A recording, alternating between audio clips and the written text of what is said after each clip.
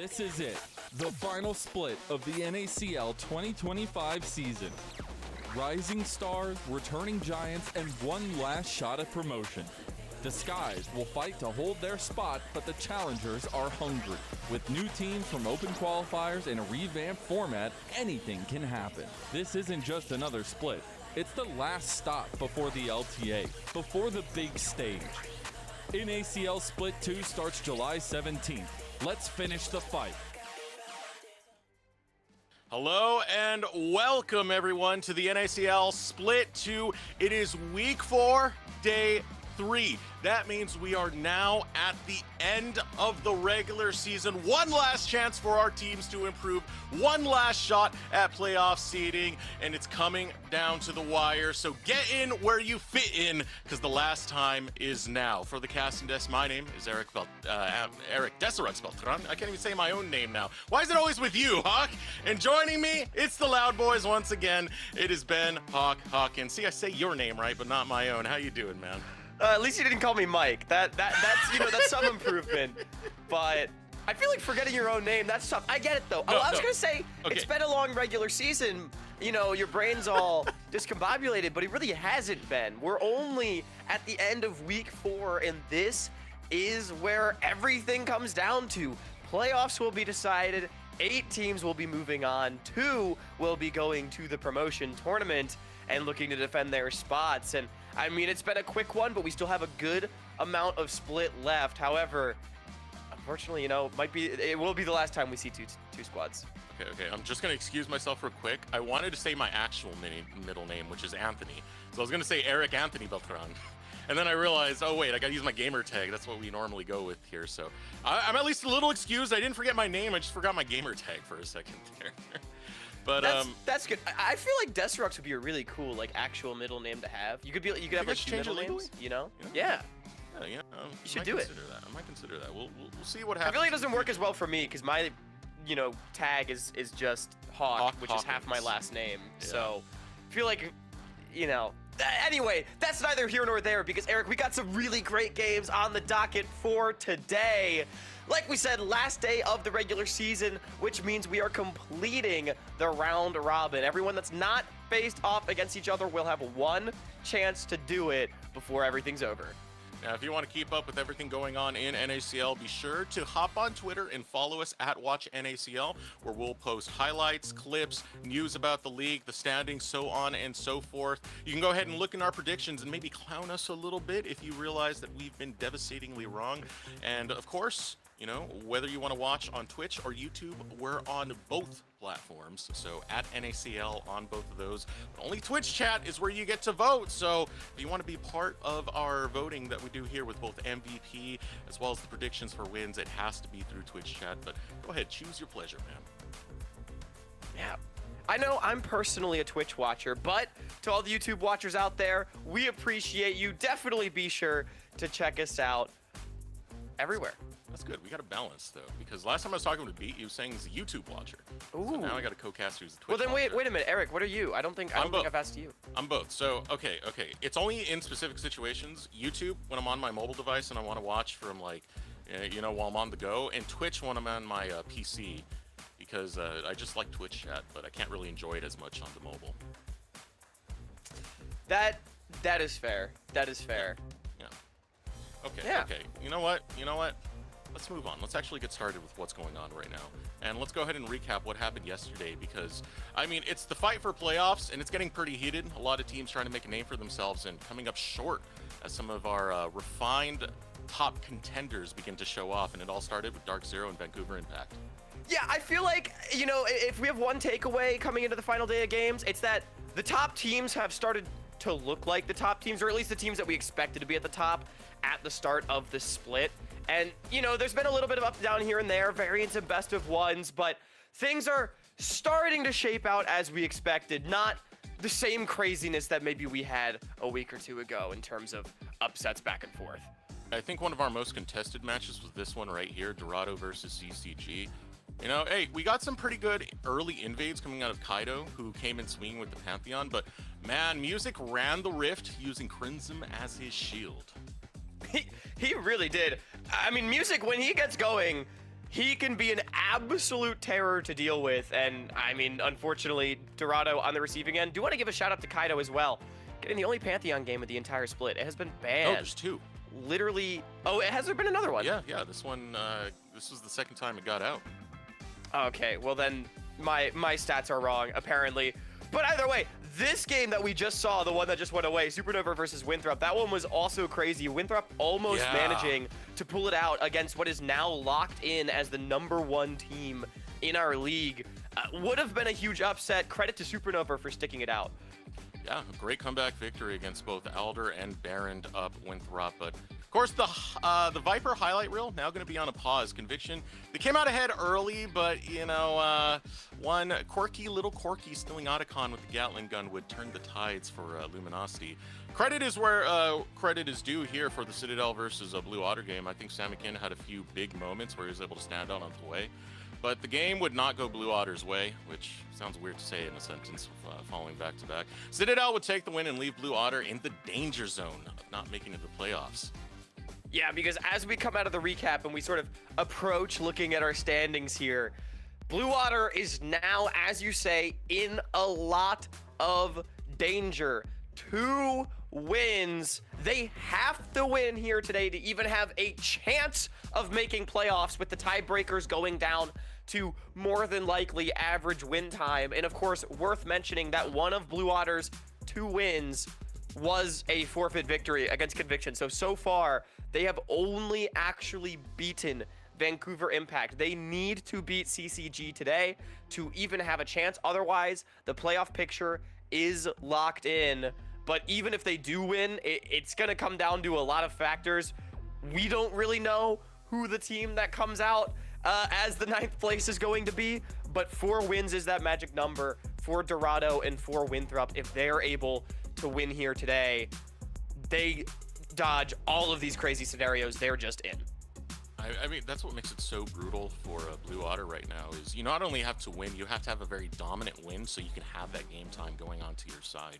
But looking elsewhere, Supernova, they're already locked in for first place. Only teams that could tie them do not have the head-to-head against Supernova. Luminosity Gaming looking to be another team that takes second place. Unless they lose, they're most likely guaranteed that second place. We'll see how that does shape up. For the most part, we have 5 teams locked in, going all the way to Citadel.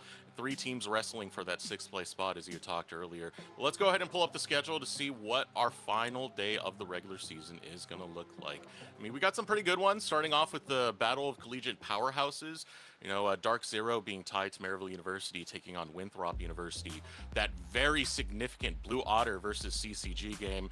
A lot more to come. I'm going to be watching that Conviction versus Supernova one very closely, because I'm always hyped up on Conviction games. You know, it's very interesting to see how they play out. Any exciting ones for you, Huck? Yeah, I also have my eyes on that Conviction Supernova game. Supernova's been a really fun, Conviction, well, both, honestly, have been really fun teams to watch throughout the split so far.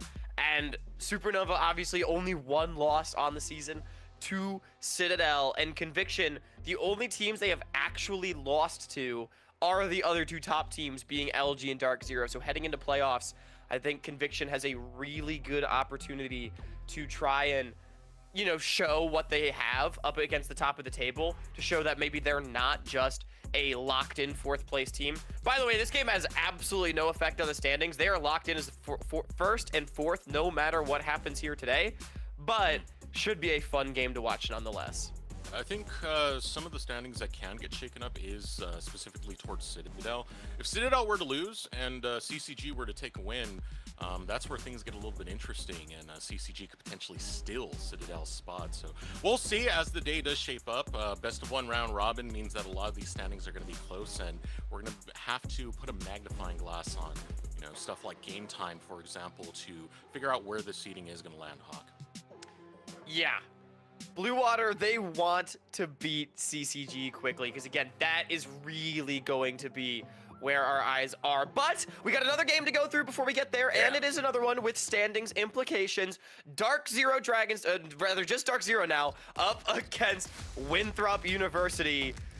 Winthrop, they would really like to win to just completely 100% lock up their spot in the playoffs. They've run the gauntlet of the other top teams, almost managing to beat Supernova yesterday, but not quite being able to do so.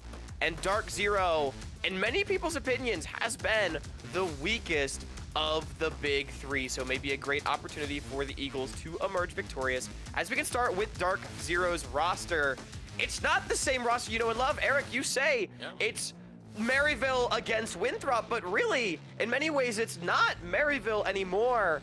Sajet and Zyko being the only ones that have actually played against Winthrop in a collegiate setting, and even them not really having the same scars against this program that Coach Niles does.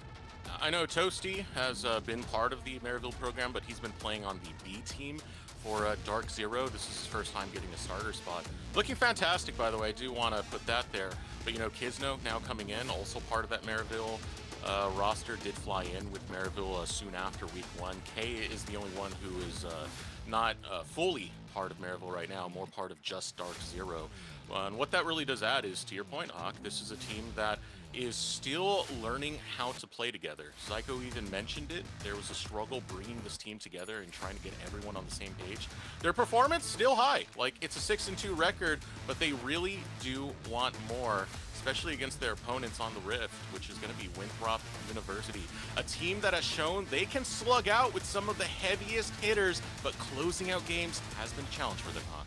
I mean, I feel like it's been the story, not just this split, but all year for Winthrop, is their fundamental game planning in the way that they approach the early game is right up there with the best of the best. And they have some very individually talented players, definitely looking at Denethor mobility, always being that big carry combo for this squad. But as you say, Winthrop just sometimes struggles to really see any advantages across the finish line, and I do think on an individual level they do sometimes lack against those strongest teams. So if they're not able to perfectly execute a snowball, things can definitely get dicey. I do think against Dark Zero, a team that in my opinion has oftentimes relied on hands checking a lot of their opponents, that's both a blessing and a curse for Winthrop, because getting hands checked might be a problem, specifically looking towards the mid jungle. Kisno and Toasty have been electric so far this split, but if Dark Zero's, you know, flimsier game planning perhaps starts to fall apart, well, the Eagles might just be able to pick at the bones. And that's definitely a good part to really bring up because, again, we had mentioned earlier, Dark Zero still rather fresh working with this roster. It's a different story for Winthrop, who's been playing a lot of this collegiate season together, even participated in CLOL 2025 as this unit, participated last split in NACL as this unit, so no roster changes. That's usually the expected thing with a lot of collegiate rosters, but their struggles have definitely been up there. There's a tweet by Mobility that says, "Don't know what to say, losing the same way over and over is beyond frustrating. Every single game we've been in a good spot, up a lot of gold, but somehow managed to lose." That late game that Winthrop had, they struggle to close it out. And there's potential there. There's a lot of power there for Winthrop, but we have to see that transition towards the later stages. Let's go ahead and pull up the predictions for what we have on the casting desk, as well as our casters all together. Split 50-50 right across the board. So I'm going Winthrop. Hawk, I see you're going Dark Zero. Yeah, I'm pretty amazed at how split this is. Look, Winthrop's a great team. I mean, I mean no disrespect, but I feel like Dark Zero is still just a team absolutely loaded up with amazing players, and I think that's going to be too much for Winthrop to handle today. I don't know. My biggest question is, can Winthrop fix their late game issues? That's always going to be something I'm focusing on, especially at the end of the season, now that we're trying to squeeze out those last couple of wins. Their early game's consistently good, man. I mean, what we saw against Supernova yesterday was tremendous from Winthrop, but 2 inhibitors down, you had Elder, you had Baron, and you still couldn't close out. That really screams towards those issues Winthrop have. I'm just hoping that they can finally get past them and, you know, be able to find that edge they've been looking for. By the way, quick shout out to our sponsors, and that's going to be prodiff.gg. If you want to get good at League of Legends, if you want to potentially participate in the NACL qualifiers and have our ugly mugs casting you, well, here's one way to do that. Prodiff.gg, you get one-on-one coaching from the pros, whether it be from LTA North players, from NACL players, and all the coaches who interact within that space and within that scene. They can help you out, they can get you better, and they can maybe one day either pull up your rank, maybe more than that, again, get you on the NACL. Cool, right? And it all starts with prodiff.gg. Scan that QR code if you want to find out more about how to improve. I don't know, Eric. That was a really good sell, except for the part where you said that we could be casting them if they do well enough. I feel like that kind of goes against the message. Who would want that, man? Yeah, you know, just a bunch of haters and people who don't know this game well enough. Just a bunch of frauds on the desk shouting names at you. Want that? Yeah. So I've been told. The latest team I've managed to piss off was Conviction because I keep predicting against them. Look, it's not my fault you all have been playing against the best teams in the league recently, but I digress. That's neither here nor there. It's Dark Zero versus Winthrop right now, and I did not predict an upset, but Eric did. So who knows who's going to come out on top? Winthrop on the red side. We'll see what they're able to do with an R5 counter pick, but of course, Dark Zero, they're going to have the opportunity to put together a very strong composition on blue. So here's the first thing that's going to stand out to me. I know a lot of teams have been focusing the bottom lane of Winthrop University. That's not going to be the case here for Dark Zero, at least in their early bans, going after Vi and Rakan. So getting rid of some of the early presence that you get in the jungle, as well as the engaged support in Rakan. What I've noticed a lot is Lucian and Jin being big bans against Winthrop, trying to get mobility off of his comfort picks. So we'll see what else comes through on this final ban for Dark Zero. Yeah, and mobility and only 35 have actually been pretty stellar in the 2 versus 2 throughout this entire year, really consistently being able to find advantages. And I think we've actually seen some, I would say previously would have been considered rare mistakes in the 2 versus 2 from Citadel and Zyko, but they have come out at times in this split. So definitely an avenue that Winthrop could look to attack. The big thing, though, is that they don't often like to play hard through their bottom lane in the early stages, whereas Dark Zero is very comfortable doing so. So they take the Lucian for themselves. Also a big comfort for Sajed. It's going to be comfort for Sajed. It's a takeaway for Mobility's most played on the season so far. Played Lucian in 3 games, which surprisingly, that's a third of your season that you've been comfortable on that champion. And speaking of comfort, this is a fun one to come up right now. Denethor really does love playing the Gwen. He is Gwenethor, and he can pop off with that champion. Was having a good performance yesterday when we saw him on it. Even with the game going awry, still a very potent pick to have, and Senna gonna be the second pairing as Mobility will be taking that. And already Winthrop is saying Denethor is going to carry the game for us. And I kind of like this strategy. I don't know how to feel about Mobility on the Senna. Look, it does hyperscale if you're worried about Winthrop having late game problems, but I like this Gwen a lot for Denethor. Not only is he insane on the pick, I feel like K has actually struggled against it a decent amount. They banned out the Jax, which has traditionally been his pick into it. They go for Trundle Rumble, but now a Dark Zero composition that is somewhat lacking lockdown for this Lucian, for this Rumble to actually be able to hit targets. They are very short range, which can be a bit scary against a Senna that is facilitating these bruisers that can kind of party in the front line. Kisdo's Trundle has been really good so far this split. He's been vocal about how it was a new pick for him, and he's been stellar. But I think so far, I'm pretty happy if I'm Winthrop right now with what I've been able to draft. I think it's all right. For Winthrop, I usually like it when they do have that early presence and can play towards their strengths.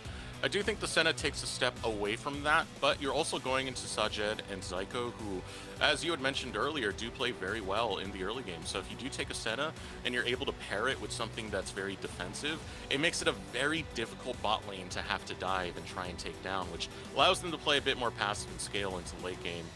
Also having that Wukong could be a nice touch for the engages that they want to go for to set up this Gwenethor, try and take over for Winthrop. But definitely nothing to really scoff at just yet, as Dark Zero do have some potent picks on their side.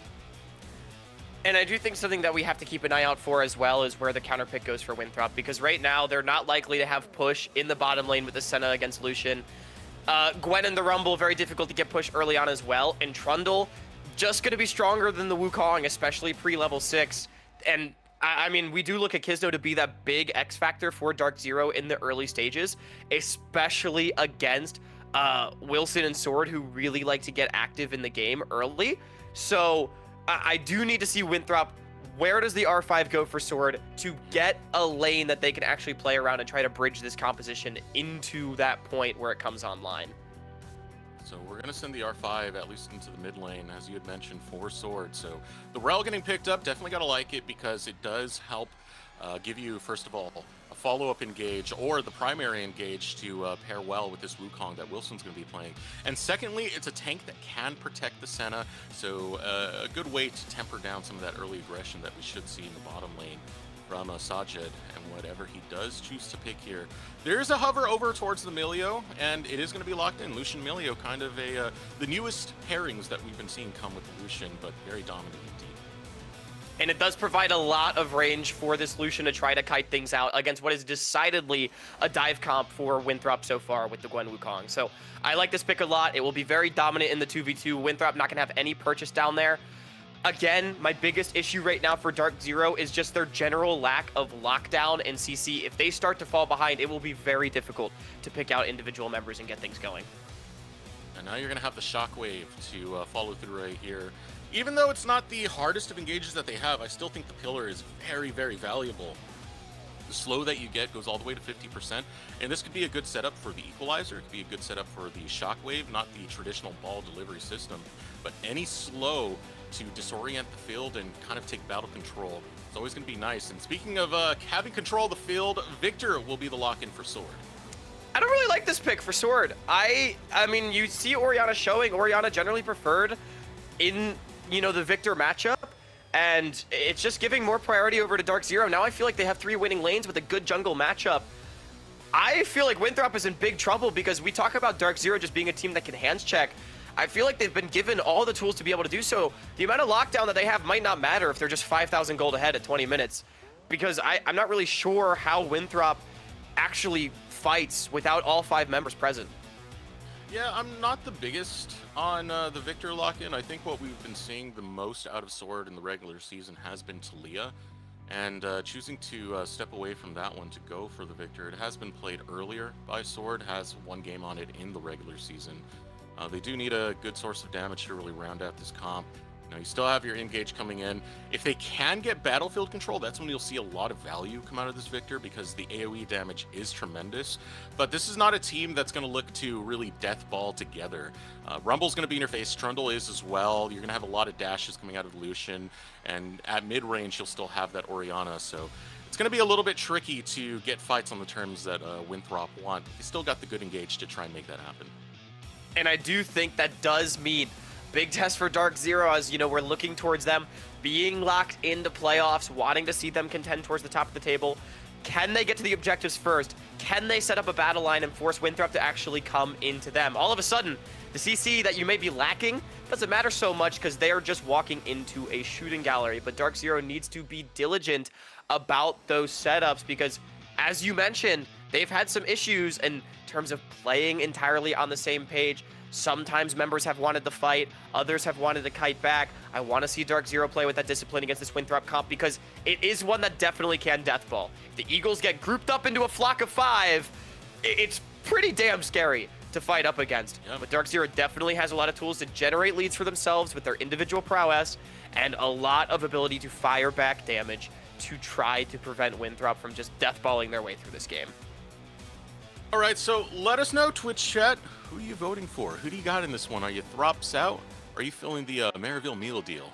Well, put in hashtag DZ for Dark Zero or hashtag Winthrop University, W for Winthrop University. As so far the Throps are out, but I know both of these teams have a lot of fans on their side. It's always great to see, you know, these collegiate squads doing battle here. Maryville, extension, well, Dark Zero, an extension of Maryville, to say the least. You know, the first collegiate team to get into the NACL, the first collegiate team to win the NACL. And Winthrop, they've been slowly developing, getting better, like fine wine, but we needed to see those last bits ironed out. So I could definitely see this going either way, Hawk. I definitely can as well. I do think both teams have the tools. These teams know each other very intimately. Doesn't matter if it's new look for Dark Zero / Maryville. It's the same old Winthrop, and they know how to play their game, and they know how to play against a Niles-led team, I'm absolutely sure. And I just gotta say, you know, while we're kind of waiting for the game to load up, man, I am so excited to see Kisno play in CLOL. He is going to terrorize that league. He is maybe my front runner for MVP prospect so far this split. He has been so fantastic for Dark Zero and also for Conviction last split. I'm very excited to see what he can do at just another level of competition. Yeah, I mean, like, what we've seen from Kisno is some of the best development I think I've seen from, some of the players that are in this league. I think even Denethor is up in that conversation somewhere, but Kisno has really shown it because when he practices with a lot of purpose. We saw that through the boot camp that he took, where he was purposely looking to expand his champion pool over when he was in Korea. One of the champions that he talked about, Trundle, you had mentioned it a little bit earlier. It's something he's pulled out. Week 1, he went deathless on it. So definitely shows you the growth of the squad. But now we are ready to hit the rift for the battle of collegiate powerhouses, Dark Zero versus Winthrop University. A classic matchup between two teams. Well, one of them may be looking a little bit different than they have in years in splits past, but still a lot of bad blood between them. Winthrop, an opportunity to lock up a spot in the playoffs with that coveted 4-win total against one of their biggest rivals. But Dark Zero, a team that we really want to see prove themselves as a member of the top 3. A win here today would definitely help solidify that. A lot of early game priority going their way. We'll have to see how they leverage it. Azaiko, yeah, so far, he's just having fun. I think Winthrop is a team that when you look at the standings and you compare them to DZ, I don't think it tells the full tale of what this match could be. When you hear from a lot of these top teams like Luminosity, Supernova, etc., they do give a lot of respect to Winthrop. They do have a lot of experience scrimming against Winthrop, and having the results of those scrims behind closed doors. A lot of those don't get broadcasted. I think it's only Conviction who have done some of the broadcasting of their matches. But with the scrim results that we've heard, like, Winthrop does get a lot of respect. And again, their hiccups are theirs to fix, and they really need to work on that. But you can see that a lot of teams recognize the potential of this squad. I mean, they definitely do have it. Almost taking down the #1 team in the league. They got closer than anybody except for the Citadel. And that includes Dark Zero, who both them and LG, to be quite frank, they kind of got blown out by SN. So, the fact that Winthrop was able to hang like that is very impressive. And good to see Sword also getting some priority in the mid lane. Good trading down on a Toasty. Toasty's been a bit up and down in his laning phases to me so far this split. Some of them have gone really well. Some of them have gone less well, and particularly in these, long-range mage versus mage matchups. So if Sword's able to get an early advantage, that actually goes a long way for Winthrop, because again, on paper, their early lane phase is not great when compared with Dark Zero's composition. Yeah, which is a very interesting thing to bring up. For Toasty, he plays a different style than what we're used to from previous Maryville mid laners. We've had, APA in the past. We've had Spyrax in the past. And a lot of these mid laners, they would play more to try and facilitate what their jungle's doing, how to play the map, much more proactive, where Toasty has been a source of stability, to say the least. And he holds his lane quite well, but he's not as much of a playmaker as we've seen in others, which can work out for the squad, especially if he's allowing that for other members of the Dark Zero team. But it's just a different look, to say the least, for MU. But man, when Toasty is able to carry, there's a reason why this guy gets looked at by LTA teams. But regardless of that, junglers swirling around the top side. Remember, Kisno really strong in this early 1v1, but Denethor maybe wants it. He has the exhaust on the Gwen. Yeah, he is stepping up, trying to cut off K. Exhaust does go down, but they don't turn on to Kisno just yet. They have to back out because K is doing so much damage with that Flame Spitter, with those autos. But First Blood will still not be denied, as Denethor will take it. Wow, Winthrop really playing on the edge of their health bars right there, actually able to take Kisno out in a 1-for-0. Denethor, he went for the exhaust Gwen, reason being, you just are able to stat check the Rumble during the overheat. We've seen this quite a bit, but he ends up exhausting the Trundle. It honestly was not a good use of the Summoner. I thought that meant that Winthrop would have to abandon the fight, but somehow the Trundle early on not having the stats to keep up. Let's take another look at this one. Again, early exhaust here from Denethor, as I think Wilson and him were a bit split on what targets they wanted to call, but it actually meant that Kisno, even though he wasn't getting hit during the exhaust, he still was not contributing damage. K gets into a bit of a 1 versus 2, and then once Kisno rejoins, Denethor had the Q stacked up, and he's able to secure it. Remember, this Gwen is the big carry for Winthrop's composition. That's a big pickup.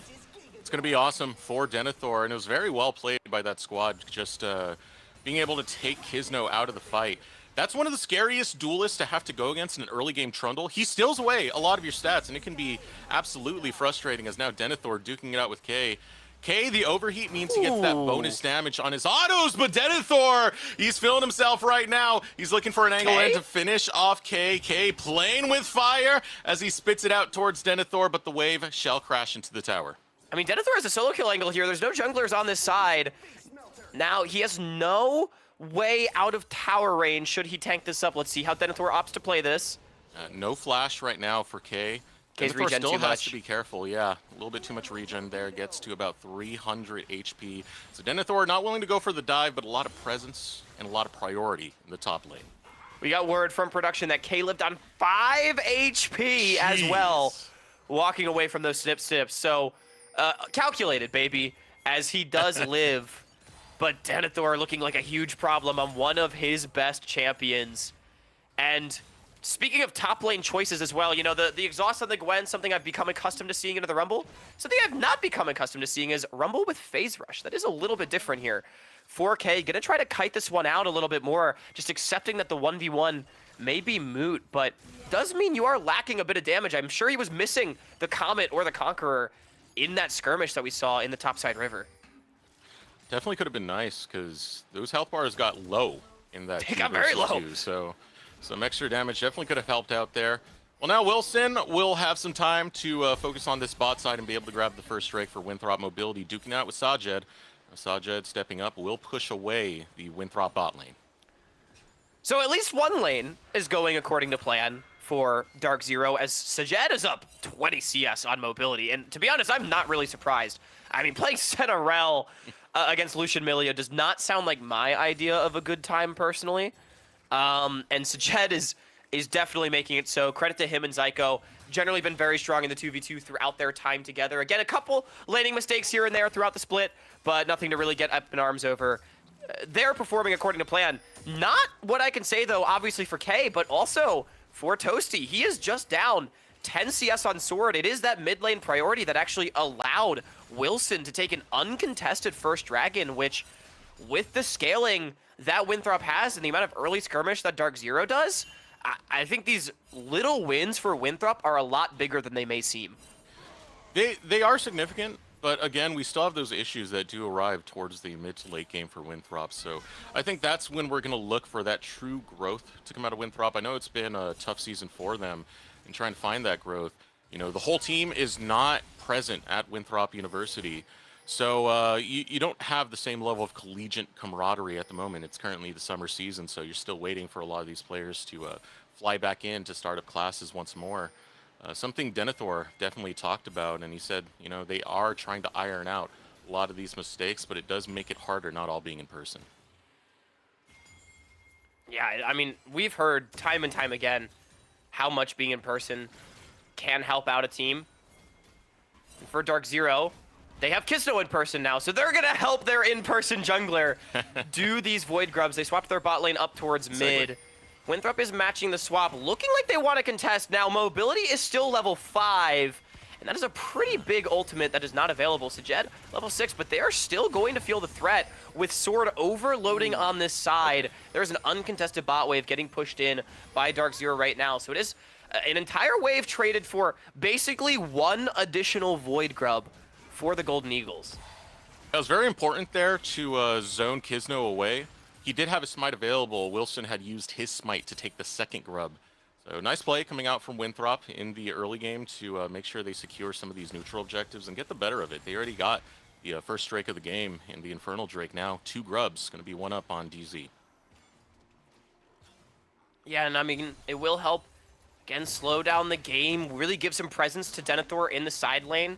We do talk about the late game struggles of Winthrop.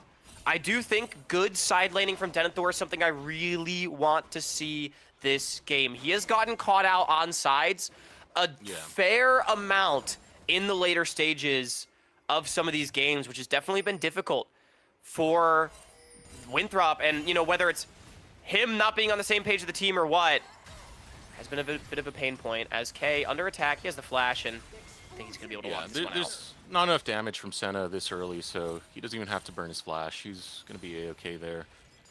Once we start getting towards the mid-game fights, that's where I'm going to be curious how Winthrop are going to look to set up some of those fights, especially around Dragon and whatnot. The way they were able to cheat that in the past was through having Talia. Sword playing that meant that they can use Weaver's Wall to force fights on their terms.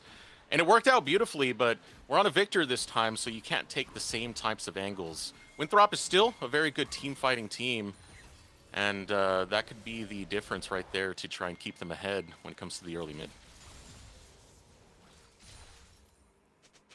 This is a pretty slow game for a Dark Zero Winthrop game, I feel like, Eric. We're 10 minutes in, and there's only been one kill, and that was really the only scuffle we even saw. I mean, I guess Winthrop did overload and strong-arm their way into the Void Grubs, but there weren't really any spells thrown out, just sort of a lot of jockeying for positioning. Both teams seeming content to just farm things back and forth. We are getting to the point in the game where Dark Zero's composition is really going to come online, that mid-stage, where, you know, as the map opens up, Lucian gets to try to bully this Senna off of mid-waves. Rumble and Trundle are so exceptionally strong, but Winthrop seeming content to just slow-scale things up. Now, again, a bit contrary to their style of oftentimes playing more for the early game, but win condition-wise, things seemingly going according to plan.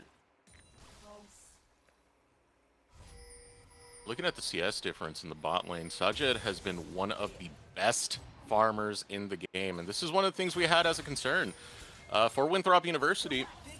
If mobility is not on some of these playmakers like the Jhin, like the Lucian, when he's on scalers, it takes away a lot of the power that we've seen from mobility in the past, where he's very good and intelligent at picking his fights in the bottom lane, but now being forced back because of Sajed's Lucian. And Sajed is the type of player who will not let up pressure rather early when it comes to lane play.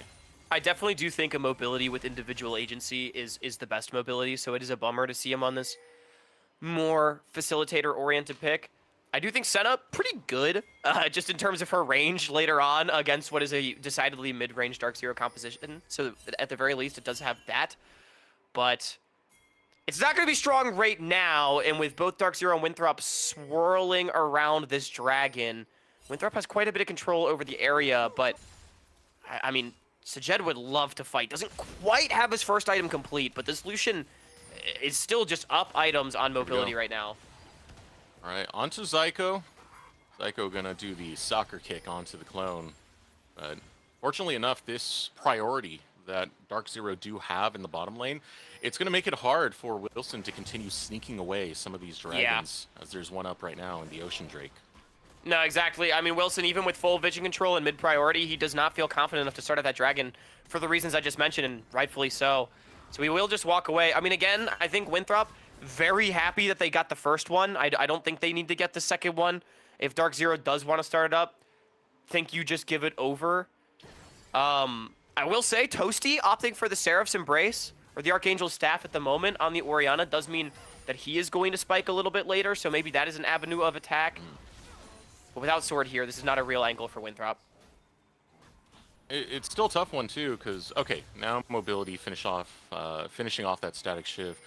It doesn't put him in the best point where he can really duke out a lot of these fights, but Winthrop University is still going to take the Cyclone. They find it onto Kisno, as well as Zyko.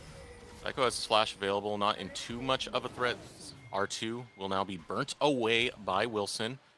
They did get some health bars low, mostly in Zyko, still trying to poke away, will be Sword. Now the focus onto the Drake. Dark Zero starting to come in. Teleports available for K, but not for Denethor. So this is going to be a challenge if Winthrop University want to take this Drake. I really like the way that Sword has been approaching this fight. Now, they are dropping a wave mid again, so Winthrop sort of over-prioritizing the neutral objective for the second time this game. Here comes the teleport. Does Denethor match? Yeah, flash out right away. He doesn't have it. Yeah, that's something I just said right now, is that when you have that teleport advantage, you can't get your top laner in there. You don't want to take a 5v5 against this type of comp because of that ultimate right there in the equalizer. And just like that, Dark Zero are going to take Drake.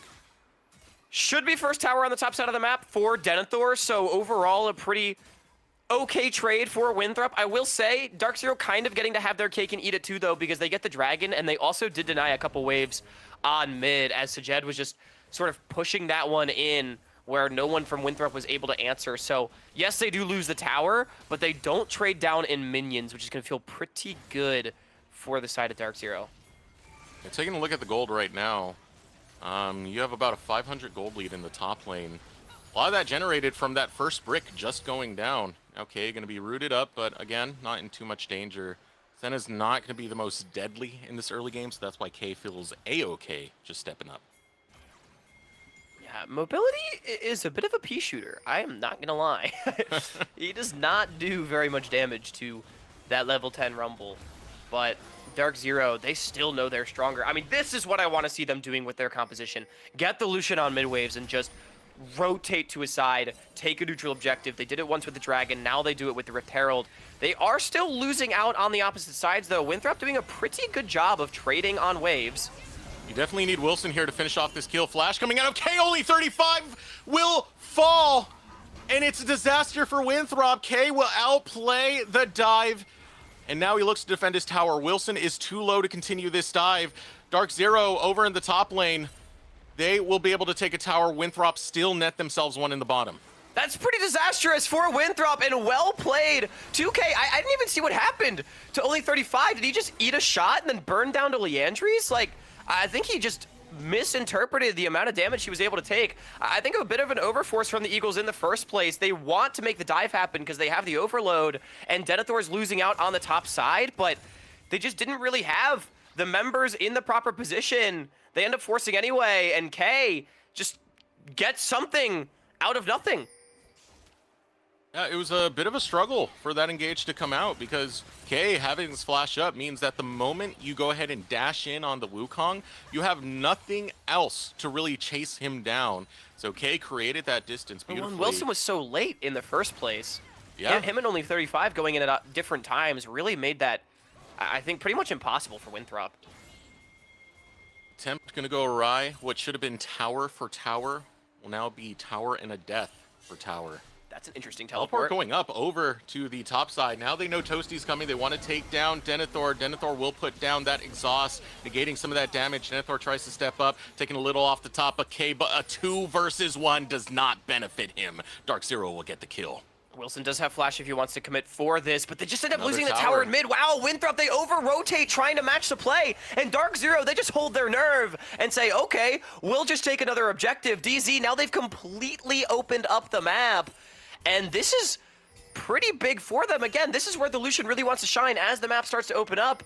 Now about a 1.5k lead. They are playing out the mid game that their composition wants to. This is why I definitely had some questions about some of these picks. You had mentioned the Victor. I think the Senna is not exactly the mobility that we're used to seeing on the Rift. And it's resulting in Winthrop having a pretty difficult early game to have to get by. And a lot of these mismatched plays, like you were talking about it, Pea shooter on Senna. You try and go for a dive with Senna, she's not providing that much damage at this current time in the game. And Dark Zero realizing that their spike comes earlier, they're taking advantage of it the way they should. And just an intuitive play as well, whether it was Toasty or someone else that saw that angle, but either way, we talked about good side laning from Winthrop. Sword forced to flash away. That's just going to be another tower. Dark Zero, this is a masterclass in how to take an item spike and just use your power to rotate around the map and take objectives by force. If there's one thing that Dark Zero is really good at, it's a lot of the fundamentals of moving around the map, but now Toasty out of position. Getting chased down as the Rel ultimate going to come through alongside the Cyclone, but the Shockwave returns fire. Denethor will still come out from the opposite side off of the teleport, looks for Kisno. Kisno flashes back. Psycho's able to push him back, only 35, critically low, will give his life as Sajid puts the calling into him. Beats of Warfare go to Dark Zero, more falling all over the map. Denethor has an angle in, but the pillar will deny it. It's still going to be a long run. K comes in looking for the blast plant to find his safety, but Denethor over the wall wants to find a quick angle back onto K. But K, too much health to make him pay. So 2 for 3 going down. Might have been a 2 for 2 actually, is now focusing now onto the Drake will be Winthrop University. That at least buys them priority over there. And they should be able to take it. Dark Zero not going to be in time, even with the Hex Gates. This one's already gone. Denethor just had a great angle into the back of that fight off of a mistake from Toasty. Dark Zero, though, some individual outplays, I think, making it such that that fight went a lot better than it looked like it would. Winthrop, I thought they might have had a wipe, but DZ was able to make some nice stuff happen. Now Zyko, he's got an angle, good pillar. Yeah, he's looking to punish out right now. You're waiting for the equalizer to come off cooldown. It just did for K, so he can throw it down if they do continue this chase, but Winthrop are fortunate enough to get under the tower in time. And Winthrop also disengaging, but DeGromp lost. So, hey, that's plus and minus 80 gold right there for Kisno. He's going to be pretty happy about that one. Otacon now getting started up. That is a pretty delayed base coming through from Winthrop. Now, this is not as rushable as the Dragon. Winthrop still on the map for the time being. Health bar's a little bit chunked. They don't got Do they even know this is happening? They know it's happening, but they just don't have a way in. Mobility is a little bit late to the fray. Rift Herald's going down. 4K health remains. Wilson needs to get in. He needs to get in fast, but there's a lot that's blocking him. Now looking to jump forward. Pillar goes up. He's denied everything, even the shockwave onto Wilson, and he will fall as the equalizer goes down. It's going to slow down Sword. He will put out his ultimate, but Kisno is here, and he takes a bite out of Sword. Continues clubbing him down. Big. A slither of health remains, but here comes Sajed as he looks for Denethor. Denethor still split as he gets kited to pieces by Dark Zero. 2 fall. Otacon picked up for Dark Zero, and they're looking for a tier 2. We talk about Dark Zero wanting to get to the objectives first and get set up, force Winthrop to walk into their damage, and that was exactly what they did. Such a beautifully orchestrated Otacon sequence right there as Toasty and Kisno just do a beautiful job of zoning out the Winthrop jungler. Only 35 was late to the play, was not able to get in, and then from that point, Sword is simply out of position. Right now, the one saving grace for Winthrop looking like Denethor as this Gwen in, I mean, a 1 versus 5 basically, getting Rift Herald knocked up. He's almost killing people. He is very, very powerful, but I mean, it just doesn't matter. It feels like Dark Zero, they're strong right now, and they're opening up that advantage we wanted to see them take. This is very brutal for Winthrop, as we know them for generating early gold leads. You know who else generates some pretty good early gold leads? That's Dark Zero. So now you're in a position where you're not fighting from ahead. You're going to be fighting from behind against a team that knows the map well, that knows how to play macro well. They take these tempo swings and they move from location to location and will out-trade you. As Dark Zero set up a trap over here in the top tier 2. I think they're just going to brute force the tower. I mean, Winthrop again, just not really in position to contest. That's like half that HP off that tier 2. So much gold in those as well. DZ, the last 10 minutes of this game, I am loving the way that they have approached it. Really doing a good job of leveraging their power spike. Now, we are coming to the point where Winthrop will start to come online. Denethor getting dangerously close to 2 items. Wilson the same. Sword is already there. And they are only down about 3,000, which is a significant lead for Dark Zero, but it's also not out of control for 23 minutes. But, I mean, I will say, they don't show any signs of slowing down, at least for the time being. A lot of credit over to Kay, who's done a good job of handling the early pressure that we saw from Winthrop. There was even that first blood that took down Kisno, you know, going over to Denethor, and he handles that pressure well. Currently at 3-0-2. This is someone that, you know, was scouted from some of the in-houses that a lot of these players do. Called it kind of a weird situation, but they decided to take a shot on him. They took him to the Korean boot camp as sort of a tryout. And of course, you know, how good this team is at building up a lot of potential talent. They're finding it in K, who is able to absorb a lot of that pressure and get going on this Rumble. Yeah, 3-0-2. Tied for, actually, not the most kill participation on his team. I didn't even see Zyko there with the sneaky 100%. Having a good game on the Milio so far, but yeah, he's really made his presence felt. The equalizers have been good, oftentimes contributing to the long chase. And I mean, I will say, Dark Zero, they may not have lockdown CC, but they do have a lot of slows. And against an immobile backline of Victor Senna, sometimes that is all you need. As DZ, look at how many wards they've put down on the bottom side of the map. They really want to make sure they get this 4th dragon. Will only be their 2nd of the game. Dark Zero is still pretty far from a game-ending win con, so is something we do need to keep our eyes on, as they are hard contesting this mid wave. I mean, even though they're still far from, taking the game, they're still in the driver's seat. Their comp is online right now, and that's the struggle for Winthrop University.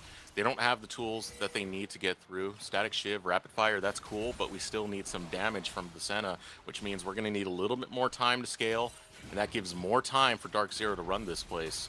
And now, playing the side lanes will be Winthrop University. Turret going down in that top lane tier 2, but K will return it with the bottom lane tier 2. Denethor maybe going to get a tier 3, even an inhibitor fighting mid. Only 35 looking to get out. We'll be able to create some distance. The shield coming out of the Dawning Shadow. They will defend, and now Denethor, he's just going for the outright backdoor. All right, inhibitor down, Winthrop University. They play Dark Zero's game, and they'll backdoor an inhibitor. Now Denethor maybe even will have an angle towards this dragon if he wants to take it. Looks like Dark Zero should be able to get it and get out, fast. though. Only 35, he's too low. Oh, Wilson! All right, Wilson hopping in, teleport from Denethor. He sees the angle, and they're going after Toasty. He'll get taken down by the needlework, and Denethor wants heads as he'll snip, and clip them down. 2 fall for Dark Zero, and a swing in the favor of the Eagles. And once again, it's Denethor. He's the one that finds the angle. Wilson, a great engage. That was confidence coming out from the Eagles. I don't think they have the sauce to do the Baron, though. Toasty has TP when he respawns, and Wilson and only 35 are pretty low. Equalizer on the board. Winthrop, they might try to force this. I don't know, Eric. It's a bit of a scary prospect, but they just might have enough time. Toasty, he's going to be dead before Winthrop burns this down. They're going straight for it right now. K will look for an angle, and he does have the equalizer, so big team fight tool there. Kizno looking to step up. Here comes the equalizer. Doesn't find too much. It's not really going to do that much damage to Winthrop University. 4K health remains. They need to play defense. They need to stop Kizno. He does not have flash. He's looking to back off. Oh, the smite was early, but still secured over as Wilson will fall. Dark Zero looking to clean up. Mobility wants to bail, but he's getting burned down by K, who will bring the flame on Fuego. A double kill for K. And K is able to try and hold the game as Dark Zero does manage to pick up 3, but they still lose the Baron. Tier 2 in mid set to fall as well. But what a wild sequence we just had, Eric. It all started with Dark Zero indexing heavily in towards their setup on the bot mid side of the map. And it ends with Winthrop taking a Baron. Early smite from Wilson, man. I mean, that would have been catastrophic. Probably game-ending if K had gotten that Baron. But he's still able to just walk down and burn the Eagles alive. But still, it's really only salvaging something that otherwise went drastically in the favor of Winthrop University. A really interesting setup where I thought it was just another situation where Dark Zero, they were the ones with the mid-wave. They're just going to brute force. They're going to take something Winthrop's out of position.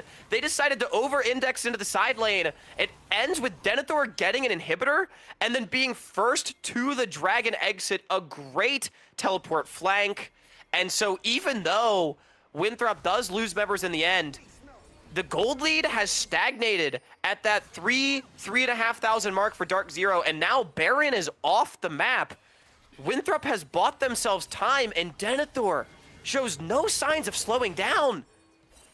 Denethor is going really hard on the side laning right now, and this is making it difficult for Dark Zero to play the game that they want because they're constantly responding to what Winthrop are doing, to what Denethor is doing. With all the tier 2s gone, it is kind of a breath of life for Winthrop because now you got to step up into their base to start taking more structures. So with the standing gold still there in the mid lane, in the bottom lane, there's a lot to help Winthrop catch up. But they can't get caught in these fights right now. It's only 35 looking to hop. We'll take that dismount away from Kizno. Denethor still going forward, but he doesn't have the rest of his team looking for the engage, so Denethor will pull back. Needlework going wide means that Denethor cannot continue to pull the trigger. Dark Zero going to take the space. Oh, here we go. They want more. It's a good amount of damage from the equalizer. You see how well it synergizes with the pillar. As Sajed will go on a killing spree. Flame Spitter finds another. Toasty takes down the monkey to fall for Winthrop University as Dark Zero counter punch right back. Dark Zero shows them what happens if you try to contest them for the river. Winthrop just gets burned alive as a great equalizer from K. Sets up for a double, and that's going to be an inhibitor dropping. Inhibitor going to fall in the mid lane. There's nothing Winthrop can do. The Eagles can flap their wings, but not enough of a gust felt to deter Dark Zero from getting over there. And now with inhibitor down, they have to go catch that top wave. There's still supers coming in, but now they got some reprieve in the mid lane. And with Dragon's Soul Point coming up, Dark Zero should just be able to take that one away. Winthrop going to try to take back some of their own jungle. Toasty does have super minions to answer on the top side of the map, but I think despite that big sequence for Winthrop after that last dragon, it does still feel like they're very much on the back foot in this game. Denethor did just complete his Rabadon's death cap. Sword also has a Void Staff and mobility on Black Cleaver. It is 3 items for everyone on Winthrop. Their composition is fully online. They have almost all their summoners, save for an important one. Sword, no flash, definitely gonna be the target. And this is where you're starting to see maybe some of the bad angles coming out from Winthrop, because now they're going back into the 5v5, and I don't think this benefits them in the slightest, given they're at a 5k deficit. You know, it's very hard for them to stay alive, and it's continuing more as the equalizer goes down. Only 35 is getting chewed up by Sajid, who goes on a rampage, and Winthrop will lose another. Yeah, it's just a swing and a miss from Winthrop. Dark Zero, really good job of soaking up the engage. Kisno, he knows he's not going to go down, and he just tanks it up, killing only 35. Winthrop, yeah, they threw one into the dirt. It happens sometimes. Gonna try to get Baron set up in trade, but that is soul point for Dark Zero, not the soul itself. And Winthrop still playing around the jungle. They're trying to set Denethor back into these side lanes. You know, it worked out pretty well the first time, but now it seems that Dark Zero have started to read this play, having K respond, no longer overcommitting to some of the lanes that they were. They know they have pressure automatically generated by these super minions in the mid lane, so it's a nice angle to continue to out-pressure Denethor and potentially try and take him down, as K looks for the 1v1. Flame Spitter does a lot of damage to Denethor, but K is now going to be silenced. Wilson looking to get in, will go ahead and jump with the Cyclone to try and finish off K, but the armor shield comes up, and K will not fall! Instead, it's all in flames for Winthrop. Shockwave goes wide, but the pillar will slow Sword down. There's no more mobility left in the kit for Sword, so Toasty will roast them and go on a killing spree as Dark Zero looking for the end. Yeah, and I think that's it. It's only mobility and only 35 alive. And oh my word, yet again, Winthrop, they can't find a good angle in the later stages. They were never able to find a good engage. Kisno, his top laner should buy him dinner after this game for an immaculate pillar that kept K alive. And what a win for Dark Zero on the final day of the regular season. In the battle of collegiate teams, the skies that the Eagles fly will turn black and be consumed by the force known as Dark Zero as they kill the Nexus and improve to 7-2. And Dark Zero, a really nice glow up from them. I feel like they had a very clear game plan and they executed upon it. We've seen the individual outplays come through. That is no surprise. But watching them have, you know, a 5-step plan to success, that was really nice to see. That's what we expect out of a true top team. The way they opened up that game in the mid game was extremely impressive. And I think they played a really good one. Winthrop, they just didn't really, I don't think they once found a good engage that didn't come from Denethor on a God flag. Yeah. And on top of that, I felt like Winthrop did not play to their strengths. They played something that was looking to scale, and Dark Zero immediately recognized that and chose to push for these mid-game fights to take over and to dominate and beat Winthrop and beat their early game that they're so well known for and take over. Let us know who you think should be the MVP. Will it be K, Kisno, or Zyko? Who are you feeling, Hawk? Honestly, I don't know. I mean, K was the one that did the damage, but I thought Kisno also had a really great Trundle game. Other than really that blunder in the early game, I feel like he was so good with his positioning in the later stages. The Otacon rip to me was like absolutely class stuff from the Dark Zero jungler. Zyko also, I think he had 100% KP at the end of it. He was just everywhere on the Milio. Him and Kisno doing a really good job linking up, but I'll let the people decide. Make sure you vote in Twitch chat. We're going to take a quick break, but when we come back, we'll have an interview with one of the victorious players of Dark Zero.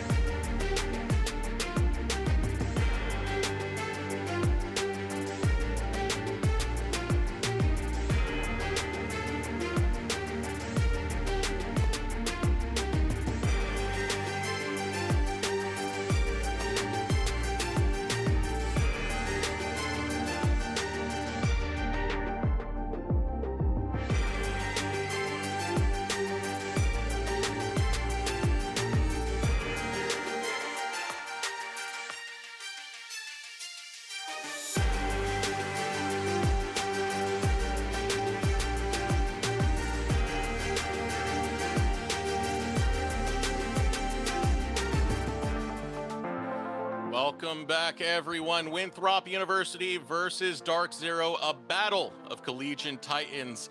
And oh my goodness, Dark Zero took them to school. They absolutely did. I mean, just such a clean mid-game from Dark Zero. The way they went from a completely even game state, basically, to just opening up the map, taking back-to-back neutral objectives and towers, and Winthrop just not really having any recourse to it. Really great to see from a Dark Zero team. I know we've been wanting to see a macro glow up from. The way they approached that game, I was just very happy with. Yeah, it was pretty satisfying to see, as you know, I've always felt like a lot of the fundamentals that we see out of Dark Zero have been spot on. It comes down to execution, or what they want in their win condition and in their game plan. And this one was, we're gonna fight Winthrop tooth and nail when it comes to this mid game.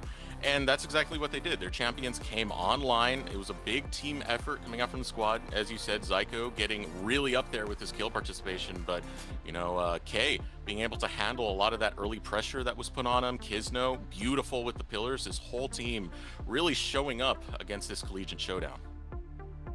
I do agree with you. It was definitely a huge team effort. Like, you know, I even said, oh, you know, Kay's the one that did the big damage, but I feel like he was set up so well by everyone else on the squad to be able to do so.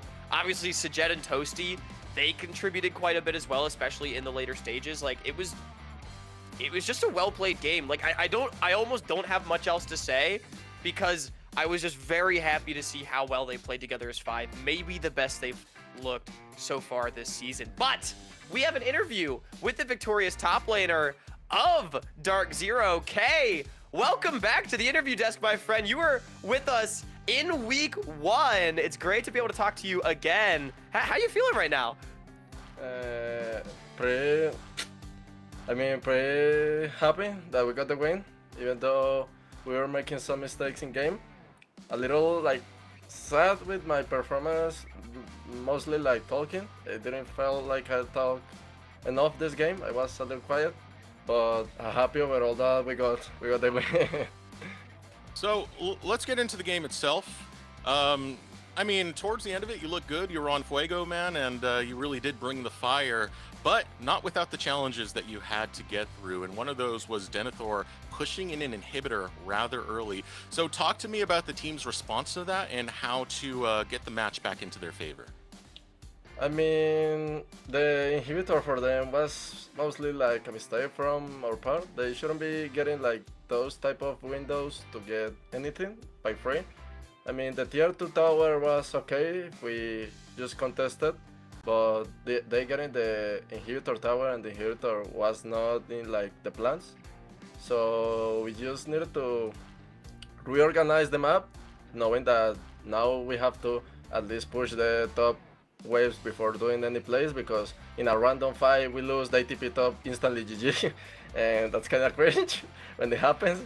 So it's better to play safe from that point, and yeah, I felt that we were like getting the advantage in all of the game, like we were having the movements first, the plays first, so I didn't think that losing the inhibitor was like a game losing for us. It was a big mistake, but it could be like fixable in the middle of the game.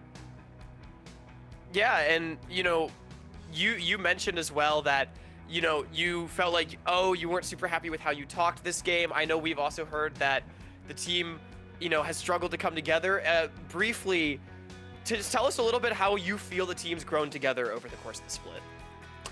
No, it's amazing. Like, I have never been in a team that I can see day to day like the progress that we have making. We hit some weeks ago, we hit like a wall, and I was getting like scared a little that this might be our like peak for me to say, but I think we overcome it really well, and now we are getting so much better like day to day, and I'm pretty happy with the team. I've never been in an environment like this, and growing as a player like myself in a team environment, it's amazing. It's great to hear, man. Before we let you go, you got any shout outs you want to give? Of course, first of all, shout out to my family. Saludos a mi familia, que pronto me están viendo. Los quiero mucho, papá. Los quiero mucho, papá. Adrián, Dubán, si me está viendo. My family, my brothers. And shout out to my girlfriend, Cobdenia, that she is always like in the chat, commenting. And what is the word? Gente? I don't remember the word, but she's always there for me, supporting me. And I love her. Shout out to my friends, my Discord, my Discord group of friends back in LAN, the Pingüino Machetero. And shout out to Draxier, to Niles, like amazing coaches that I have worked in my entire career. And yeah, I think that will be all for now. I love it so much, man. Well, gracias, que. We look forward to seeing you again. I love having interviews with you, man. So take care and, you know, go enjoy yourself now that the regular season's over. Get ready for playoffs. Thank you. Hasta luego. Goodbye.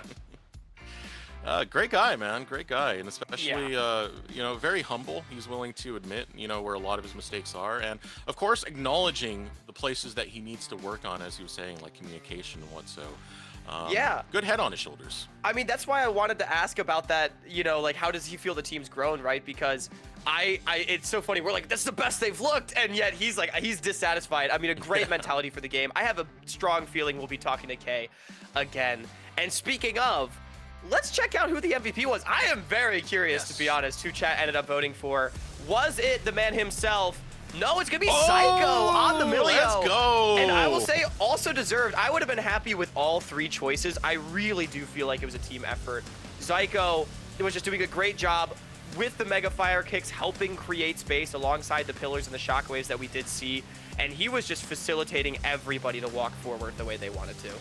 Yeah, and seeing him on an Enchanter for a change, you know, I feel with a lot of these tanks that he's been playing, he's been getting a little bit overzealous and giving up early kills in the lane.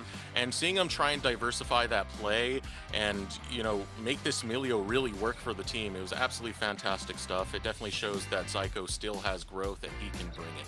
Let's get on to our next match of the day. This is the big one. We got two teams with their season done. We got the big one coming in, Blue Otter versus CCG. What is potentially the last Hail Mary for Blue Otter. Yeah, Blue Otter has to win this game or the playoff picture is more or less decided. They will be out with only 2 wins, but CCG, if they close this one out, they have the chance to just punch that ticket. Blue Otter, though, they do still have an avenue if they do win. Blue Otter, you know it, you love it. Here's the roster. The big difference is Kryra, obviously, in the jungle. And then we've got CCG on the other side, that new look for the split. Yeah, this has been a tough season for both of them in different ways. You know, Blue Otter, I feel like they haven't clicked as a unit just yet. We haven't seen those shades of Summer 24 that we loved from this Blue Otter squad. And it's been definitely brutal, switching, you know, roster members so often. And for CCG, it's been a lot of consistency issues, knowing that they have the talent, but they just haven't found the proper execution as we head into draft. Yeah, this is actually only going to be the 4th game with this final iteration of Blue Otter with Kryra and Array in the mix. Just definitely does make it tough to come online. And as you mentioned, I feel like Blue Otter, they do have individual talent, but I feel like they've lost some of that team play swagger, that ability to, you know, climb mountains together as 5 that we saw with the original Blue Otter that played a year ago. Best of 1 round robin really did hurt them. I am going to throw that out right there. I honestly, I think I agree with that as well. It's tough to be single game Andes if every game is only a single game. So, yeah. But season on the line, we'll see what they go for. Pantheon is available, potentially giving it over to Kryra. That could be the start of something good for Blue Otter. CCG, they've been the team that's content to do this. Let's see what they have prepared. I mean, Pantheon, this would be the 3rd time in the regular season we've seen it get through. Perry had played it before, had success with it. Then we saw it yesterday, and it did fall. I'm forgetting which team it was. Was that Vancouver Impact? I might be wrong there, but nonetheless, it's been very high in priority, 100% presence thus far. So we're going to get to see it on the Rift again in the hands of Kryra. Answered by the Lucian for Shogo. Big comfort pick for the AD carry of CCG and shifting the focus more towards the mid stages. CCG, they like to play pretty fast and loose, I would say, as well, for better or for worse. But giving champions with individual agency is a huge boon, and it's just going to be set up for music. It was Dorado who played it last. They were the ones to take the L with that. So we've had Perry and we've had Kaido on the Pantheon so far. We will see, again, Kryra with it. I just wanted to double check the stats there. You do look at a CCG, you know, music now going to be falling back onto the tank role. We're typically used to seeing them when he's on fighter champs because that's kind of been his identity. He's really good at going in with some of these champs. Lately, we've been seeing him struggle to play from behind, and I feel like tanks are at least more forgiving when you do get put behind because you still have your kit and you're still supposed to soak damage. Yeah, I actually really like music on this more facilitator look. He's so good at, you know, playing the map and getting people going. And so I feel like just kind of defaulting to saying, hey, I've got a really talented couple of carries in Young and Shogo. I'm just going to let them get me across the finish line. I think that definitely makes a lot of sense. Deathstrox, we also got another Senna. I know you're probably thrilled to see this pick for Array. I mean, okay. It fits into Array's playstyle, but I'm not sure if this is what Blue Otter needs, considering we have a Pantheon. You know, we're going to be looking for stuff, you know, rather early. We saw that from Kaido yesterday, where Kaido was just going deep on the engages, deep on the invades, and, you know, Senna's not really going to be a position of power to play from Blue Otter, so it should be rather passive for Array and Rovix down in the bottom lane. It's nice that they still have the Nautilus, though. I think that's definitely going to help out with some of these Pantheon engages and attacks that you're looking for. Azir, though, being the only other champion that is at that 100% pick ban mark, Young able to pick that one up. Definitely a strong champion for him. And already we got a lot of team fighting on really both sides. Bit more of a skirmish focus, again, with that Pantheon that you mentioned. I want to see what Blue Otter can pick that is going to help this Pantheon bridge. You need more damage in this composition. Samikin likely to bring it with one of his tried and true mages, the Lux and the Fwei, getting banned away. Still things, you know, like Orianna. Actually, Orianna, wow, also was banned in the first round. So, I mean, Victor is where my mind goes. Syndra, stuff like that, still available. Maybe we get a Samikin Vex, something we've seen in the past. And then for CCG, I just want to see a melee top laner, right? Get something for Crimson, one of those big bruisers he likes to play. Honestly, something like a signature Olaf looks really strong this game. No, I still have my concerns for this one because, again, Blue Otter need to not just win, they need to win fast. They're going to be in tiebreakers, and sometimes, depending on the head-to-heads that we have, sure, Blue Otter will have the head-to-head against CCG. CCG has more head-to-heads going into that tie, which could influence things, which means game time could be a big factor right here. So having a fast game could be the difference maker in trying to make this Hail Mary work out. I think Ziggs, not the bad way to go for. You do get a lot of push and you can take a lot of structures early. Yes, it definitely does help accelerate the game. However, I'm not sold on Blue Otter's ability. It's just a lot of immobile champions. I feel like they are packing very small amounts of disengage. A lot of range in the composition, which is good. If CCG does ever miss position, you have a lot of ability to try and punish it. But there's just something about this Blue Otter composition. It feels like they're really relying on a lot of things going right, and CCG not just coming at them hard and fast. I don't love this Cassante, though, either. There's something about both these compositions that are just off for me, Eric. I'm still going to favor CCG in the grand scheme of things.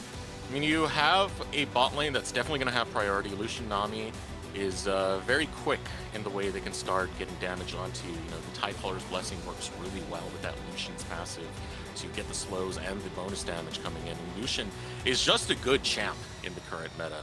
So we'll see how that all comes together. Normally, if CCG fall behind early, that's when we've seen them struggle the most. Music deals with the deficit not too well. And I do think him being on the Sejuani, as I mentioned earlier, is one of the band-aids to try and maneuver around that. But that all being said, Blue Otter hasn't exactly been an early game team themselves. And I think this comp really adds to that discussion. Yeah, I think my main thing for Blue Otter is that they're right now staring down a very stacked standard stalwart 5 versus 5. Like, are the lane matchups the best for CCG? Not really. Bot lane's in a pretty good position. But they are going to have a composition that's going to be strong 5 versus 5, probably without too many issues. And Blue Otter has been a team that has not really shown me they know how to do much else other than just group up in 5 versus 5. I feel like they're really relying on Kryra and Rovex to try to be playmakers on this Pantheon Nautilus around the map. I think maybe that's the issue I have with the comp is I'm not sure that Blue Otter has it in them. I mean, if you're a playoff team, you have to have it in you. So Blue Otter, they've got to prove it right here, right now, if they want to make a claim that they are a playoff team. But it feels like a tall order, and I just think about in the 5 versus 5, these two tanks, this Cassante, this Sejuani, they are going to be partying in this backline. Yeah. Oh, yeah. I didn't even really think about that. It's just like, for the early to mid game, you don't really have the damage to take out this front line. It's going to take a little bit more time and scaling to get that Senna on, to get her to a area where the souls really start to mean something. As we pull up the predictions, I'm kind of surprised with this one. Rafa? Cubby? What's going on here? Wait. Okay, I had to get the names right. Yeah, Rafa, Cubby, what's going on here, man? What's going on? They're Blue Otter believers? They believe in the Romp Stomp? I don't think it's that outrageous. I mean, come on. Like, yeah, CCG, they've generally been the better team on the split. They've definitely had some impressive wins. They've also had some impressive losses. Yeah. But I still think, like, on paper, these rosters are close enough to each other. I would have been disappointed to see a CCG prediction sweep. I do think Blue Otter, when backed into a corner, I have seen what Samikin can do. I've seen what Rovex can do. They just got to do it one more time. I said at the top of the draft that Blue Otter, they feel like they've lost some of that swagger they used to have. Now's the time to get it back. They're a fan favorite team, but I'm going to be real with you, Huck. Their only win was against Vancouver Impact, pre-Shimmer. Other than that, conviction forfeit doesn't really count, man. So it puts Blue Otter stock really low. I love players like Samikin. I think he's absolutely fantastic. I feel like we've seen a little bit of aggression from Quacker and Rovex, and that's why it's hard for me to really believe in this team in the current iteration. At least we've seen some brilliance every now and then from CCG, especially that Yasuo game Shogo played against Luminosity. Very patient play coming out from them. So I just see them having having more potential coming into this game. But if you disagree with me, or Hawk for that matter, you know, go ahead and go let it be known in Twitch chat. Hashtag BLUE Blue for Blue Otter, or hashtag CCG for CCG. They make it easy for me. Eric, I'm gonna be honest. This poll is also pretty damning. You mentioned Blue Otter being a fan favorite team. It looks like the Romp Stomp believers not really out in force today. It's pretty tough. Looks like the odds definitely stacked against Blue. I think understandably so. You and I both on that same page, but I want to see it. Like, I want Blue Otter to sow chaos and discord across our playoff race. It would be such a disappointment if everything's locked up right here, right now. But it's all up to Blue. We're onto the Rift. They have a chance to try and keep their season alive. Or CCG, are they going to slam the door right in Blue Otter's face?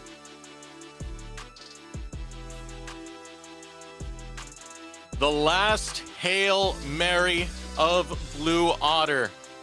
Can they give themselves the slightest of chances to try and make playoffs? That's the big question we're going to see right now. I do think their comp adds a lot of difficulty to that. But Blue Otters have worked miracles before. We've seen this core, Quacker, Samikin, Rovex, pull out some upset wins in the past, where they were able to take some of our top teams like Luminosity, back when we had a best of 3 in the regular season, to a series, where they're able to take teams like Dark Zero to a series. There is the potential there from this core. Things haven't clicked just yet, but this is the last time to make that, opportunity come through. Shogo already finding a lot of damage onto Array. And that's just going to be lane priority going over to CCG, so really nice start for them. The double AD carry bottom lane saying, hey, you know what would make me feel good as an AD carry is lane priority. So Fadashan going to get that with Shogo. We'll have to see if Blue Otter is Aaron Rodgers throwing a Hail Mary or Kenny Pickett, I think, is really the question. Or me. Or you. Eric, are you a football fan? You a football guy? I'm not the biggest football guy. I've always been more of a baseball guy. But I do follow usually when the Super Bowl comes up, just because it's like the community thing to do, you know? Oh, sure, yeah. That's definitely always fun. Wait, who's your baseball team? Of course it's the Dodgers, man. I was born and raised in LA. I figured. Had to check. Who knows? Maybe you were, you hated yourself and you liked the Angels or something. But did you ever? I know you say you're not a football guy. After that season where they had Mike Trout and Shohei Ohtani and did absolutely nothing with it, I'm never going to be a fan of the Angels. Yeah, two of the greatest baseball players of all time on the same team and somehow wasting it is honestly impressive. But I know you said you're not a football guy. Did you ever see that video of Kenny Pickett where he literally threw himself instead of like the football? He's a quarterback. What? He came in for the Eagles for like a play, and he tried to throw the ball, and he like didn't let go of it, and he like threw himself. It was pretty amazing, honestly. He still had the hand on the ball and like in the air while he's falling down. Yeah, it was like a Three Stooges bit. Like, I'm being so for real right now. You should look it up after this. Definitely will. I would not like that to be the results of Blue Otter, at least. Yeah. But so hopefully it's not that. Aaron Rodgers, he was known for completing like 3 Hail Marys over the course of his career. I guess he's still playing. But anyway, I digress. Enough about football. You know, I can't not talk about it a little bit because it is August, but it's League of Legends time. And right now, everyone is just farming. I will say, despite Array having to take that early base, looks like bot lane not going too badly for him early on. Already having a better start, actually, than Mobility had on the Senna just last game. So that's good to see for Blue. And we'll see how that shapes up over time, though, because, you know, the more you get from the kit, of Lucian, and of course his first item purchase, you know, the Essence Reaver, that's when it gets a little bit scary, and you can get more in your face and start to punish out the Senna. And it's there's still opportunities there for Blue Otter now that you have the Nautilus. Like, sure, you get the range advantage having an Enchantress support on Fodachon, but if Rovex can land a Dredge line, that can completely flip it on its head. And they do have Kryra on their side of the map. Music taking the first base, though. He's just trying to power clear his way to level 6. I mean, again, CCG, they really just want to get to team fights. Shogo and Young, once they hit 1-2 items, they will start to punch very hard. And again, one of my big concerns for Blue Otter is actually how they do get through this very large CCG front line later on into the game. When it comes to artillery players, I don't think anyone really stands out as much as Samikin. It's always been one of his biggest wheelhouses to take a lot of those long-range champions. We've even seen him on Lux in the past, but Zoe has been one of those big champions that constantly gets banned away from him. You know, I do think you get some form of artillery and poke on the Ziggs, so it kind of does play towards his playstyle. And, you know, if you want to learn the playstyle of some of the players that you're seeing here on the Rift, go to prodiv.gg. We'll teach you how to suck less at League of Legends. I say we. I'm not there. Hawk is not there either. So that guarantees that you will suck less, because we got players from the LTA North, we got players from the NACL who can help improve your rank, improve your play, make you a more complete player. Just scan that QR code. Yeah, you want to learn from people that also suck less than me and Eric. So definitely be sure to check out prodiv.gg, learn from the best.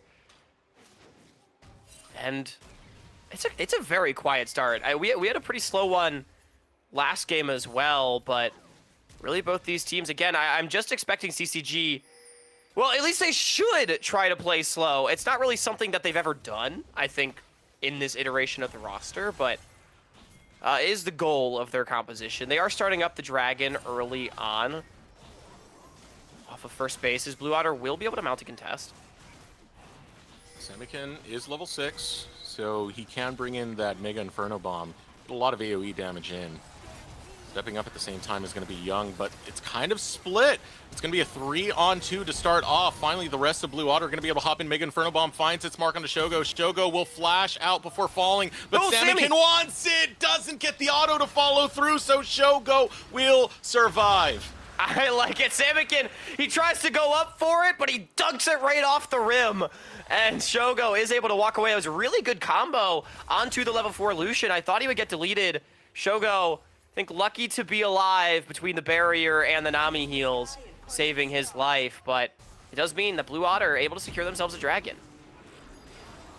Now exhaust being used on Shogo. They know his flash is down, so they're really trying to punish him right now. Kryra right behind the tower, looking for his angle in.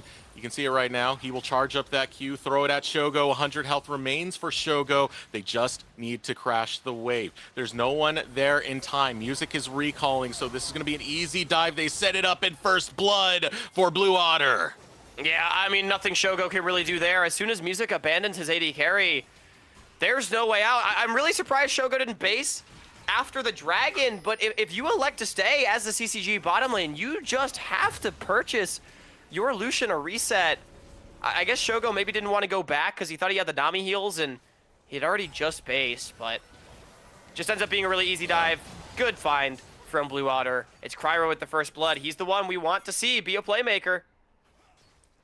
I mean, the entire wave was crashing into the tower right there. Shogo didn't want to miss out on that. But you have to respect the fact that, hey, they just pressured you. They just burnt your flash. So that's going to be a one-way ticket if Kryra does show up. And of course he does. That's going to provide at least first blood, a little bit of early money going the way of Blue Otter. Kryra being the recipient of that kill on the Pantheon.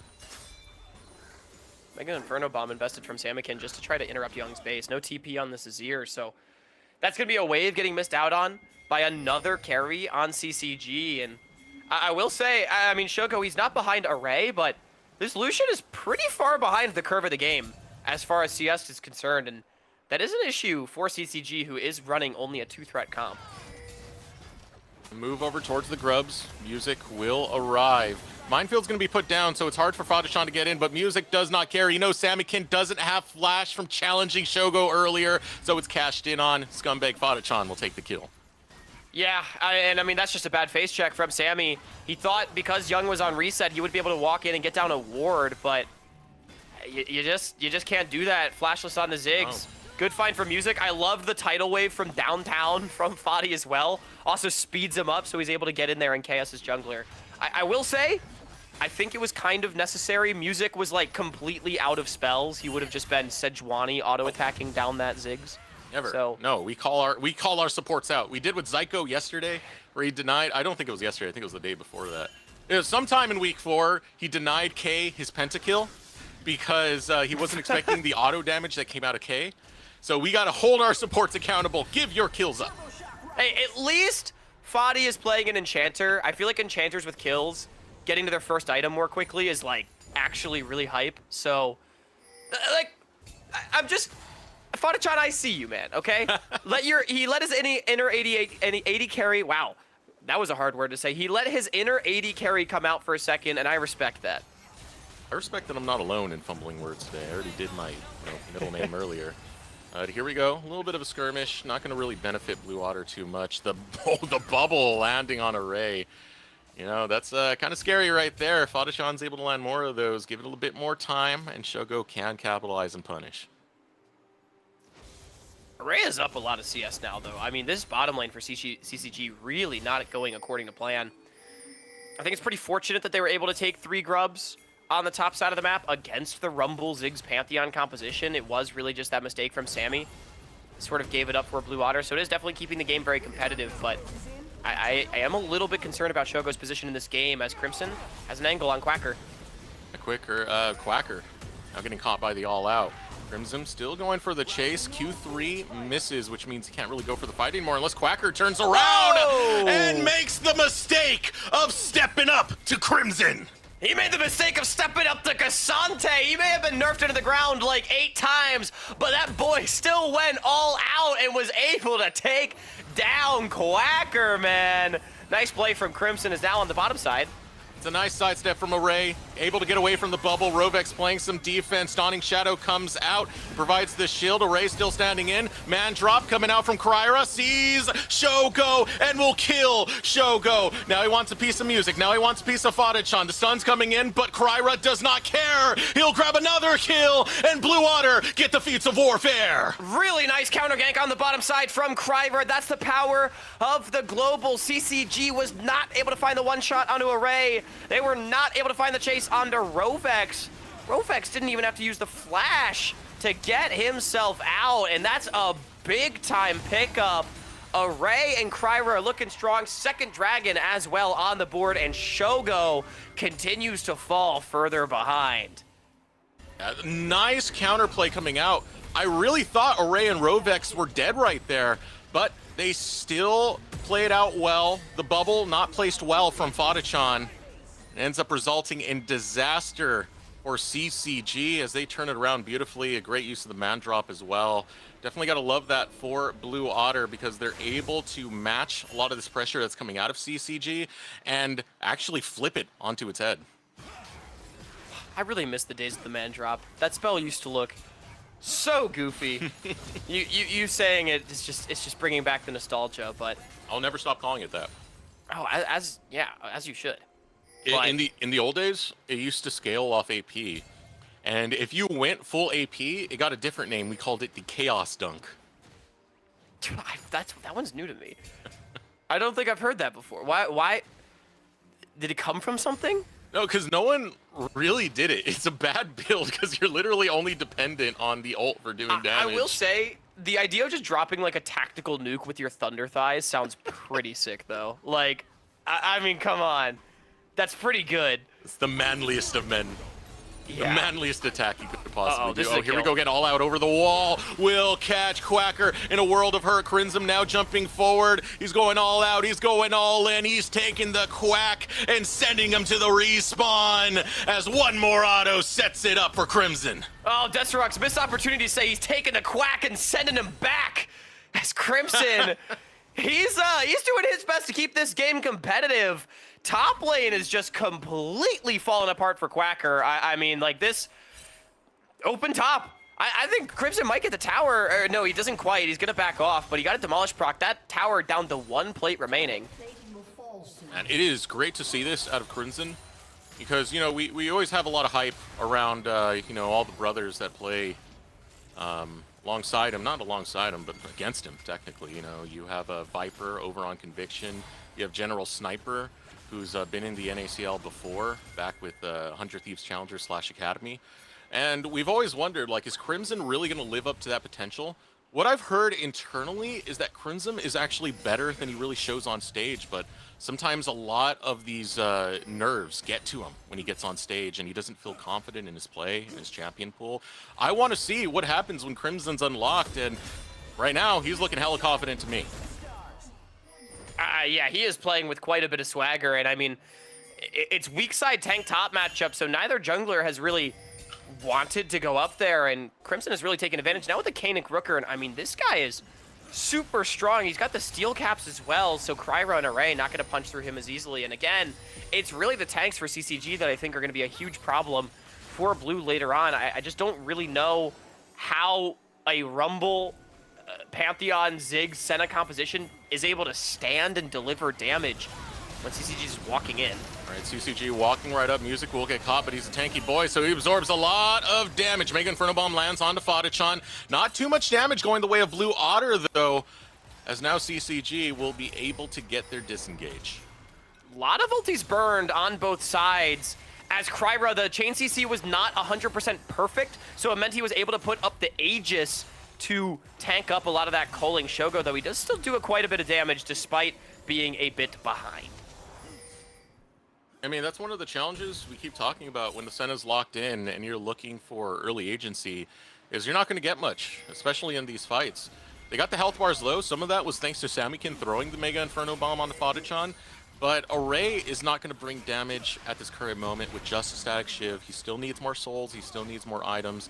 That's what makes some of these early skirmishes difficult for Blue Otter. Speaking of, they are on towards this Herald. Kryra is still pretty chunked out, as is Shogo. TP in from Crimson, though. Here comes the Cassante. Can get stolen. Yeah, Kryra's right there. He has the angle, and he's able to take it an early smite, and Blue Otter will snag away the Rift Herald, but now they're all caught in that barrened up area. It's the pit. Looking to lock them in. Samikin looking for more damage on the Fadachan. Fadachan will be able to survive as Shogo pressures him. And Samikin, already one failed flash coming in. Shogo will be able to get the kill. And CCG push forward as they find Kryra as well. A misstep coming out from Blue Otter. Yeah, a bit of a split fight as Kryra, nice steal on the Herald, but I think Blue just needs to take it and walk away. Don't go for the eye. It's not worth it.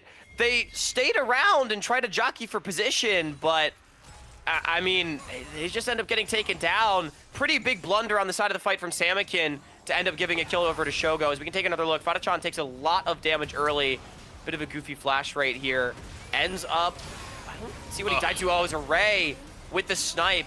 But Samikin failed flash, and then on the other side, it was exactly what I was talking about with the tanks. Crimson and Music just brute forced their way through Blue Otter. They have the damage to kill these squishy members, and Blue does not have the damage to take down those tanks.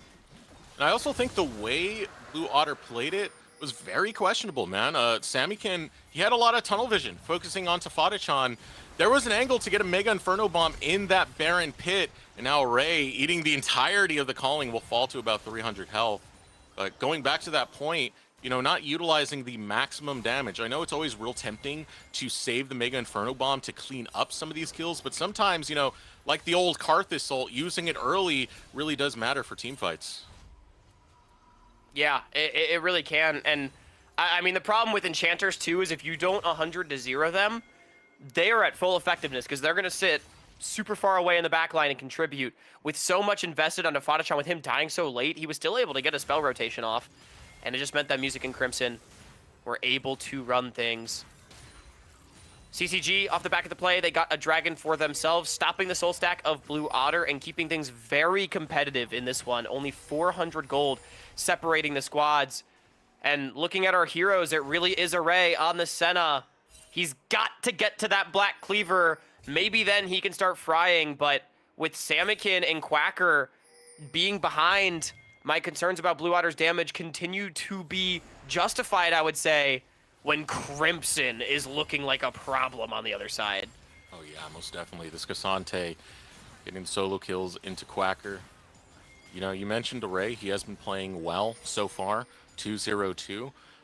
If he does get to the late game, I do have more hopes for Blue Otter at least. And if he can keep this type of momentum going his way, it could be nice. You know, we've seen a lot from Array over the past couple of years, back when he was on, 100 Thieves Next, UST. He was part of the Golden Guardians Challengers roster.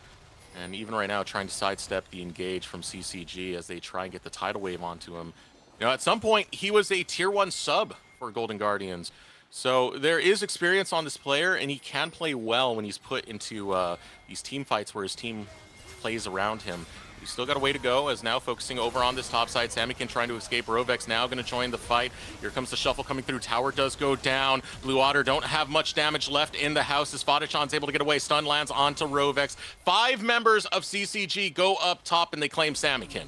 Good rotation from CCG. They use the power of the Lucian to just force Blue Otter's bottom lane back, and then they move as 5 to make a play. Yes, they do drop minions on the other side of the map to Quacker, but they get themselves a tower, they get themselves a kill, and they advance the game further in their favor. Grabbing the tower, as well as Samikin, always going to be real good. It's still not the biggest lead, as the tower was returned in the bottom lane. Quacker had some solo time with that. So at the moment, it's only about 1K separating these teams at the 20-minute mark. Is now still looking up into the mid lane and grouping up as CCG. And they will continue to do so. Just keep deathballing. That's what their composition wants, is a straight-up team fight. Remember, it's Blue Otter that needs to try to find out individual members and take them out of the fight. But look at the front line, just getting in there. Yeah, CCG very, very hungry for fights. Mega Inferno Bomb goes down. Show goes dead. A big source of damage has fallen, but they still need to get Young. Now Crimson looking to back out as Young chops in more damage with the Sand Soldiers. Gets Quacker a little low. Fadachan also low. Another bouncing bomb doesn't find Fadachan, but now this puts Blue Otter in a good spot. Going forward is Kryra, as he'll be eating sushi tonight. Crimson will follow him to the respawn, and Blue Otter have free reign on the Otacon. The front line might be able to walk in for CCG, but the carries got torched by the Equalizer. Shogo, combination of that spell and the Mega Inferno Bomb means that he just got deleted as CCG. We talk about tempering aggression. They went way too far forward, and Blue Otter, they find the punish. Array, he continues to get stronger, and Otacon in their pocket as well. And wait a minute, Eric. 22 minutes into this game, and Blue Otter season might yet still be alive. They're fighting tooth and nail to stay in this. Go into a choke point, fight them in their jungle. That's your first big mistake, because these AoE spells mean trouble when you're up against this squad. Mega Inferno Bomb, Equalizer, beautifully utilized, as you had mentioned, Hawk. And now getting the Otacon, it is a good swing going over to Blue Otter, but they're not out of the waters just yet, as CCG once again set up on the map. Dragon is spawning. CCG, I feel like, one of the classic blunders, like never get into a land war in Asia. They also never get into a war in the enemy jungle in a choke point against Rumble. It's a little long-winded. I feel like I could simplify that somehow, but, yeah, definitely falling for that one a little bit.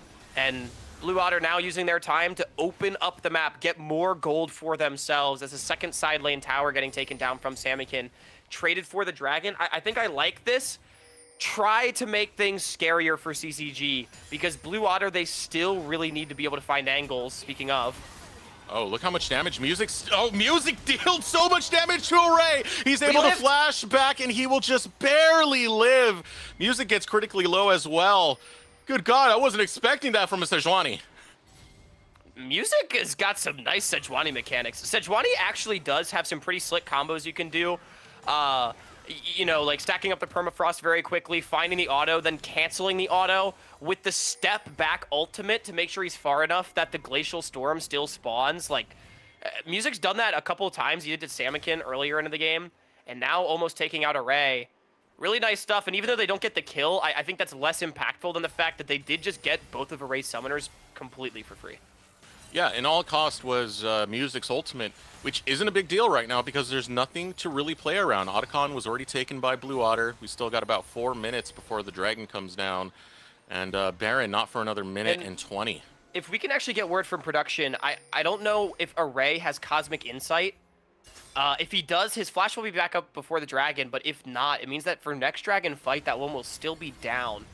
Which is pretty substantial, as that's a hook going wide and Young! Oh, a nice shuffle comes through and Array's dead!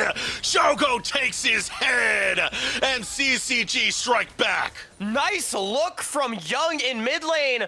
Blue Water thought they were the ones stepping forward, but one of the other classic blunders, don't just walk at a really good 5v5 composition. Blue walks up in mid, they get punished, and that's immediately Array being summonerless, getting capitalized on. With that, CCG, they do take control of the river. They're looking to hold these wave states and really pressure Blue Otter right now. They want the mid lane. Rovex forced the dredge line out, and the mid lane tower will fall. Did that tidal wave despawn just before it hit Rovex, or did he just I'm not sure through it? I'm not sure if it was the dredge line. Like, I think the but front it didn't look of the like he hitbox... ever got knocked up at all. Usually, even when you buffer it, you still get, like, popped up and then dredge line? No. I think when he dredge lined in, he dredge lined behind the hitbox. I think that's what it was. So the hitbox was more forward. It looked like... I thought Rovex might have been a kill there if that tidal wave connected. Bit funky. Either way, he lived. The tower did not, and I think that's the more important story for CCG. CCG currently 3 towers taken. They've been able to find all the outers and defend their mid lane tower. Now, Fadachan, what are you doing, Fadachan? Yeah, okay. If Zamudo was here, we'd put hashtag end hunger. Fadachan definitely doing his part. Hey, fellow former North Conference rivals. So, you know, still some camaraderie there. But yeah, I mean, I don't know. He just walked up to a Nautilus. I think even though all of Blue Otter's team was there, I don't think it mattered. He just walked up to a Nautilus.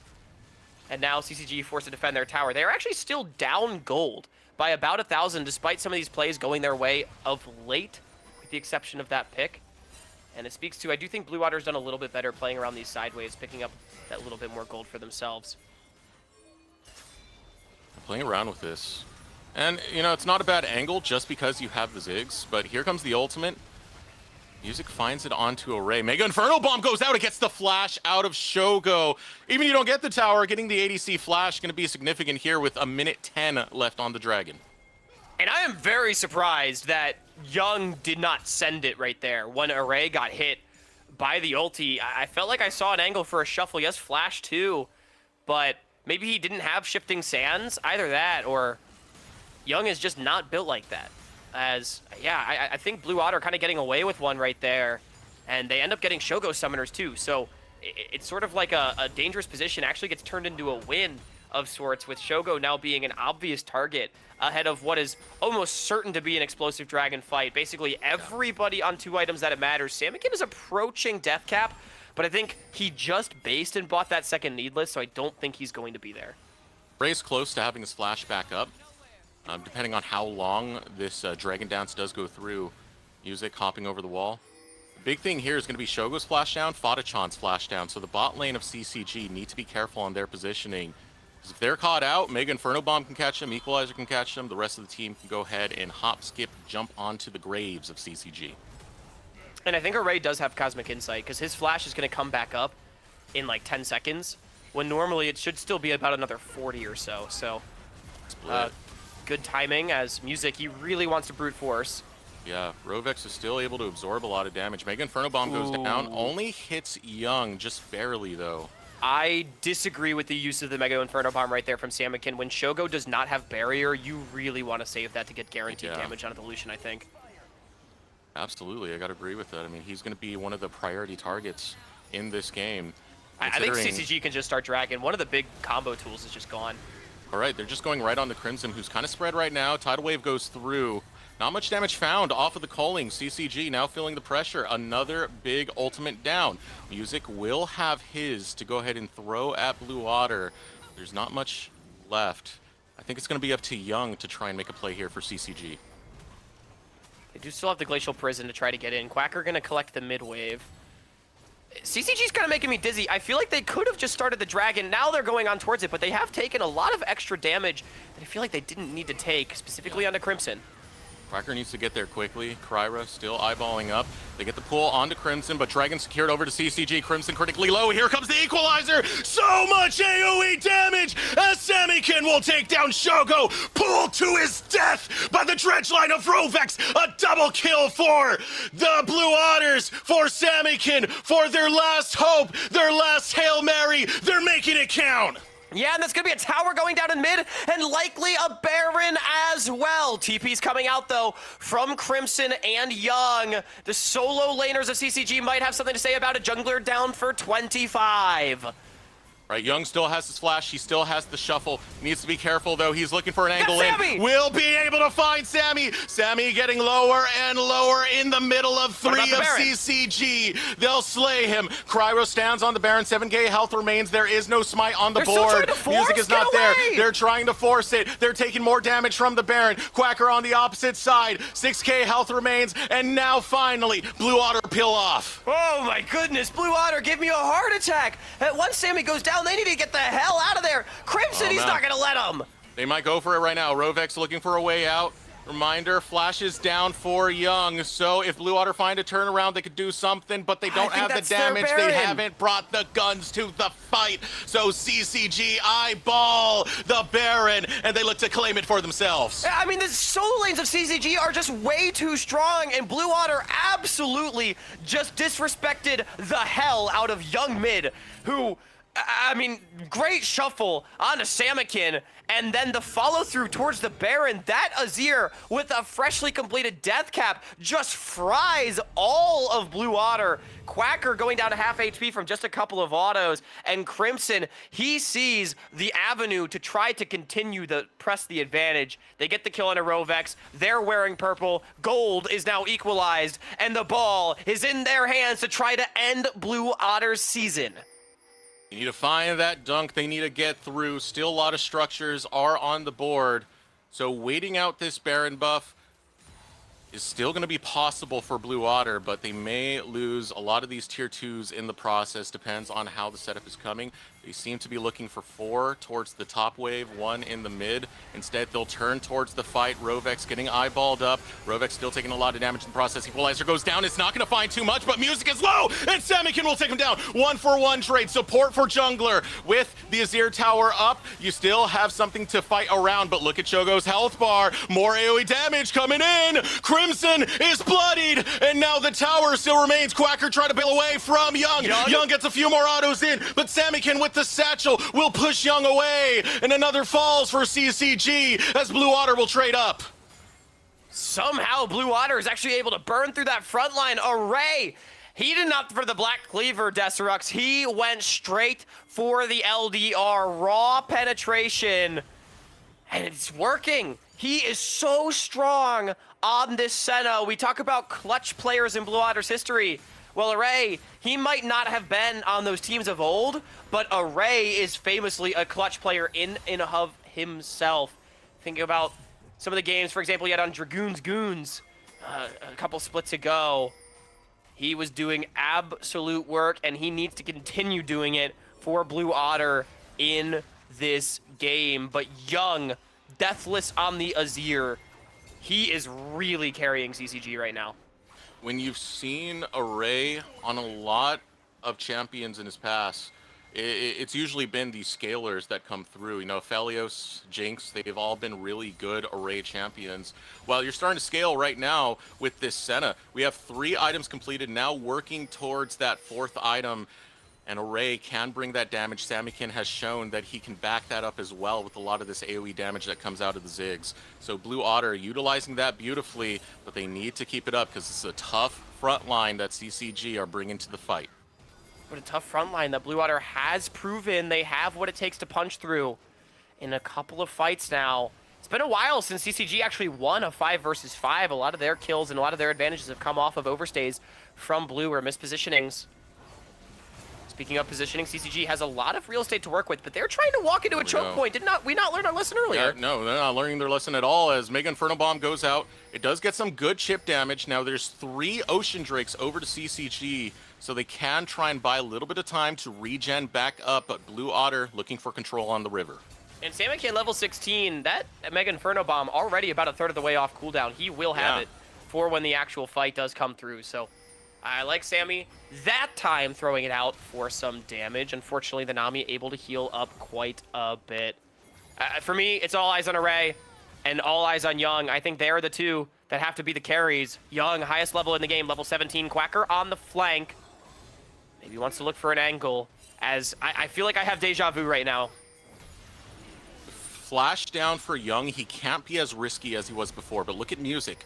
Right behind. Oh, he might have an angle on He's Array. looking for a flank in. He's getting spotted right now. Looking to pull Array back in. Does not find the pick, but All Out will claim him and pull him back in. Dawning Shadow goes out. It's a lot of defense found, but Crimson has his number, and the bot lane of Blue Otter will fall as CCG. They want to clean this up. Take the ace. Only Samikin remains, and now Dragon Soul belongs to CCG. Maybe more, as the death timers are up to 40 seconds, but no, CCG, they're not going to push for the end, especially with the Zig still alive. Soul getting claimed, though, this front line getting even bigger, as it was Music and Crimson, the tanks that we highlighted in the draft, Deserux. They found Array, and the Senna did nothing. Music actually misses with the Glacial Prison, but Crimson saves the fight. He hits the Q3 onto the flashless Senna, is able to follow it up with the All Out, and even though Array takes a while to die, the most important thing is that he's not contributing to the fight. And on the other side of things, Young and Shogo are more than powerful enough to just deal the deeps and burn down Blue's front line. Dragon Soul, that's an Ocean Soul. That's an Ocean Soul into a Ziggs. That's pretty damn significant. That's a lot of poke that Ziggs brings and a lot of regen you can use to stop that from being a big issue in this game. So right now, CCG taking the gold lead, about 2K in their favor right now with the Dragon Soul to boot. And now I'm not really sure how CCG loses this game from this position. It felt like that was the fight that Blue Otter had to win. But, I mean, their composition is somewhat starting to taper off in power. It's really only Array that hits at this point. Samikin, yes, he does do damage, but even the Ziggs just doesn't have that same late-game power of a fully scaled Azir and a Cassante and a Sejuani in my eyes. And now CCG, they're going to have first access to this Baron area, and the next time we see a neutral objective dance like what we just saw, the Ocean Soul is going to do work. See Samikin bringing in the bouncing bombs. Now let's go ahead and look at Music's health real quick. Yeah, took a bit of damage. You can see it ticking back up already. And having Fadachan only makes that worse, but Fadachan... Hey, you know, Sammy does do damage, though. If Fadachan just decides to walk on a minefield, that is. Yeah. He was willing to end hunger earlier when he got picked by Rovex in the mid lane, so... He's still frontlining. I don't like this. Okay, there we go, Crimson. Yeah, stand in front of your Nami before he does something stupid. But look at the health of Fadachan. This Ocean Soul really is ticking them back up and making this poke a little bit meaningless. And Array having to position so conservatively as well. Music, I really like the way he's looking for flanks. I think he's done a great job of consistently finding priority targets in a lot of these fights. When CCG at least has been on the same page about wanting to fight, I think there has been times where they've been split between starting the objective and fighting. Music oftentimes so good at leading the charge. That's something we've known him for over his time in the NACL. But it is just a prolonged dance. At some point, somebody's got to run out of resources, but it doesn't really look like it's going to happen anytime soon to either side, I'll be honest with you. Yeah. The poke not really working, but here comes Music once again with the flank. Tidal Wave gonna find 3. Kryra not exactly there yet, but now looking for the turnaround is Blue Otter. Able to find the snare. Dredge line lands onto Music. Now trying to frontline is Crimson, but he takes a lot of damage. Now CCG want the disengage so they can let that Ocean Soul tick them back up. Array, though, when he goes untouched, he does a lot. Music and Crimson, they do take quite a bit. And Profex, yeah, the cleanse. Music tried to just engage onto anyone that they thought they could delete. But unfortunately, Rovex was not a real target with that unsealed spellbook coming up pretty clutch.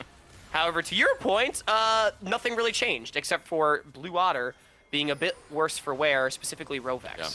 And now CCG can just continue the pressure. Rovex dredge line to try and get out. Will flash out. Gets caught by the permafrost. Now, inside this choke point is always where it's going to be deadly, but not when Blue Otter's ultimates are down. So CCG step away, getting control of this top quadrant. That's a pretty big mistake, though, from Rovex losing the flash. Just trying to contest for vision when they had sent Quacker down towards bottom side to push out a wave. So ends up just sort of losing that one for nothing. As we are getting word, we are going to have a quick pause. So we're going to have to continue to sit on the edge of our seat, CCG, with, you know, a lead, however small it may be. Yeah. And, you know, big credit to Young. I think he's been one of the heavy lifters for the squad when it does matter most. Same thing with Music. His flanks have been pretty spot on, especially around that dragon that got them soul.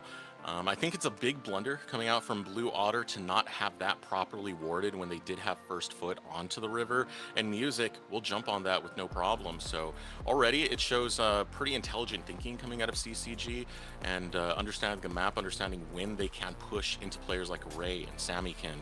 So CCG, I mean, with that soul, I really do feel like now they're heavily favored to still win this, but there's still a lot of fight left in Blue Otter. Definitely still a lot of fight left. This game is definitely far from over. It just takes one good fight. We've seen CCG blunder their engages and get clapped back pretty hard by Array and Co.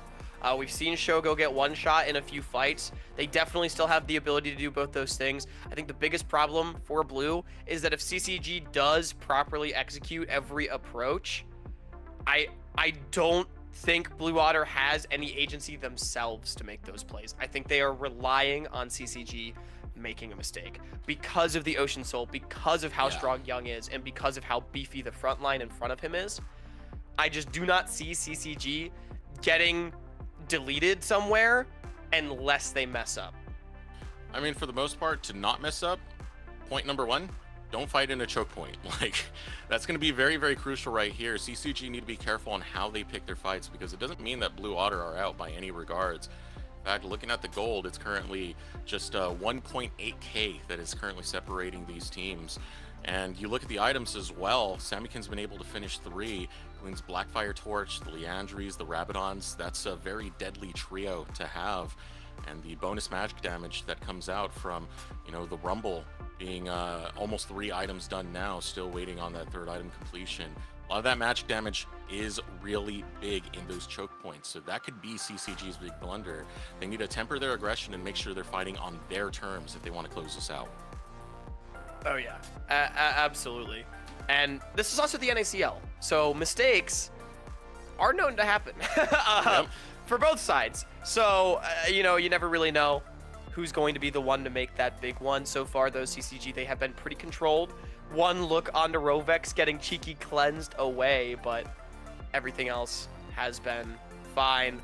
While we're in a pause, we do want to take a quick moment to shout out ProDiff.gg. If you want to make fewer mistakes and learn from the best of the best, including pros in the NACL and LTA, be sure to check out ProDiff.gg to level up your game. Yeah. Well, let's put it this way. Do you suck at League? Yes. All right, no problem. Then we got the QR code right there. Look at it. LTA North players, NACL players.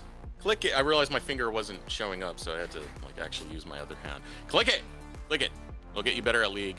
It'll help you climb. And again, you know, you get the misjoy of having us cast you if you make it into the NACL qualifiers. But we're just finding out right now the tech pause is complete, so we're ready to hit back onto the Rift for this banger of a game. 39 minutes in. Yeah, I would say that qualifies as a banger. And I think so. What's the it's banger funny. timer? Yes. You know, it's not been super bloody, but we've had some back and forth fights. It is funny, too. You mentioned that 1.8k gold lead, not very substantial for CCG. Still feels like it's like the biggest gold lead we've had the entire game either way. I feel like it's been within 2,000 literally the entire time. You can see this. Crimson taking a lot of damage, but he's not even going to sweat that, having that Ocean Soul. So this damage has to land true from Blue Otter, and it has to land consistently. Make sure that, you know, it's not just going to be a walk away, come back full health, and look to take another fight. Music starting up the Baron. Now here comes the fight. It's on a choke point. Here comes Mega Inferno Bomb. Doesn't really find too much there, as well as the Equalizer still being held by Quacker. Only Rovex falls in the exchange, taking away a lot of that engage and frontline from Blue Otter. I like this a lot from CCG as well. They get their pick, but they don't try to extend the fight into an untouched array and take a lot of damage. I say that, though. Look at Young.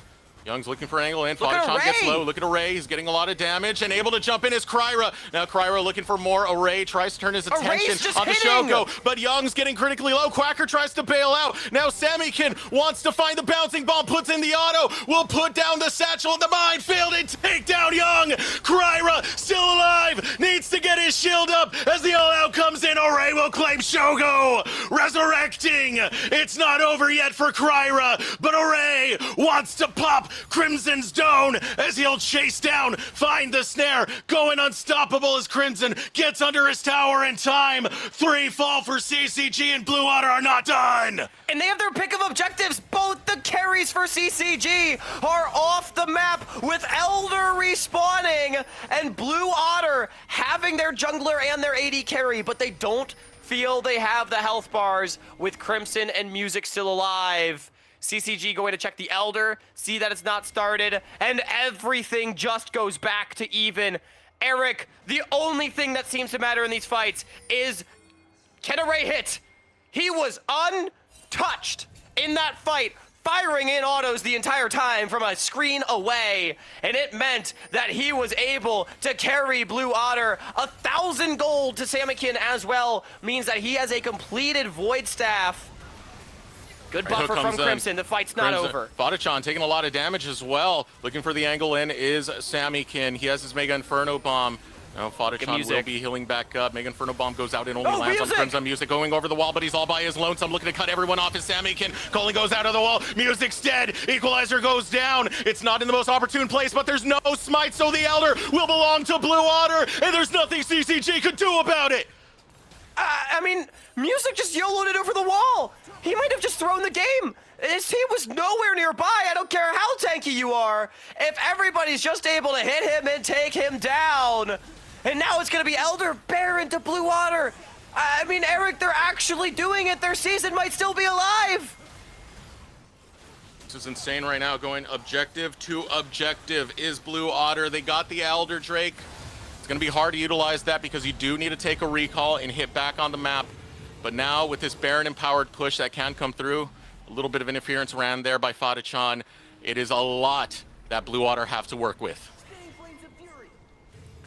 And this game just continues. Fodderchan being a little rat, trying to interrupt bases. It's going to be fine.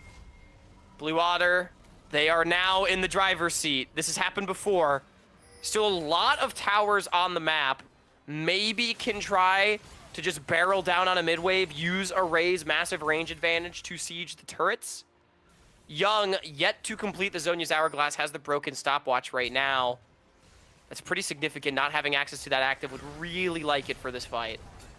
Not even going to use the satchel. Samikin wants to save it in case the fight breaks out or in case they get this mid lane tower low. And you can see the caution that CCG have because they realize if this Elder catches them, it's all lights out from here. Those executes can thwart CCG. Blue Otter now marching in. They've been trying so hard throughout this season. They want their playoffs to be in their own hands. CCG now putting up the line, putting up the wall, putting up the defense as Blue Otter continues to siege forward. 2 more waves of this onslaught. CCG just going to invest cooldowns to try to clear this one out. The next one will be a super minion wave, and that's another tower. It's down, another tower falls. Blue Otter playing this low and slow. The slow cooker now coming in. They're making some brisket. They want to find another tower. This is going to be at 15 seconds. Blue needs to try to just look to end the game right here on this push. Yeah, they still have the Elder. CCG could look to flip this fight the moment they see that Elder wear off. 5 They need seconds. to focus on the tower now. Array stepping forward. Still a lot of damage onto that tower. Hopping forward. They're able to goes find the the hook on the Elder. music. Music's gonna back off. And now the Elder finally timing out. Depth charge comes out. Down goes They got Shogo! Blue Otter are doing it! One last gasp! One last desperate breath! Bruised, bloodied, battered, but not beaten! With one last romp stop, they deliver the butts did boots finding butts and win against CCG. Blue Otter, a team that never can be discounted, that never should be bet against. Deserux, you called Matt and Mark Copers. And now look at us, looking like fools on the desk as Blue Otter has just taken the playoff race and thrown it completely out the window. Holy crap. What did we just witness, dude? That was insane. It really felt like CCG had this. The moment they got that Ocean Soul, it felt like things were not going to go CCG's way. Array able to clutch out, be untouched in a lot of these fights. Sammykin Quacker locking in the Equalizer and Mega Inferno Bomb. And goddamn, do they bring it back. A struggle after struggle after struggle going against CCG, knowing their playoff lives are on the line. And goddamn, do they bring it, Hawk. They absolutely do. Make sure you vote for Array for MVP. I will take no other answers as acceptable. I will say, before we toss it to a break, it was not a quick win for Blue Otter, and that is very relevant when it comes to the tiebreakers. So they are not out of the woods. We do not know what the tiebreaker scenarios are. We do still have to watch Dorado play a game against LG a little bit later on today. That also has implications as far as teams at 3 wins. But that's all coming up later. Let's toss it to a break and go take a debrief of whatever the hell just happened. Yeah.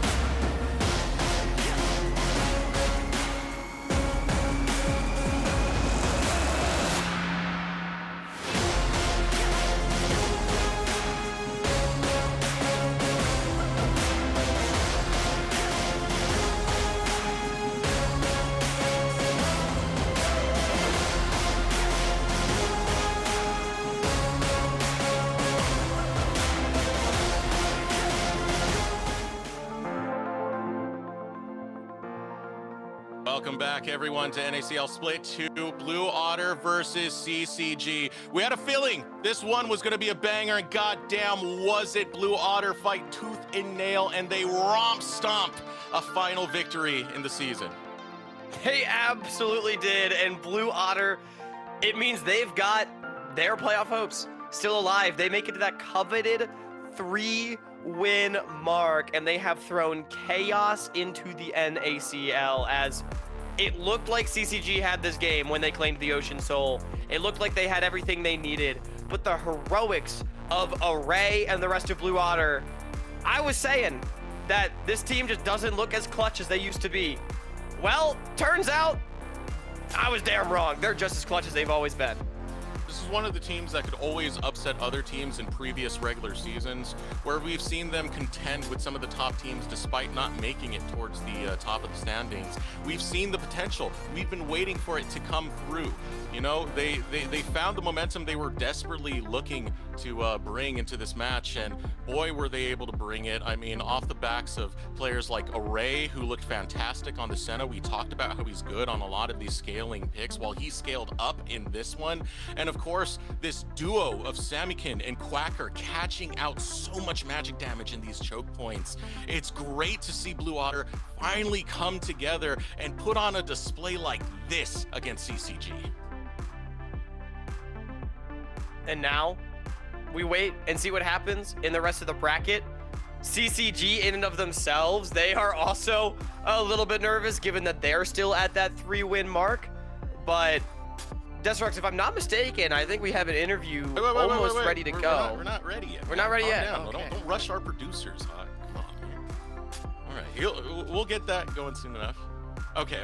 Now our producers. Now we got the okay. All right. I had to wait for the okay. Let's go ahead and bring Samikin from Blue Otter onto the desk to join us, because, my God, we got some words to say. Samikin, how you doing, brother? I'm over the moon. All I'm saying is Blue Otter likes to make a spectacle, so. Yeah, you could definitely say that, man. Oh, it's good to talk to you again. I just have to ask, like, what makes you so clutch? Like, can you talk about that a little bit for me? Because I feel like that has been a constant throughout your career for the last couple of years now, and it happened again. Hey, well, you know what they say, clutch factor can't be trained into someone, so I was just born with it. And whenever I see someone or any team ban out 5 mid laners against me, like, you know I gotta bring it. Yeah, this has kind of been the norm, at least for a lot of teams, to really start targeting you in the draft. So I want to talk about that a little bit. How has it been trying to navigate a lot of these drafts when you seem to constantly be the focus in them?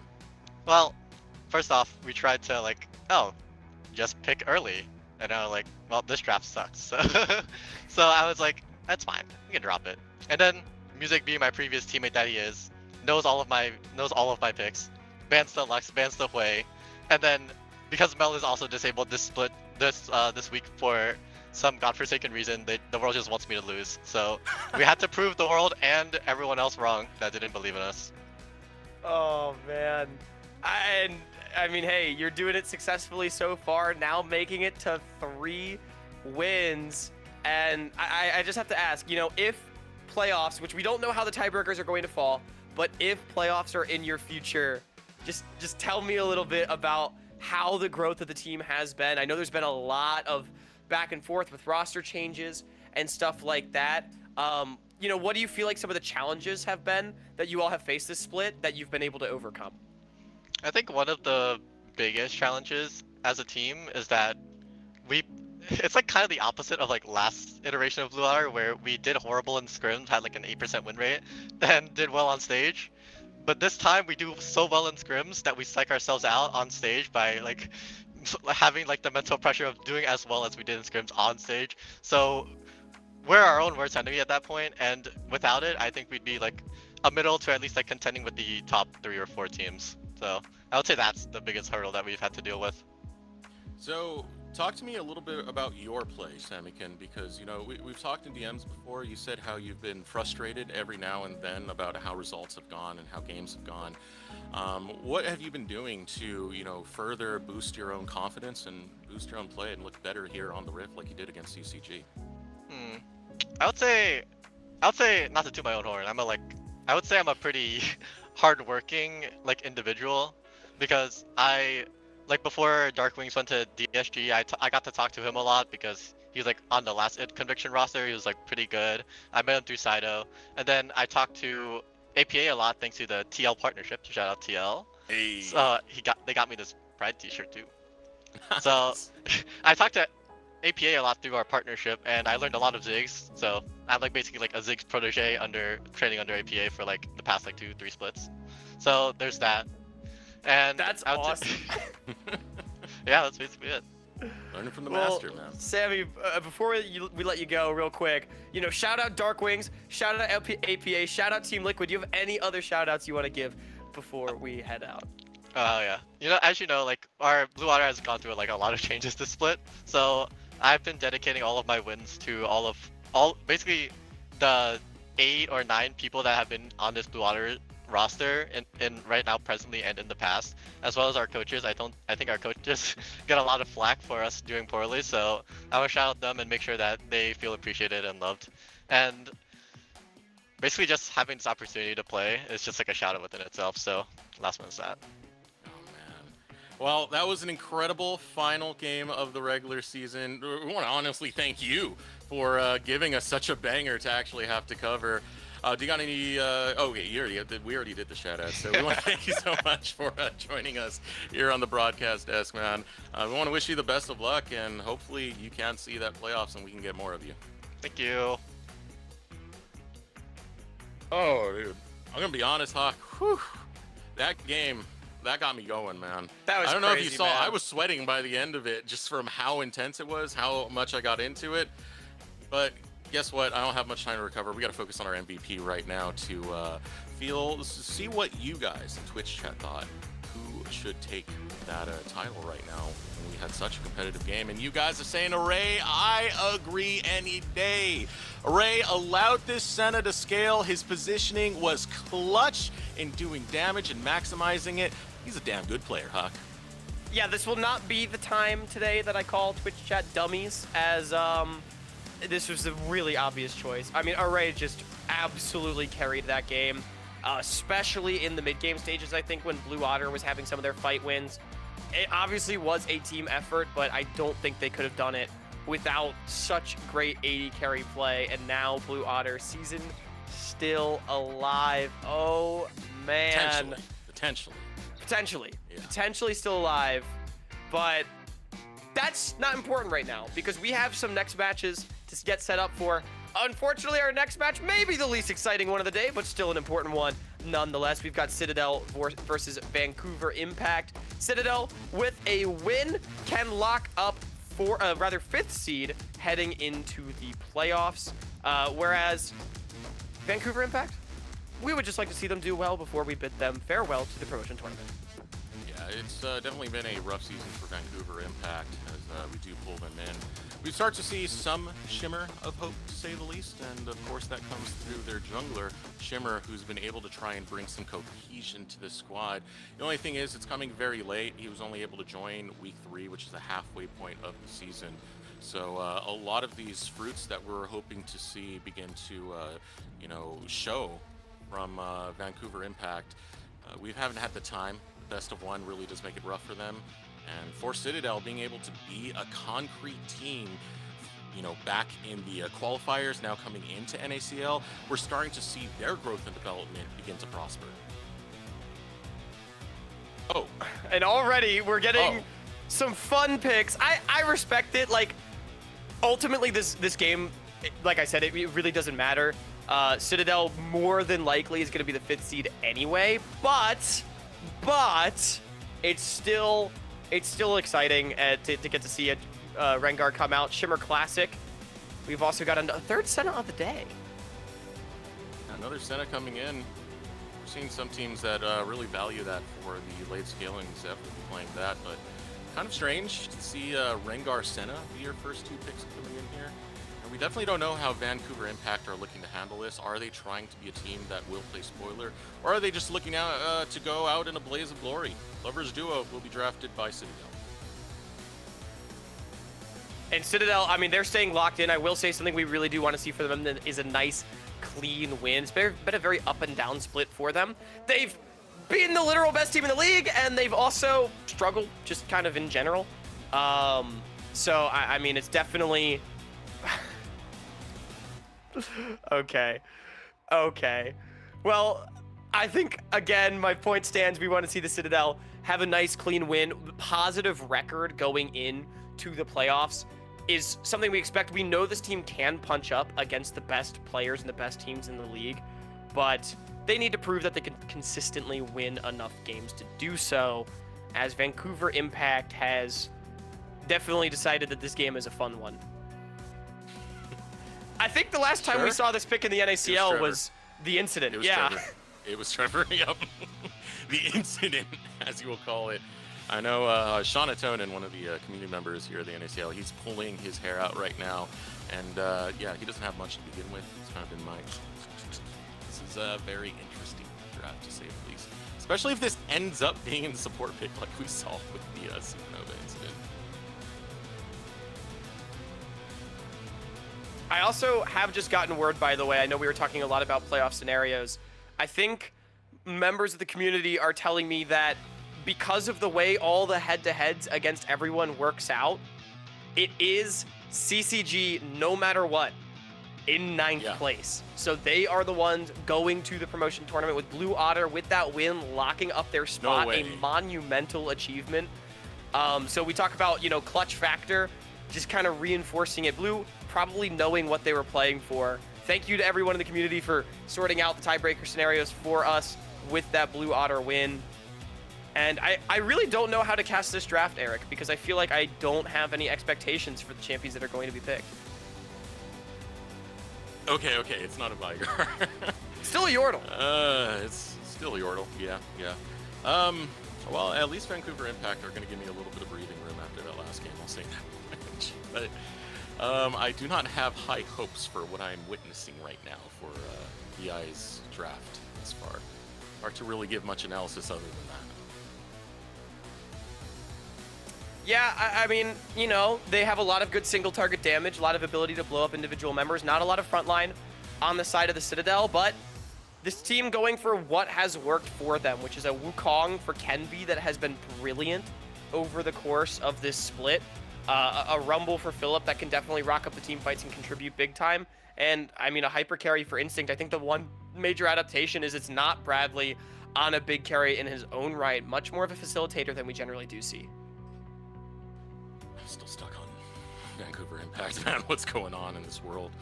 So yeah, you do have some magic damage defense with This is an old school pick.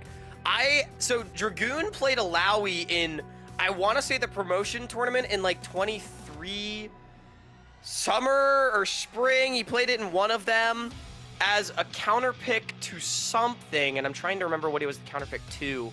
I have also seen Dragoon, this is back in 2022, play Alawi against Denethor back when he was on Tempest Gaming. I want to say Dragoon played Alawi against his Sejuani and absolutely blasted Denethor with it. So this was like way back in the day when Denethor was like a rookie. So I don't know, fun picks coming out. Definitely some signatures. I always love to see Dragoon on the big juggernauts. Shimmer on his signature champion, the Rengar. But I will say, this is not a real composition. No, this is not. We're going full solo queue right now, which is yeah. I mean, it could be fun. Sometimes when you don't see these champions for a long time, you kind of forget how to play against them. Excuse me while I take another huff of copium. All right, and sometimes that randomness is enough to help you put in a situation where this unpredictability will, you know, maybe catch the other team with their pants down and be able to get a win in. But for the most part, Citadel have a very solid draft coming into this one. You know, good amount of magic damage coming through. You still have the Rumble and the Galio. The Galio to go ahead and try and negate some of these engages that might come through from You know, someone like the Rengar, if you catch him in the taunt, that will pull him away from some of the carries. But there are a lot of issues on getting on to some of these carries. You try and jump onto the Xayah, guess what? We're just going to Feather Storm up into the sky, and you're going to be attacking nothing for a little bit. And the Rakan ultimate is able to get you as well. It does make it hell for Rengar, so we'll see how that plays out, and if my Huff of Copium can actually help Vancouver Impact survive. Just a couple of other interactions as well. It's very difficult to walk into a Shaco Ziggs Alawi composition. That sounds miserable. Also, Senna Rengar is a pretty good combo. Helps the Rengar out a lot in the back line. So, you know, there's those things. I do think, again, to kind of readdress the stakes of this game, Citadel looking for their 5th win. They would finish with a positive record. And I think we can say if they lose to this composition, that is a concerning sign heading into the playoffs. So I would like to see a nice, easy win. And Eric, my man! That's why I started cringing when I saw the draft, Hawk. Because I'm like, let me see one last display out of Shimmer. We've seen inconsistencies from Citadel come through. They had struggles coming in from the open qualifiers, and those persisted during the regular season for a team that was so hyped up with talent. I was like, maybe Shimmer can help this squad, but you know, I'm kind of second guessing this now that I got the draft. Dude, I respect it. I mean, come on, Vancouver Impact. They just picked signature champions. Let us know who you think's going to win. I better see a bunch of VI votes down there. Man, I'm kind of regretting my Citadel vote. I don't know, man. I think Dragoon Alawi's got the sauce. Oh, man. It's just a solo queue game at this point, man. It's just a solo queue game. CTG, if you want Citadel Gaming to take the win. VI, if you want Vancouver Impact to win. At this point, my brain is fried. Hawk, do the rest. You're really putting a lot of responsibility on me. Chat is based as hell, by the way, for this.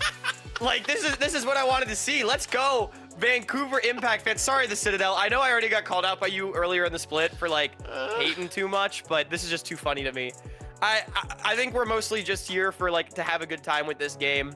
Again, like, good temperature check on Citadel's form heading into playoffs, but I think more importantly, we want to give a fun send-off to Vancouver Impact. Man, I need a temperature check at this point. It's already hot enough here in California, and all this chaos going on in the final day has been absolutely insane to see. So, yeah, I guess we will see how that plays out. I mean, for Citadel, they are still pretty comfortably sitting at that 5th place seeding that they were able to get throughout the regular season. 4-4 currently. Like to turn that into 5-4 and be sure they're locked and secure over there.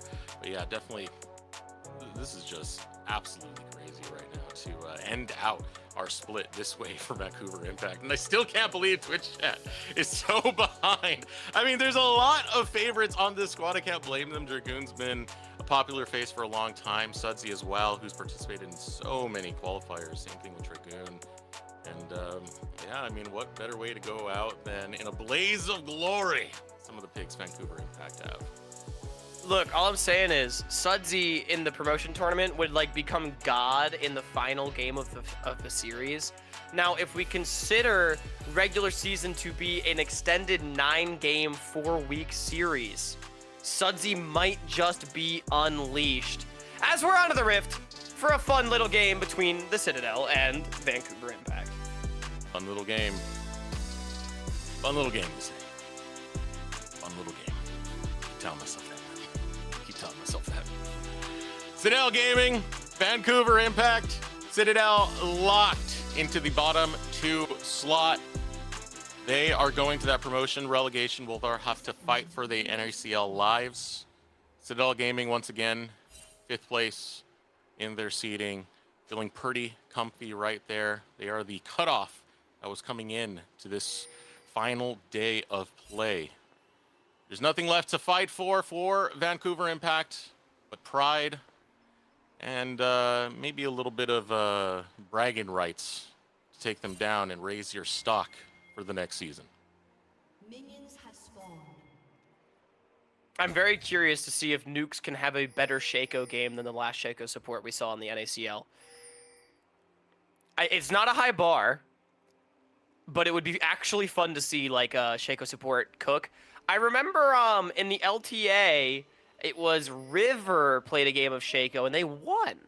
I think it was the last time we saw a Shaco trying to win the game.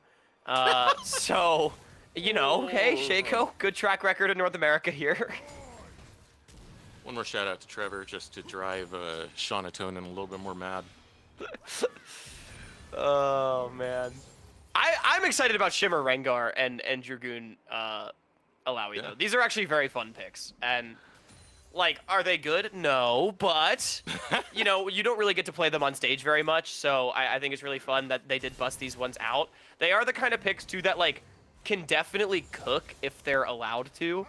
So, you know, you never know. Like, dude, Kenvi on the Wukong, he just gives Dragoon an extra champion to ult and spawn more tentacles. I can go with that cope too. Hell yeah.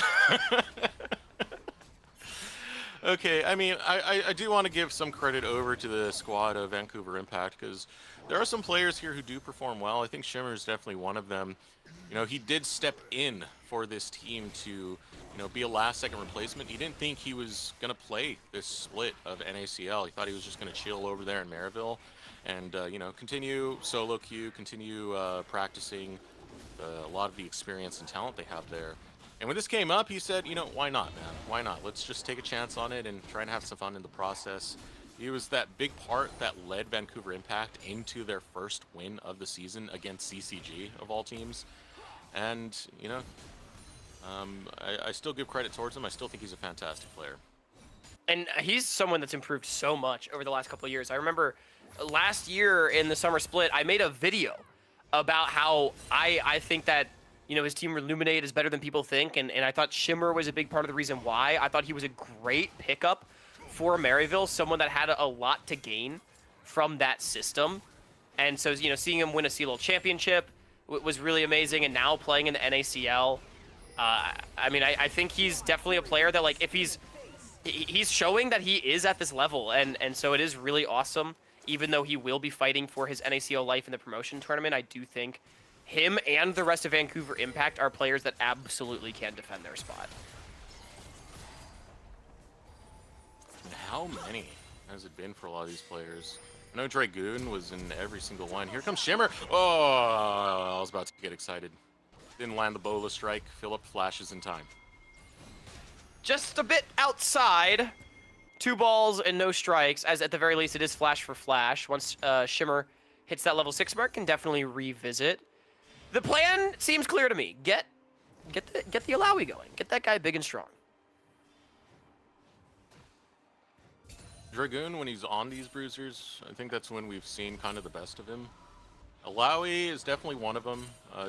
Famously enough, Darius, everyone knows about Dragoon playing that champion and how well he can work with it. I think we even very recently saw Set Game coming out of Dragoon.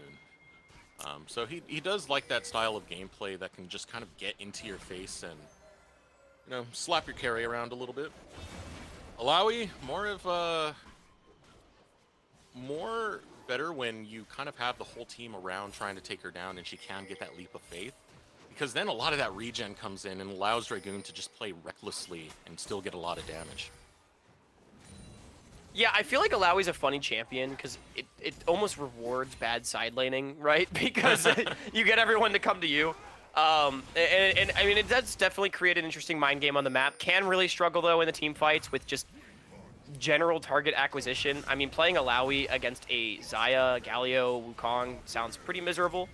Later on, however, it is a pretty short-range comp for Citadel that he can get a bunch of big ults off of for melee, so, you know, there's room.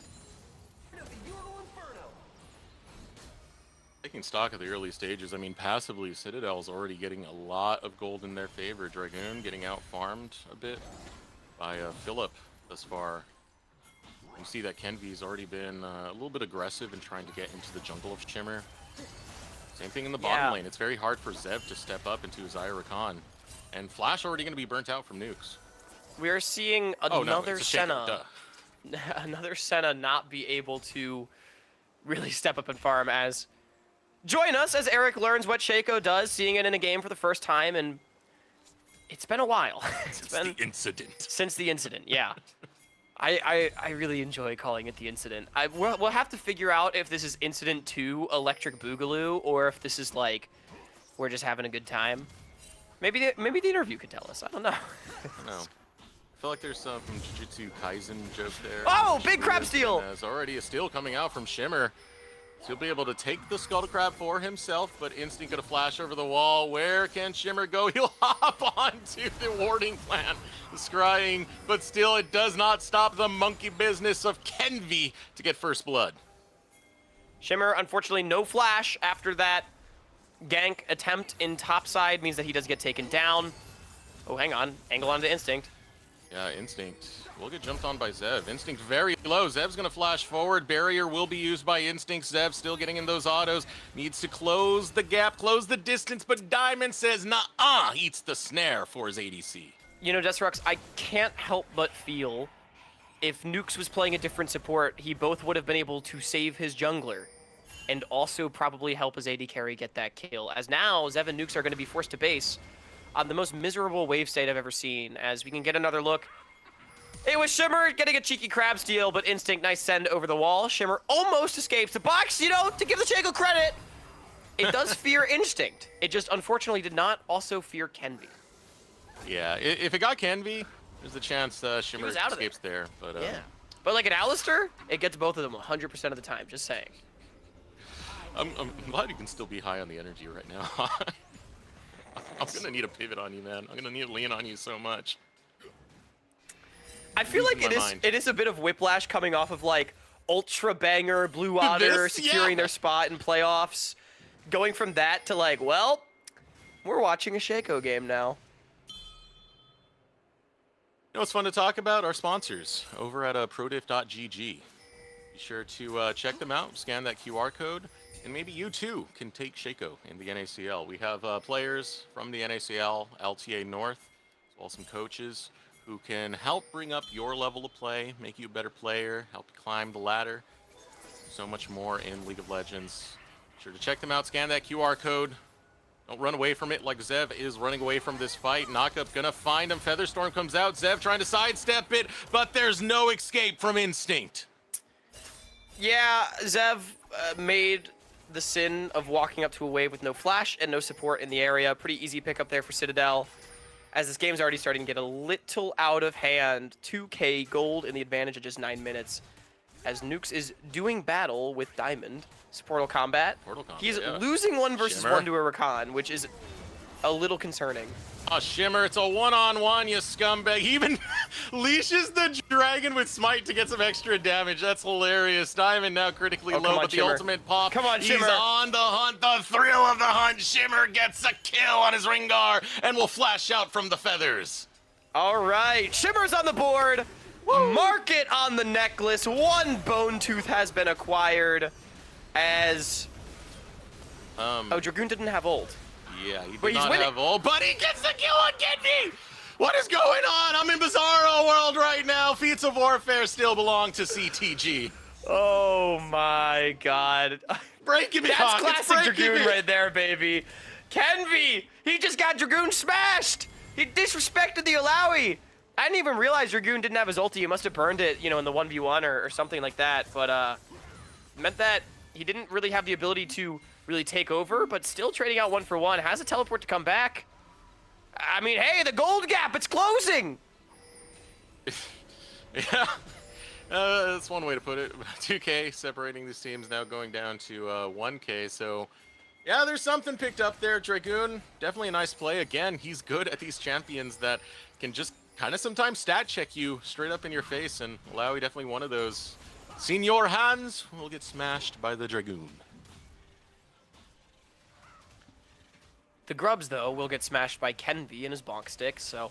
First neutral objective take, actually, of the game, coming over nearly 11 minutes in. Should be all 3 Grubs taken. There's not really any claps to come through here from Vancouver Impact. Now, they do have the Thrill of the Hunt and the Leap of Faith coming back up right now, so it wouldn't be a bad fight if they wanted to take it. But I don't think they want to take it, Eric. I don't think so either, Ben. Mike? Oh, Shimmer. Oh. Oh wait, he wants Philip instead. wait, This is a wait, bone wait, tooth okay. stack. It's way more important. All right, here comes Dragoon. Be able to take the soul of Philip. Where are you gonna find it? Philip, it's gone. Shimmer over here, looking to try and defend I don't think Dragoon Kenvi wants from to be another here. onslaught coming in. Already, the heroic entrance from Bradley will make sure that Vancouver Impact don't want to challenge that 2v1. Hot tag from Bradley will even it up. Dude, I gotta say, if I'm that Rengar, I was pressing R and just right-clicking Philip, and then like take him, Jesus, take the wheel. Shimmer much more controlled than I am. Just thwarts Kenvi's play. Obviously, Bradley ends up ulting to the top side of the map to bail his jungler out, force the flash off a Dragoon, but it does mean free time for Sudsy, who was able to pick up a couple of plates in mid. As Kenvi, that's a bad face check! Oh my goodness, Kenvi, that's the wrong bush. It doesn't belong to you.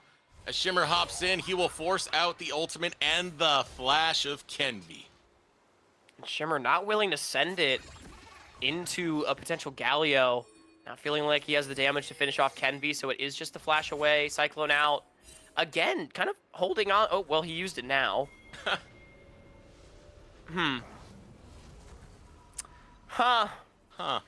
Yeah. It's solo queue, man. It's totally solo queue. My Rengar is also level 7 at 12.5 minutes. And Philip's going to cancel his base. Alright, Philip, What am I watching? find him. Wait, good route. Okay, 99% slow off of this. Lost his soul. What did it cost you, Philip? Alright, so far, CCG mostly maintaining a lead. Not as explosive as they would have liked it. I mean, benefits to having a Shaco, right? We still got to talk about the plus sides, which is, you know, you put a lot of those boxes. It makes it hard to advance onto this bottom lane. And benefits of Alawi. She steals your soul.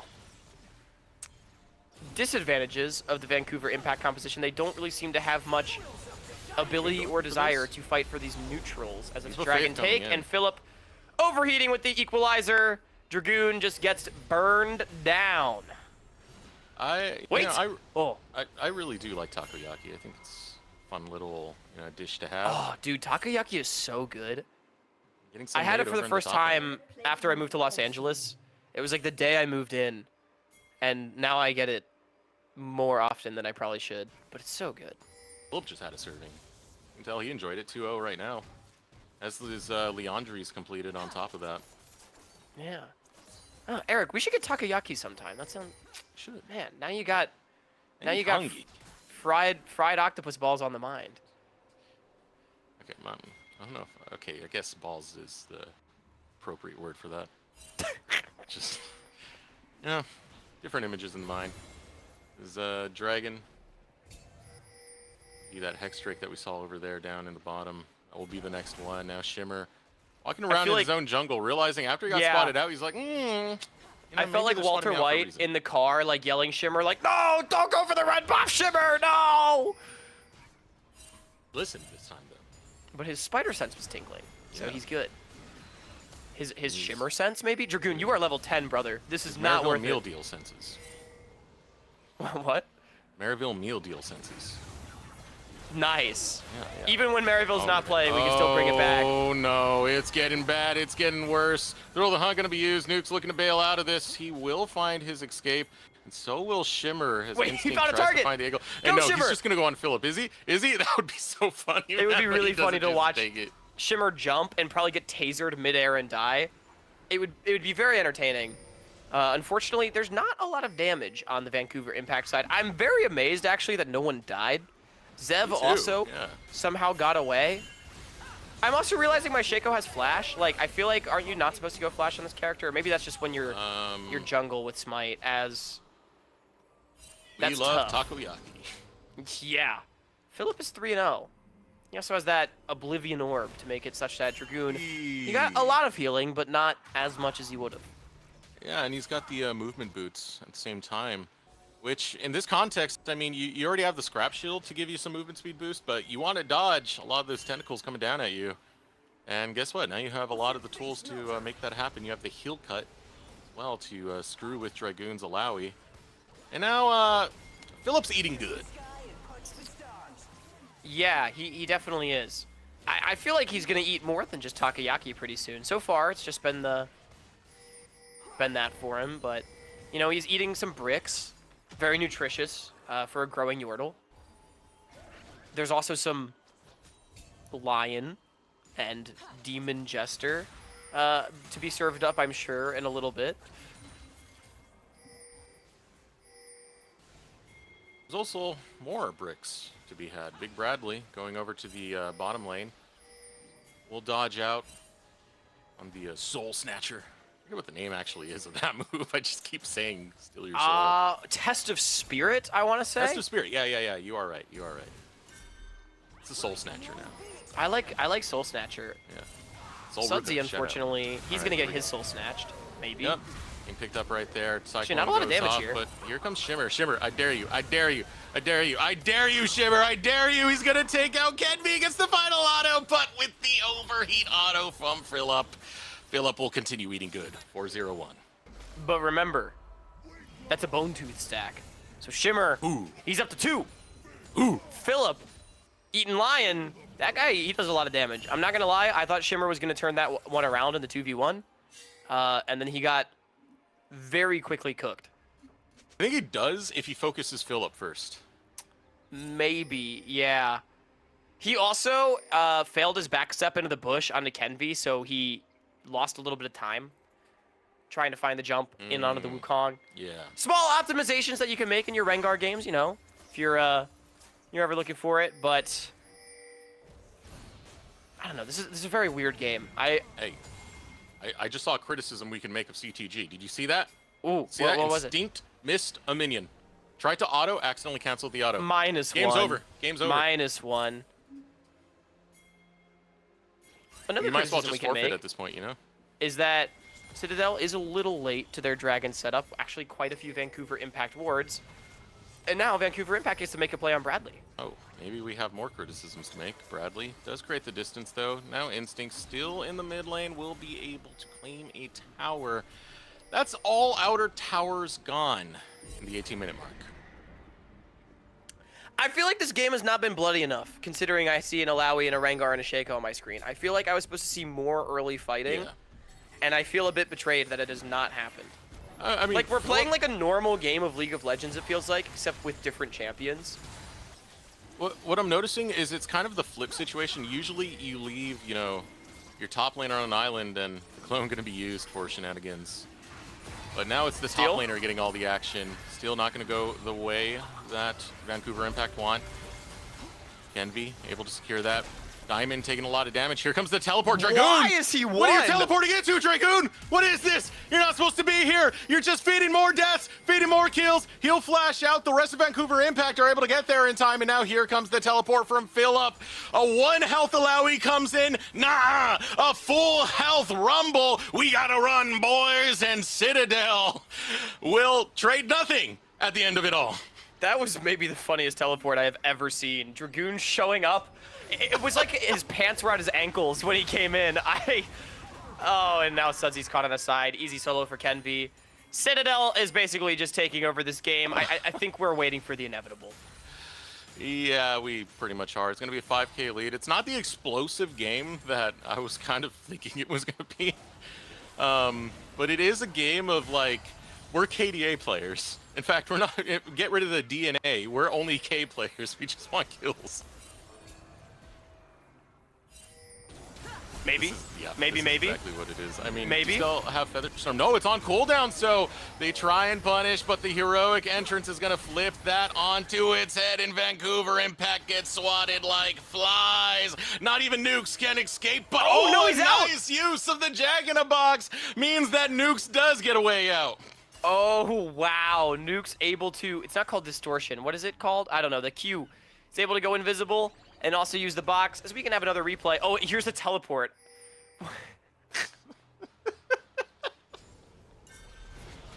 What was that? It was a teleport.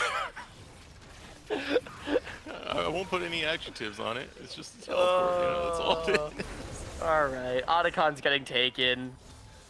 I feel like this game could have been an email. This game could have been a text message. Could have just left a voicemail, bro.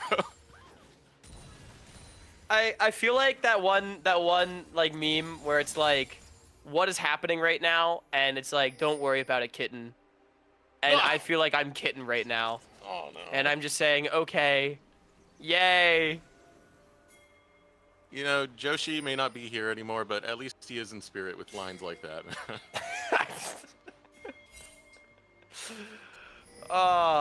Hey, you know what though? Citadel, don't it's going know. to feel Tell good me, for man. them to lock in their 5th seed.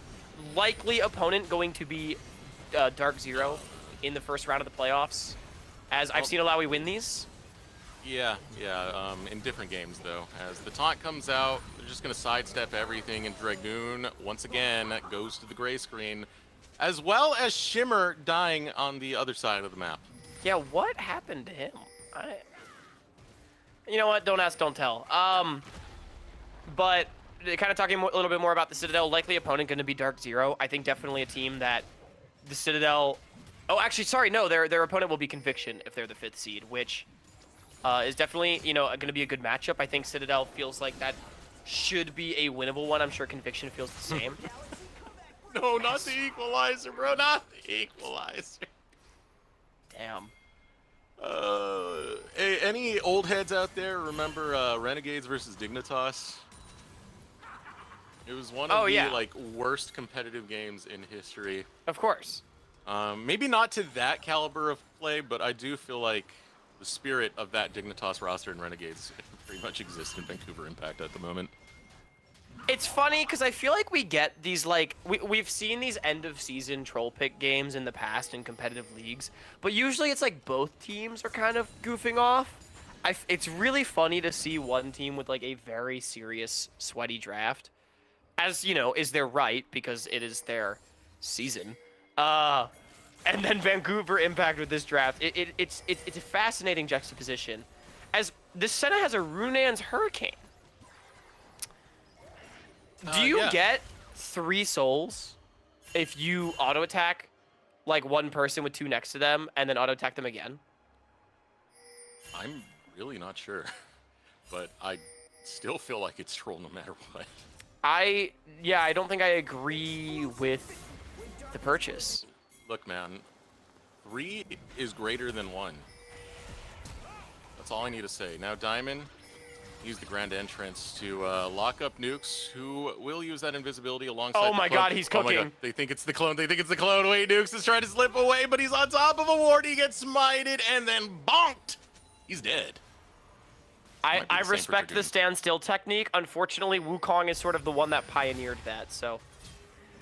Kennedy was able to get him, and Zev is now caught standing still in mid lane. Okay. I can't wait for the interview on this. Okay, Genvi, Senor Hans, he will step around the minefield and get away from the Mega Inferno Bomb. On top of that, Sudsy's not even allowed 1 kill. Not allowed a scrap. This is poverty zigs that we're experiencing. He's forced to run away. But here comes Nuke's angle. Where's the Here minefield? comes The Nuke. minefield! He's in there. No, he's gonna kill. Okay, that's good enough, you know? That's Shaco does it. big! Let's go, Nukes! Level 9 Shaco. Big shutdown onto the Xayah. It's like the smallest shutdown that was even there. Instinct, how do we have 3 kill participation, buddy? We got to embrace the chaos a little bit more. Oh, wait. Oh, okay. All right. Now Sudsy's The hype was very short-lived. Sudsy's gonna die, right? No. Kenvi too low. Oh, we got more kills coming up. Zev smells it. He sees blood in the water. He wants to grab him. It's a shutdown. Vancouver Impact are the best team ever. Look at that. They got another shutdown. Oh, Senna's eating good. Even though their base is in shambles and things are falling left and right for Vancouver Impact to get 2 kills, man. Chase Bradley to the end of the earth. There's literally nothing to lose. Can get an objective bounty off the dragon. We're so back. I do regret to inform you that those 2 kills that Vancouver Impact just got were not Bone Tooth stacks for Shimmer, as he had already gotten the Wukong and the Rakan. So that's tough. I'm not laughing. I'm crying, baby. What a game. What a game. I guess now we can say comebackable. You know, they took down 3 members of CTG. Oh, it's We only have just 69 gotten souls. word from Hold on. production that Senna has 69 souls. Nice. That is probably the most important thing that's happened this game now that I think about it. Nice. So Eric, how's your day going? It's been a day, man. It's really been a day.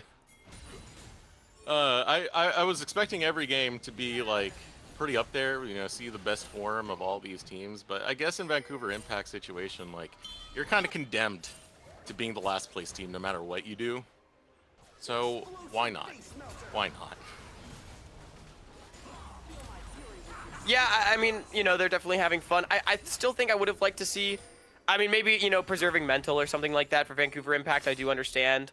Oh, yeah. We have seen a lot of times approaching the promotion tournament, NACL teams have, it definitely causes a mental strain, just waiting that long and needing to scrim, stay sharp.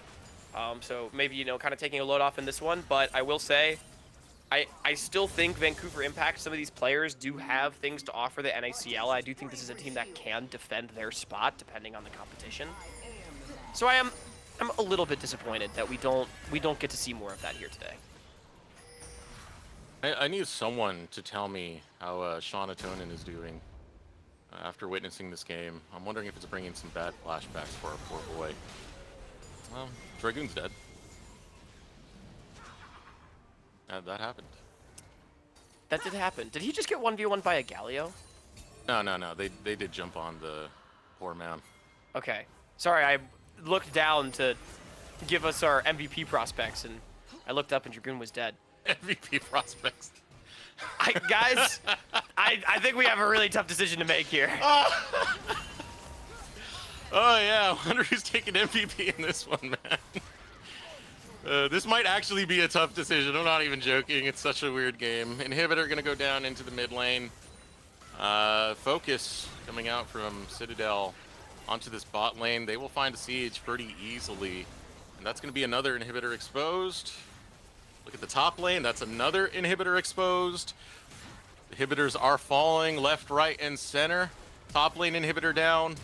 Look at all these inhibitors. Look how quickly they collapse. Heroic Entrance comes in, and Sudsy gets splat by the Justice Punch of Bradley. And so do the rest of Vancouver Impact. Hey, if you know it's not going to be a win, have some fun and go out in a blaze of glory as the NACL Avengers, they make a 3-point hero stance landing on the nexus of Vancouver Impact.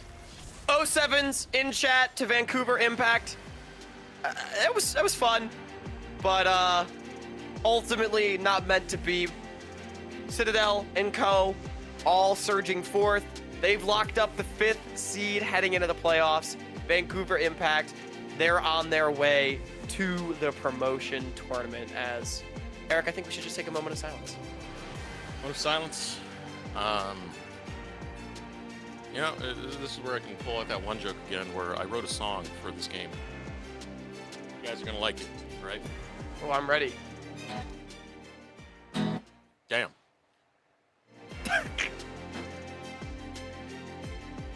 I don't know what I witnessed. That was high art. Oh man. Well, yeah, I don't really know what else to say about that game. It happened, it was played, and that's that. Yeah, I mean, for Citadel, it still feels good, nonetheless. I Yes. mean, like, you are improving into a record that is now positive at the 5-4, and those were kind of the expectations we had seeing this team, this roster on paper, despite what they showed us very, very early on. So it's great that they're able to make it towards the upper half of the standings, like a lot of these players have finished throughout their career when it comes to NACL. But what a way to close the season, man. What a way to close the season. It really is. Hey, you know what? I think Vancouver can at least take solace in the fact that they did boom CCG potentially out of a playoff spot, which is pretty Boom hype. me. So they did, you know, at least pick up their win. But we could probably throw our MV prospects up on the No, not prospects. on the Prospects. screen. Philip, Kenvy, and Bradley. I feel like it's NACL build, between man. Philip and Kenvy. I should have put the Shaco up there, I think, as the third choice, but Yeah. I mean, if we need to, the producer can just put clown wigs on us, and then we'll see the Shaco once more. But yeah, I mean, I don't even know who to really give it to on this one when you had a game that was so, you know, relaxed as that. I think for the most part, I'm on the board for Philip in particular because he burned people a lot, got a lot of early kills, And that's what just stuck out Yeah, to me in the game. see, That's I all feel I'm like gonna say. Kenby kind of benefited, because Kenby had more KP. I feel like he kind of benefited from Philip's hard work, where like Kenby started killing people once the team as a whole was already fed, but he had some early deaths. I feel like it was Philip that really like got the ball rolling. You know, I feel like Kenby's kind of a freeloader for that. So I don't know. He died in the base. Yeah, like Philip didn't do what that. the heck? But anyway, make sure you let us know who's gonna be the MVP between Philip, Kenby, and Bradley. I think it's time for us to take a break, Eric. Yes, before we yes, go to a our long, interview. well-needed one, man. I know it's only gonna be 3 minutes, but we need a break. We need a break, guys. We need a break. We're throwing over to break. We're getting out of here. We're gonna go get a drink of water The whole and game was our break. recover our mental.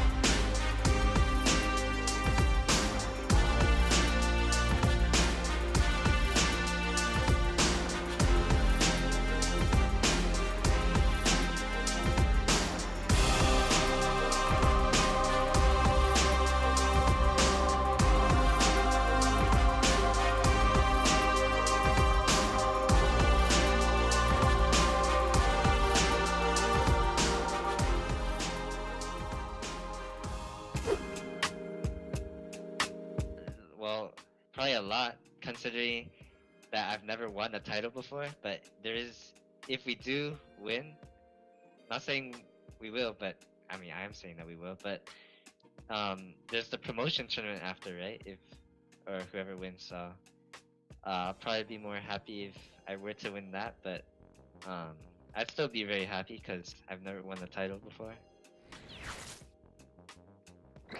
I mean, it would mean a lot if I was able to win Split 2 because previously in Tier 2, I've never really had like a winning performance. It was always like top 4 and just like on the upper end, but I never really made that jump into actually winning. So it'd mean a lot as well as promotion on the line. So yeah, I mean, I'd like to win this split. So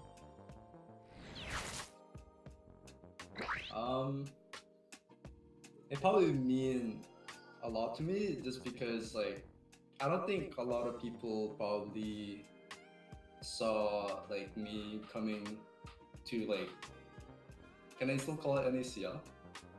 Yeah, but I don't see I don't think people really recognize me enough that I feel like I'm an NACL player, but I want to prove people wrong. I want to prove that I'll be able to like handle my own in NACL. That's the fun part of me like competing, is that like I want to prove doubters wrong. But yeah, that's just yeah.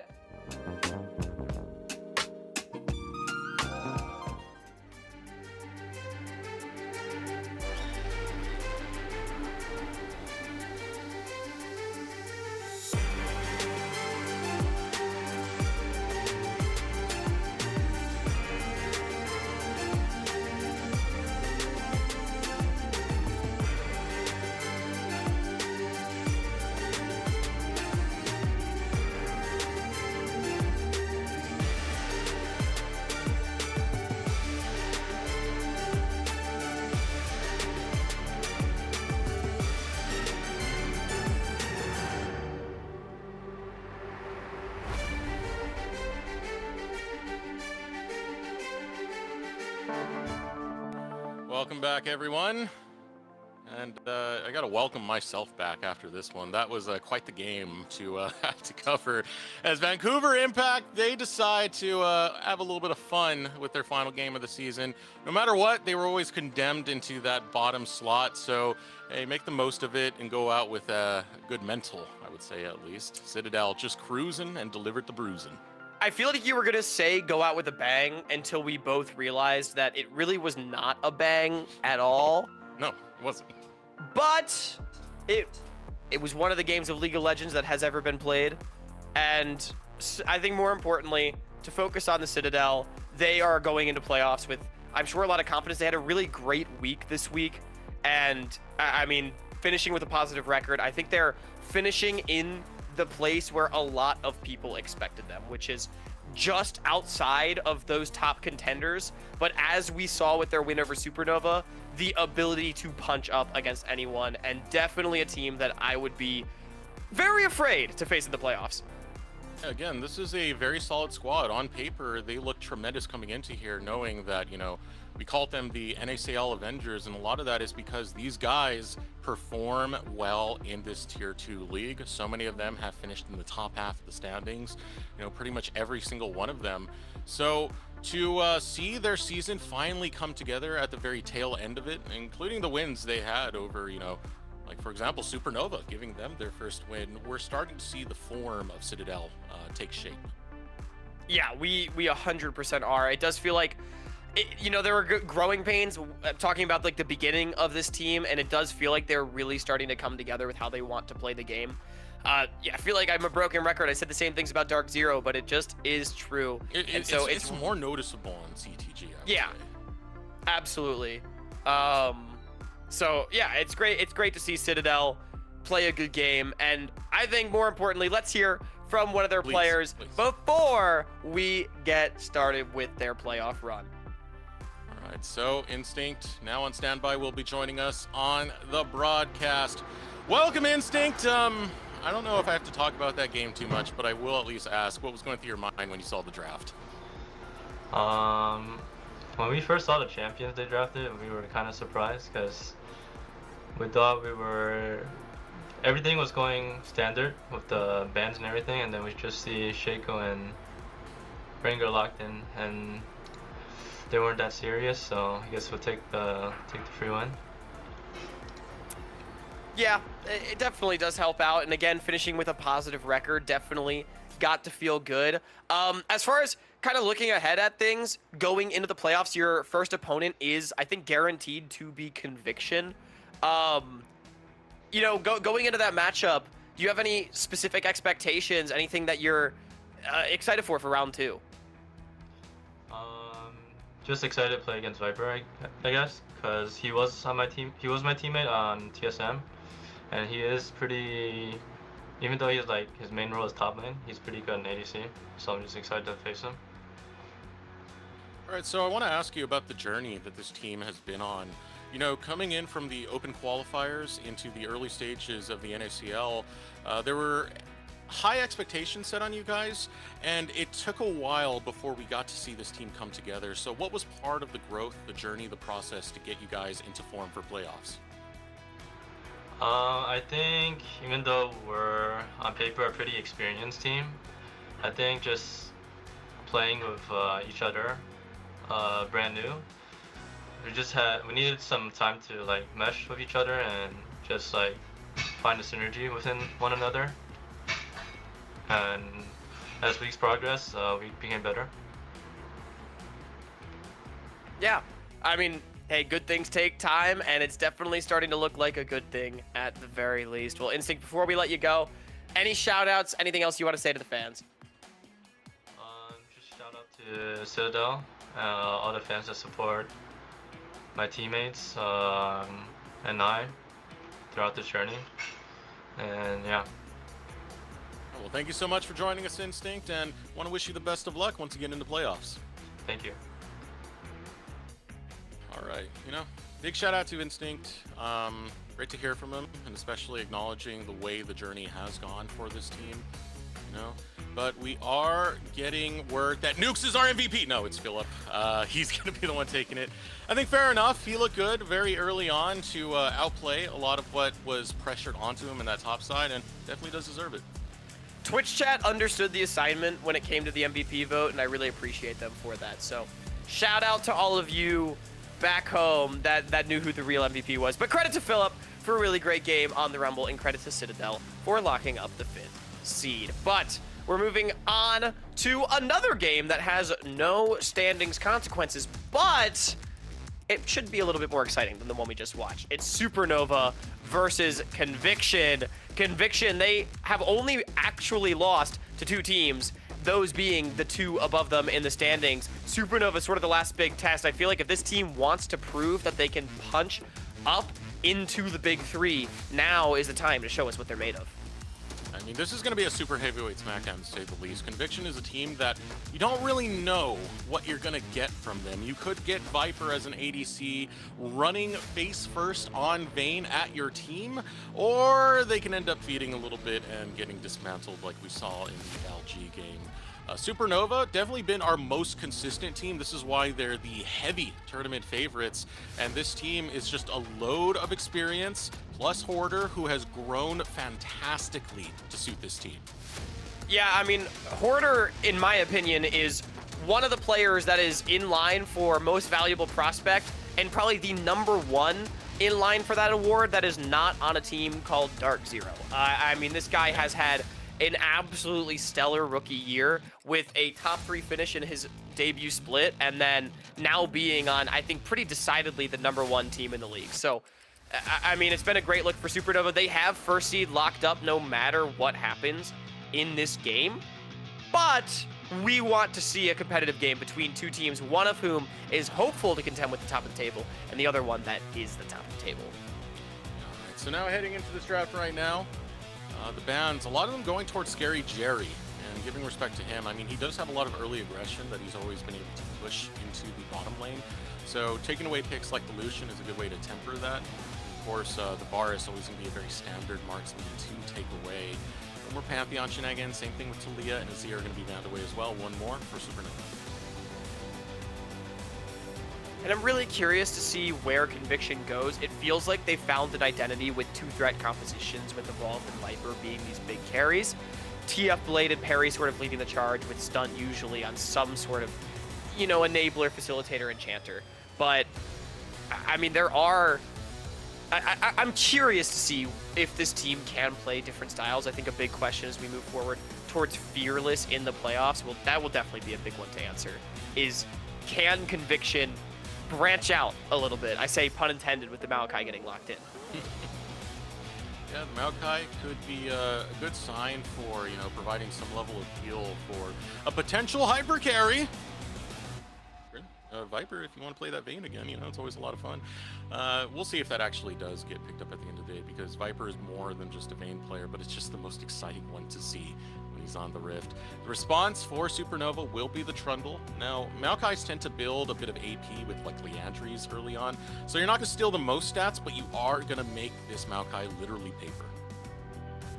Yeah, I mean, Trundle's a great pick. I'm honestly surprised that Conviction would leave Trundle open with yeah, if they're gonna first pick the Maokai. It feels like usually if you're looking for those tanks, you would ban it out, especially because Scion's also been such a big pick for TF Blade. The Trundle, I feel like, sort of invalidates that. It's a really good one for Dardoch. We've seen what he can do on this champion when he is able to lead the charge and beat people over the head with his club. Rise for a Blaze Olive as well. It's just a hyperscaler that, I mean, has a lot of playmaking potential. And when he's on this Rise, he knows how to utilize it the way it should be utilized, especially with the Realm Warp. You don't necessarily have to take the Realm Warp yourself. Sometimes you can put a tank in. You can put Hoarder in there and have him jump the back line, or anyone else who's looking to dive that back line. So it gives you a lot of, you know, flexibility in the way you want to approach fights, the way you want to take a lot of these fights. But for Conviction, Evolved will be on the Cassiopeia this time. Yeah, I mean, this is like a really old school counter pick to the Rise. We've seen Evolve play this pick as well to pretty good success. I'm really curious to see how he's able to do on it against Blaze Olive. I think this is going to be the most important matchup for me, is that we know Viper and Stun are going to want to play aggro. Scary Jerry and Breezy are also going to want to play aggro. That one's probably going to be volatile. But I think a lot of mid laners have struggled to contain ABO. And I think if Conviction, again, wants to be that top of the table team, and they're going to play 2 threats, they need Evolve to perform well up against the mid lane Titan of Supernova. So Jace's going to get picked up here. Now, normally when you see a Jace, you think a lot about the poke that it can bring, but when you have certain champions like Cassiopeia, you can bring that hammer down and be able to take her down quite quickly. The one thing you're going to have to respect, though, is that miasma. It is very effective at stopping a lot of movement abilities and making it harder to actually jump onto that back line. So I do feel like we'll be trying to utilize that poke more than anything else. And not the most mobility on Supernova as well to dodge those Noxious blasts.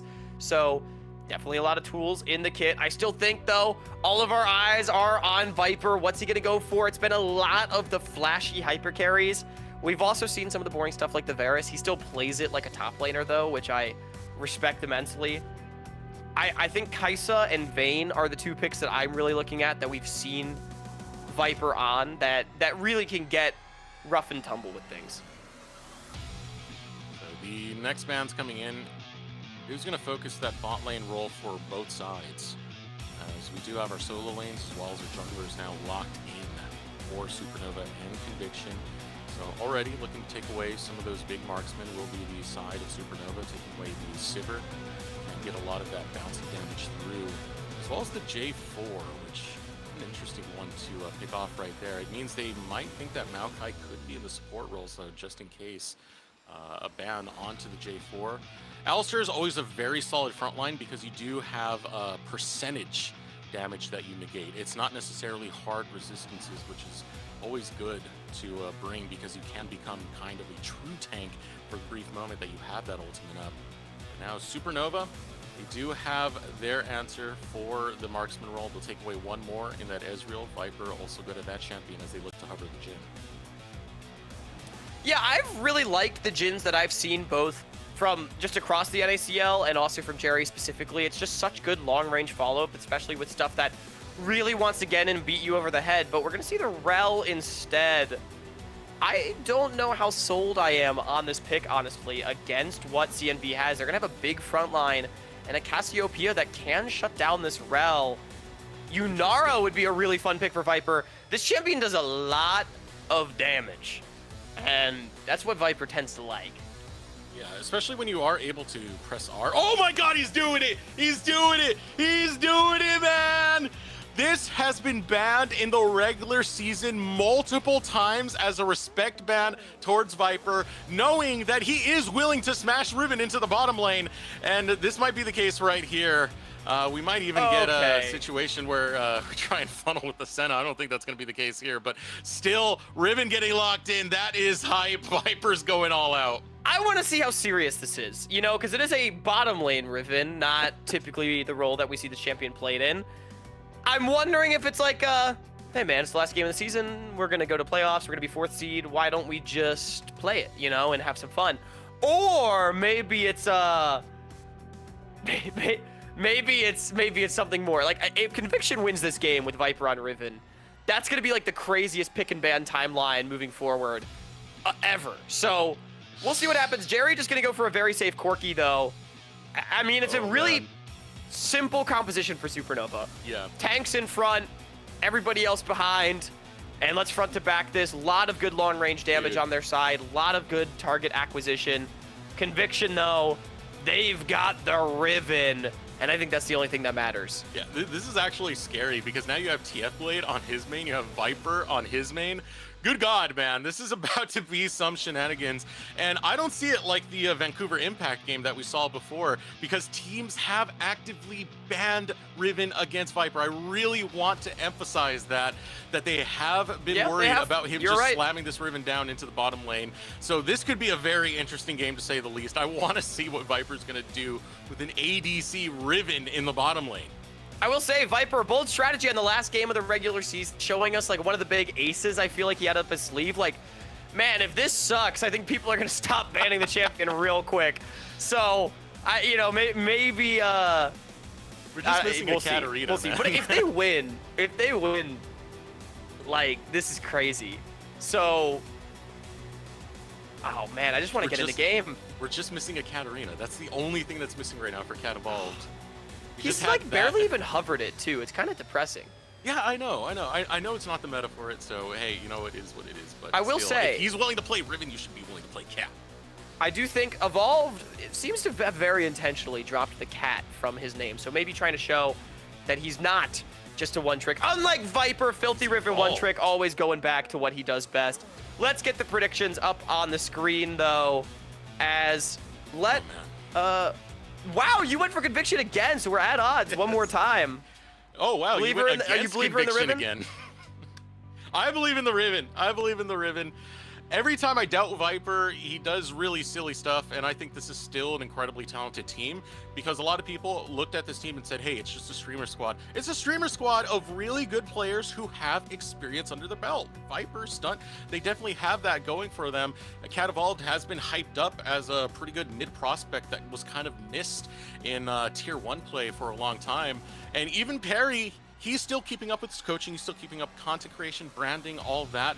I think you can't sleep on Conviction as much as you hate them, Hawk. I'm not a hater. The unfortunate thing is, after I'm like, all right, this team's pretty good. This week they played LG and Supernova, and I think it just comes down to, I think those are the 2 best teams in the league. Sorry, Conviction. Yeah.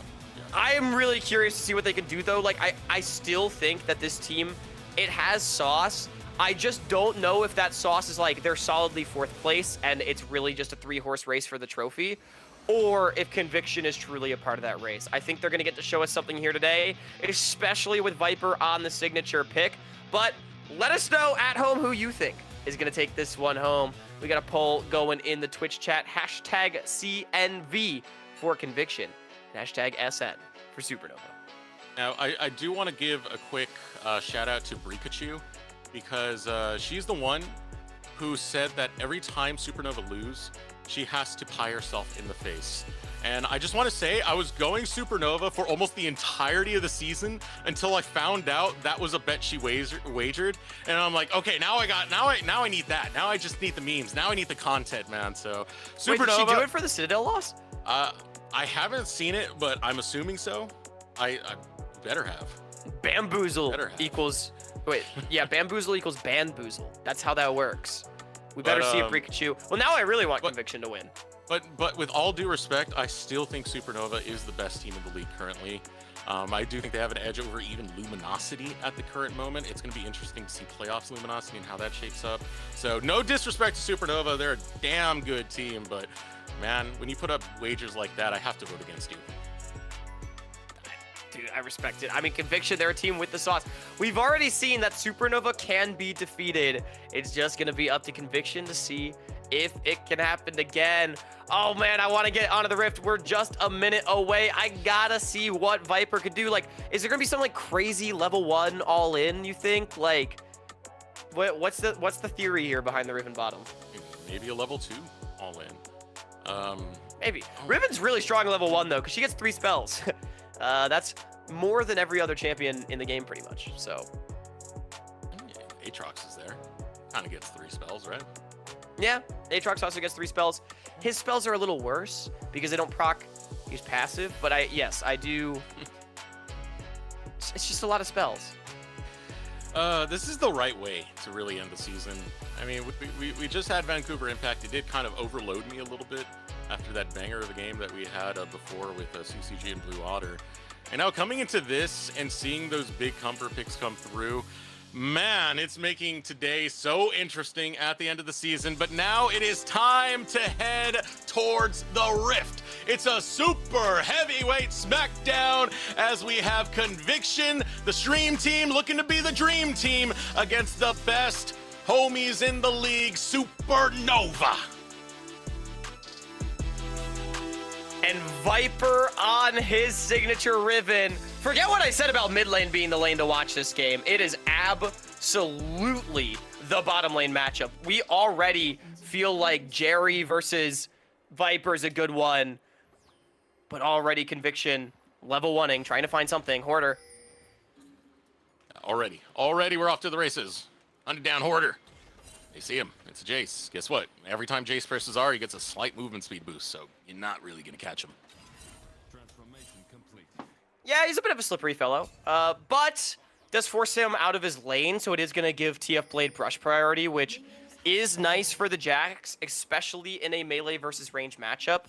Denies a lot of safety from that Jace in terms of taking control of the wave, and kind of gives it over to TF Blade to duck out of some of those autos. How you doing, Hawk? How you liking today? I'm feeling revitalized now that I have a Riven in a game. I feel like I like checked out a little bit in the last one, but like now we're so back, you know? Oh yeah. I mean, again, this is something that's been constantly banned from Viper, and for good reason. Viper used to play in the top lane. That's why you know the name. A lot of people familiar with his old play. Riven was that big champion. And fun fact, Vayne was another one of them that we used to see from time to time. So now just seeing a lot of those mains that kind of put Viper on the map. Someone who has dominated solo queue. It's just going to be a blast to see. And you can see already Viper trying to trade out. This is going to be one of the tricky things here because it is technically, you know, a melee ADC that you have. So this means you can get zoned off from the wave. Again, like, in theory, I still am not sold that the Riven is a real pick, but until I'm proven wrong, I will choose to believe in it. I will say, Evolved is doing a really great job. Excellent harass going down in the mid lane onto ABO. Those Noxus Blasts, something that Ryze can't really trade back with because he has to take the minion aggro. Meanwhile, Cassio can just throw out those Qs pretty much for free, and Evolved has been like 100% hit rate on those. So keep going to pull over Dardoch with how furious the trading has been. ABO, though, being level 3, going to help him out. Dardoch's been a fantastic jungler. He's very aware of the enemy jungler movements. Yes. And this does show right here with the ward going down. He is aware that there's no red buff right over that wall. So going straight over to his blue buff, Perry's going to play around with the blast plant to try and get something back. 900 health remains. It's just a 50-50. Might get the patience coming down, but Dardoch will be M with the emote as he takes the blue buff out of the hands of Perry. No, Perry got it. Perry got the smite. Dardoch is leaving empty-handed right now. It's a great smite from Perry. He's now just super far ahead in his clear, and Hoarder is in danger now.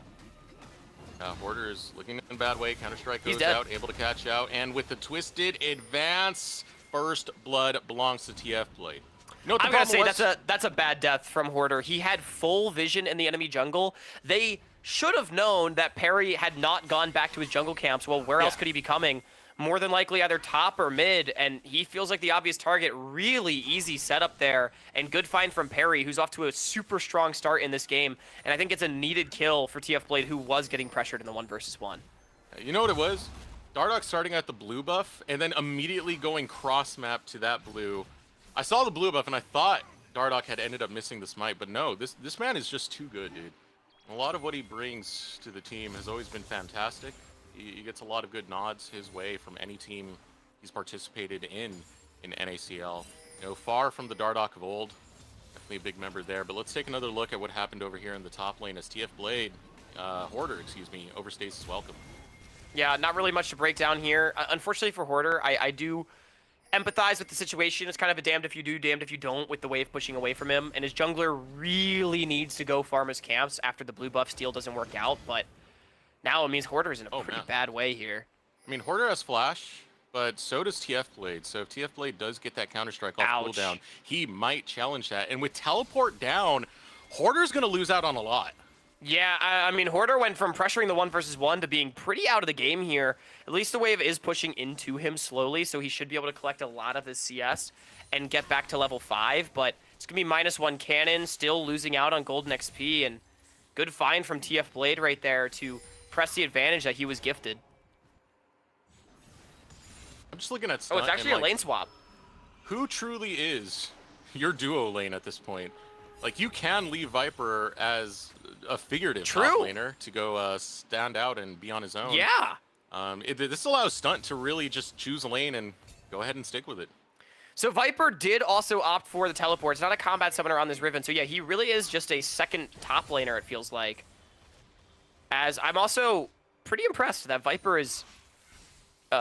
he was even a CS with Jerry before the swap, and Jerry's only ahead now because he was able to base first. So pretty good look for the Riven so far.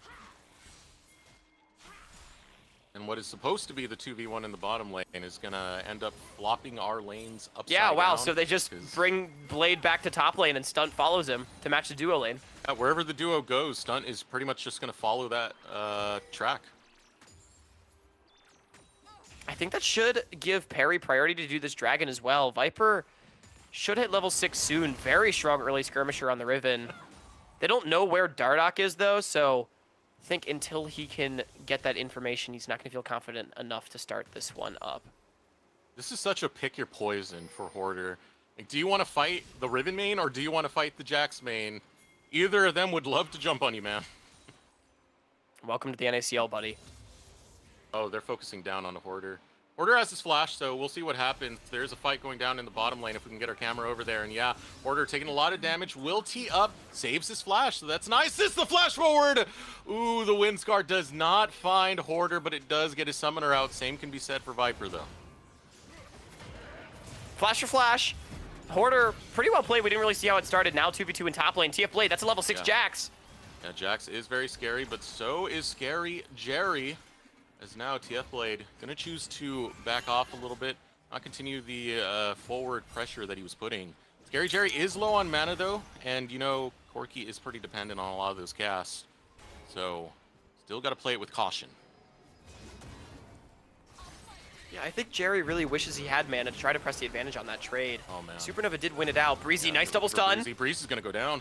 Yeah, so Breezy gets picked off by Stunt.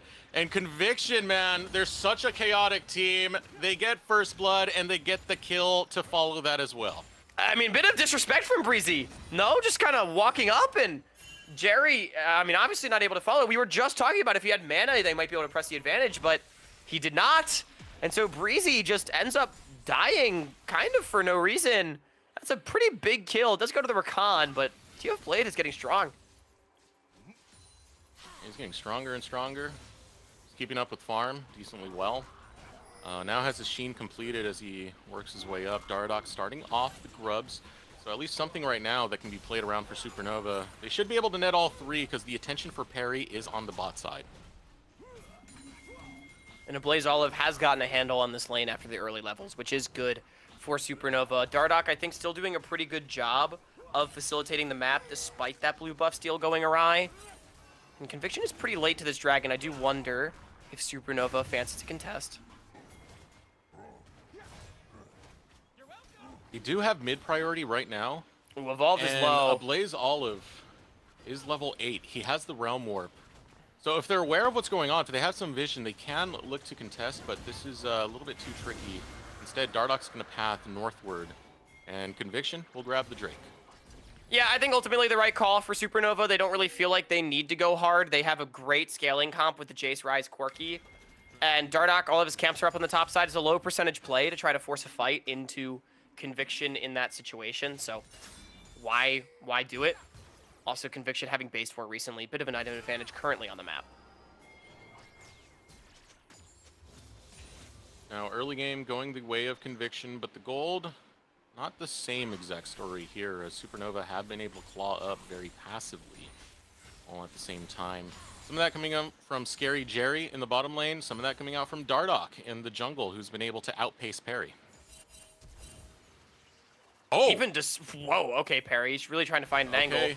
Oh, Hoarder sees the cats. Yeah, there's no flash. There's no flash for a Hoarder, so he tries to tee up and push him away, but there's nowhere for him to go but to the respawn as Feats of Warfare belong to Conviction off the first 3 kills. And you know what? It may have looked goofy, but it worked. Parry was able to line up the angle, and Hoarder didn't see the cats fast enough to try to get himself away. Really good setup from Parry right there in Conviction. They have a great start in this game. And it's really putting Hoarder down. Now look at this double knockup coming in. Here comes TF Blade, double stun from the Counter-Strike, wants to find Breezy. Breezy gets bonked and taken down. Stunt will pick up his second kill of the game. Scary Jerry waving his fist angrily at the clouds as Conviction grab another one. Yeah, that was really well played from Stunt, as it was the Q that went wide from Breezy. So then Stunt was able to get in with the grand entrance. Double knockup, easy pickup. It's another kill to the Rakan, of all people, but still, it's yet another 2v2 going the way of TF Blade and Stunt. 4 kills. 4 early kills to Conviction. And it just keeps coming in, man. This is such an interesting angle that we're seeing. You know, it's something I had mentioned in the last game that sometimes when you go against these unorthodox compositions, it's kind of tricky to figure out what the strategy is going to be, what you're going to be going against. But this time it's actually relevant to this game, as now flashing forward is going to be a Blaze Olive, putting down the Miasma. A nice use of the Petrifying Gaze will be able to flash away. Knock up from Stunt misses, but it doesn't matter. They saved Evolved. Well played by Evolved. Chose the correct target with the Petrifying Gaze to go after Dardock, knowing that the Rise on his own did not have the damage, and able to get away. It felt like ABO went a little bit early. I feel like Dardock was just starting to walk away, as the force came through from the Rise, at the very least, they do trade flash for flash and force out the base, but not much else other than that. I mean, Supernova still not able to find themselves on the scoreboard, and I've got to say, I am really enjoying watching Eviction so far in this game. This triple solo lane comp, as I feel like it is. Yeah. It's fascinating the way that they're playing around it, and it's working.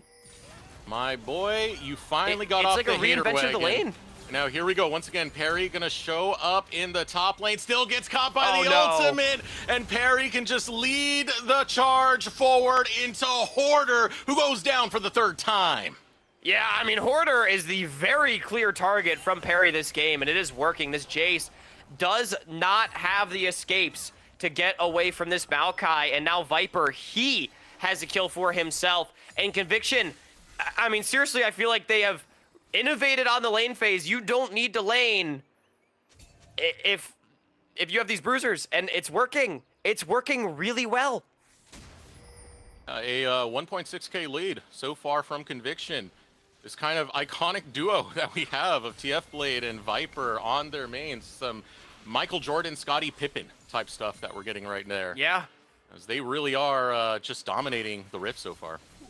And I gotta say, too, you know, Conviction, they still have the consistent DPS from the Cassiopeia later on into the game, so it's not even like they're sort of lacking an 80 carry adjacent pick. I feel like Cassio sort of fills that role. Evolved farming up really nicely, 11 CS per minute. And yeah, I think Conviction has everything they need, really, to win this game. We have a big dragon fight coming up at 35. I would expect that CNV wants to go for this one. Stunt does take a big chunk, though. It's a lot of damage on Stunt, but none onto Viper. You can see how well he's able to pilot this Riven. You know, it fits like a glove for him as he'll weave in and out a lot of these fights. Scary Jerry eating a sapling. Wave crashing now into the tower. Viper is there to catch it while TF Blade clearing over on this top side. Currently has a level lead against Hoarder, who's definitely been on the struggle bus. Also has his teleport, so if Conviction choose to challenge the Drake, TF Blade will be there, Hoarder will not. Supernova actually going to be the ones to start up the dragon. TF Blade has a lot of push in the top lane. This feels like a very dangerous position. Look at the blue ward behind Scary Jerry that Blade could TP to. Yeah, here we go. Fight looking to break out. You can see right now, looking to cash in on the Trundle. Dardoch gets dropped. Teleport was canceled, I believe. Yeah, Hoarder was able to hop right onto TF Blade and cancel it, but it doesn't change the outcome, as now the dragon belongs to Conviction. Honestly, it might be better for TF Blade that he didn't TP, because it means he gets to stay on the wave. Now, Jerry is going to get some free time in mid with those grubs. Might be a bit of a wave denied, as well as some damage on this tower. I don't think they get the whole thing. Another stun, ultimate going on to Viper. He burns his They're flash out. and does get away. So Conviction, their bot lane. It feels weird to say that with the Riven. Does find an escape, but this is a nice counterattack from Supernova as they'll claim the mid lane tower. I mean, this is a very slippery composition from Conviction. With Perry playing Phase Rush Maokai, you have Evolved with the Petrifying Gaze to disengage for himself, and then a lot of mobility on those Bruisers in the Rakan. And so Conviction, I mean, they do lose their mid lane tower. That's a pretty big pickup for Supernova, but I think they'll take the dragon and the kill and trade. This is a lot of free farm time for TF Blade. He's currently about 20 CS up. Hoarder's going to be able to catch part of that wave, but when you give a Jax a lot of kills and a lot of farm and put him in a side lane, and he's that far ahead, that becomes a menace, that becomes a nightmare to have to deal with. And now you have two side laners. Yeah, good luck. And I mean, it feels very difficult for Conviction, rather Supernova, to come back into this game, because Conviction is playing a bunch of champions that when they get strong, they can really take over. And the damage has not really come online. I mean, this Rise is 4 stacks on his rower. We're going to have a whole nother dragon fight before ABO is actually really able to do anything. Now, they do want to look at Evolve to at least try to get him some more gold. Maybe Viper another can tower. teleport down here. Viper can teleport down here. They're seeing the play come out now. Evolve trying to get some damage in. Stun's going to show up. No stun landing. He's pulling on the stun. wave. Now here's the teleport. Viper looking to rejoin. There's the Petrifying Gaze. It lands onto a Blaze Olive. They catch him with the charm. And here comes Viper. Pillar goes up. It delays Viper from getting in. Look at the top lane, though, as Hoarder's getting picked on. He's getting bullied. His lunge lunch money is no longer in his pockets and they stole his shoes while they're at it. I mean, that was really well played by Evolved and the rest of Conviction. Understanding they had the numbers advantage on the top side with the overforce from Supernova, but Evolved did a brilliant job of denying the dive. Weren't able to turn around into any kills, but it doesn't matter. Look at what they're getting on the top side of the map, and my only concern for Conviction really is their ability to knock down turrets. Well, they've been able to take their first one off that Rift Herald push. 7-0. Are Supernova going to experience their second loss of the season at the hands of ADC Riven? It just might be a reality. I mean, there's a lot of scaling that Supernova do have, but they need to slow down the bleeding if they're going to make that scaling actually pay off. I mean, Eric, I want to make something very clear. This Riven pick, this is a real pick. Like, I am it is not convinced by this. Not a mirage. Even with Jerry in the lane, and I mean, they're playing around it so well. Supernova, though, I will say their macro does continue to be very good. They are cross-mapping extremely well, using their ability to kill turrets with these grubs to open things up for themselves. It's going to be their third. Oh, no, they didn't kill that bot lane turret, but getting close to having 3 outer turrets. Yeah. Conviction at least cross-mapping for themselves, but I will say, like, Conviction's winning everywhere, but they are only 2,500 gold ahead at 18, which is not too crazy. And again, SN with their very traditional composition, they will have a lot of damage later on. You know, we got a little bit of breathing time, so let's go ahead and shout out our sponsors. That is going to be prodiff.gg. Do you like what you're seeing right now? Yes? Of course you do. It's TF Blade on Jackson, Viper on Riven. Well, you can learn how to play like some of these players if you go to prodiff.gg to get one-on-one coaching from the pros. Scan that QR code. Players from the NACL, players from LTA North, they can help you improve, climb the rankings, and maybe even be part of the NACL in the future. You can only do that by scanning that QR code.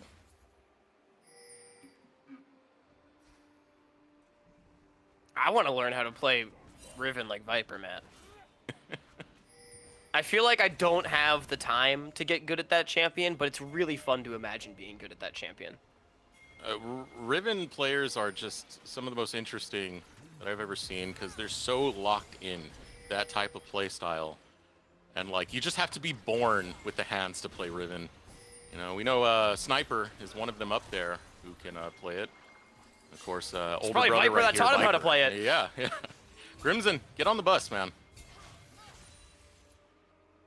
I still remember back in the day, Crimson started out as a mid laner. He was really kind of the black sheep, but you know, at least he switched to top lane, even if he's not busting out the Riven.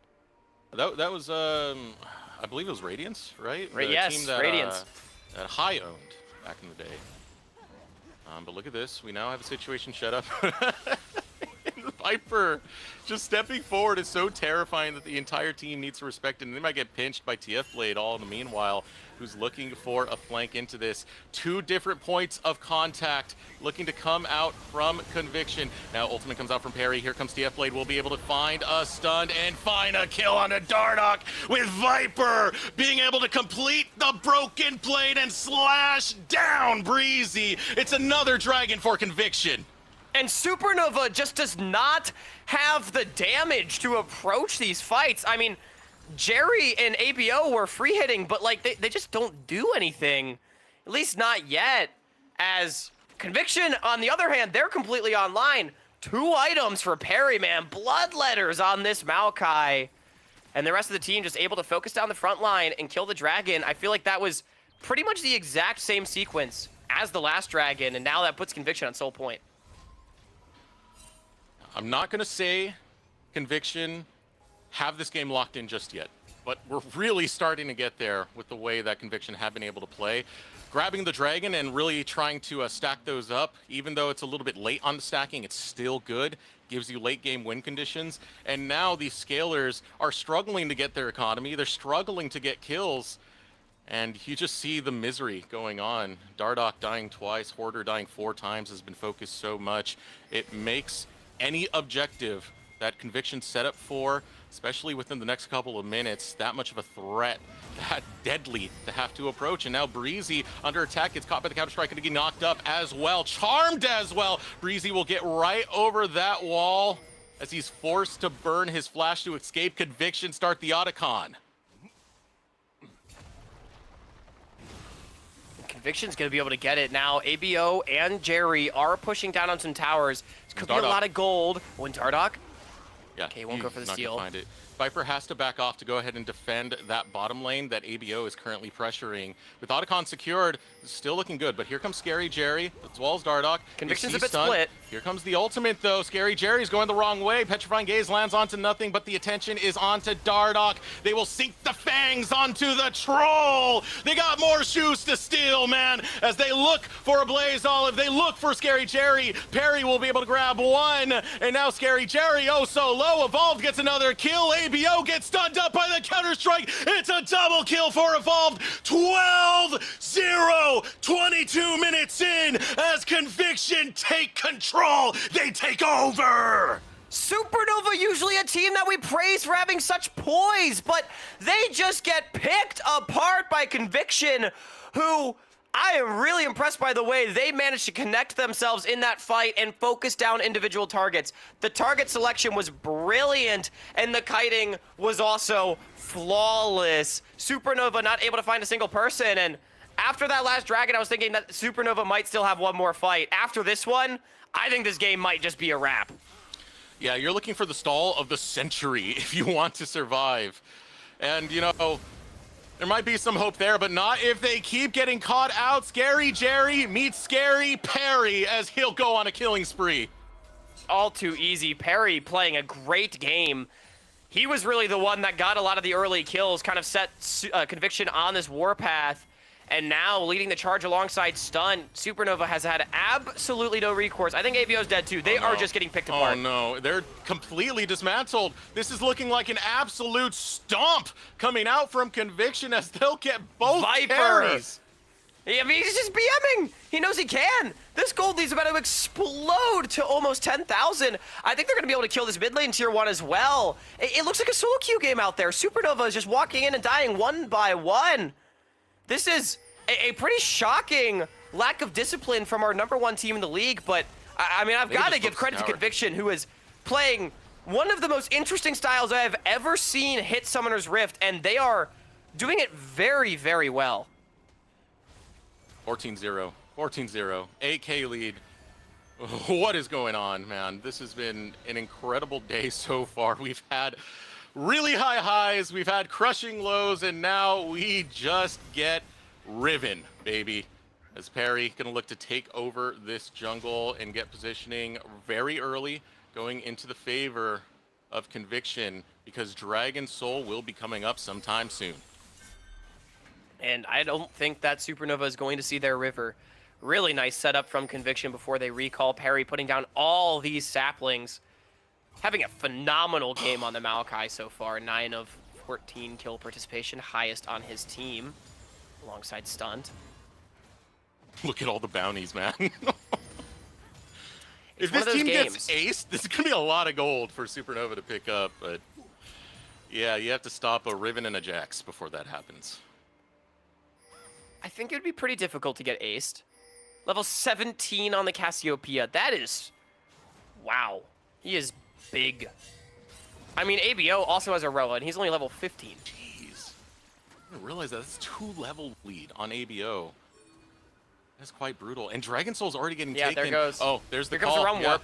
They got no choice right now. They know they can't Here's contest a Hail with the Mary. Drake, so this is exactly as he said. That Hail Mary now thrown out, but it's coming a little bit too late because here comes TF Lane. Here comes Stunt. They're charming up, they're stunning up, and they're looking to bonk all the members as Dardoch becomes Dar dead. Hoarder will die once more. Petrifying Gaze comes out. It lands onto everyone, and Supernova will be destroyed by the BM of Viper. They'll let him watch. They'll put him on call, and it's an ace for Conviction. All too easy as it was evolved on the Cassiopeia, leading the charge, sinking the Twin Fangs into Supernova.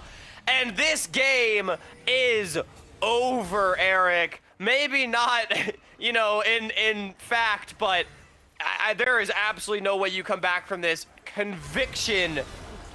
They are showing us that they can play against the best of the best. As we can take another look at this fight, I mean, Supernova, I'll be honest, they do get good AoE down on CNV. They are just way too far behind at this point.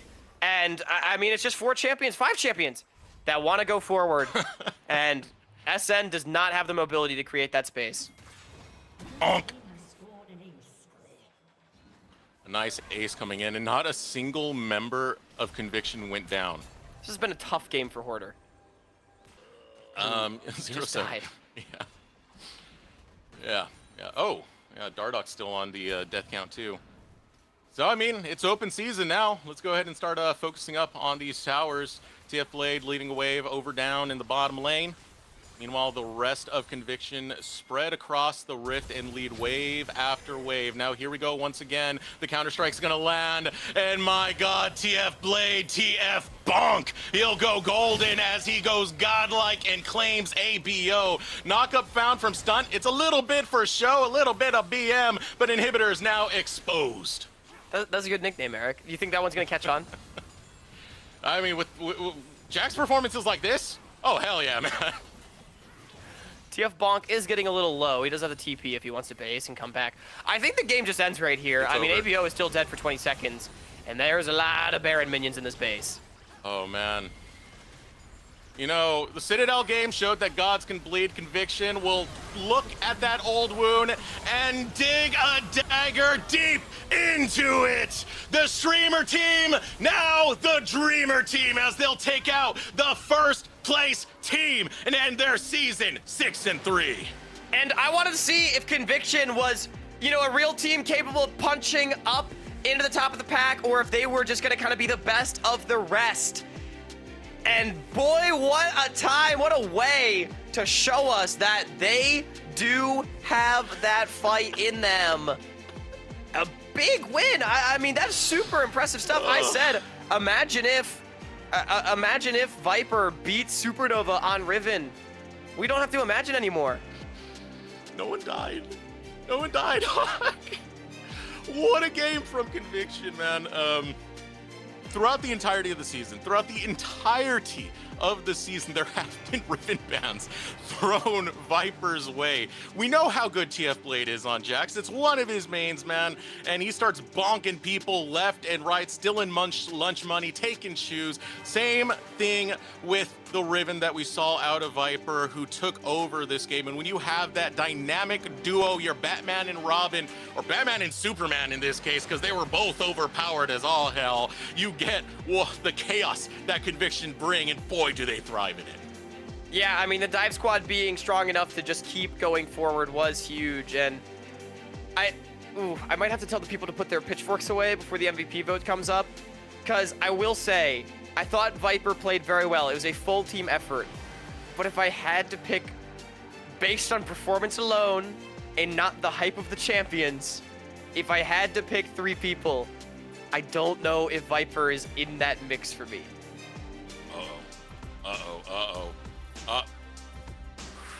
I want to say right now, I didn't respond in our chat. He's the one, over there, he's the one who actually picked those 3, not me. He played very well. It was hype. Okay, it's just, I think TF Blade Evolved and Perry were more impactful for me across the course of this game. I am just amazed that the Riven not only worked, but did excel. And the way that Conviction as a whole played around it was awesome. I do think a lot of the kills that Viper got involved in were just like alley-oops from Perry on the Order. So that's my feelings on the matter. We'll let chat decide. If I see like a gazillion Viper votes, then, well, I'm sorry. I might have to reconsider, but no. I do agree with a lot of what you said. TF Blade side laning, beautiful, Evolved, handled a lot of the ganks that went his way pretty well. But Perry was so confident in his play, flashing over into the Tribush and bringing in the ultimate. I'm just flaming you a little bit. I always got to bring that up, Hawk, because I see you as the Conviction hater. Are you a believer now, at least? Oh, I am absolutely a believer. Oh my goodness. I mean, I've already before this game, I would have said, okay, they can beat anyone that's not the big three. After this game, all bets are off. But we're going to go to a quick break. When we come back, we'll have an interview with one of the victorious players from Conviction.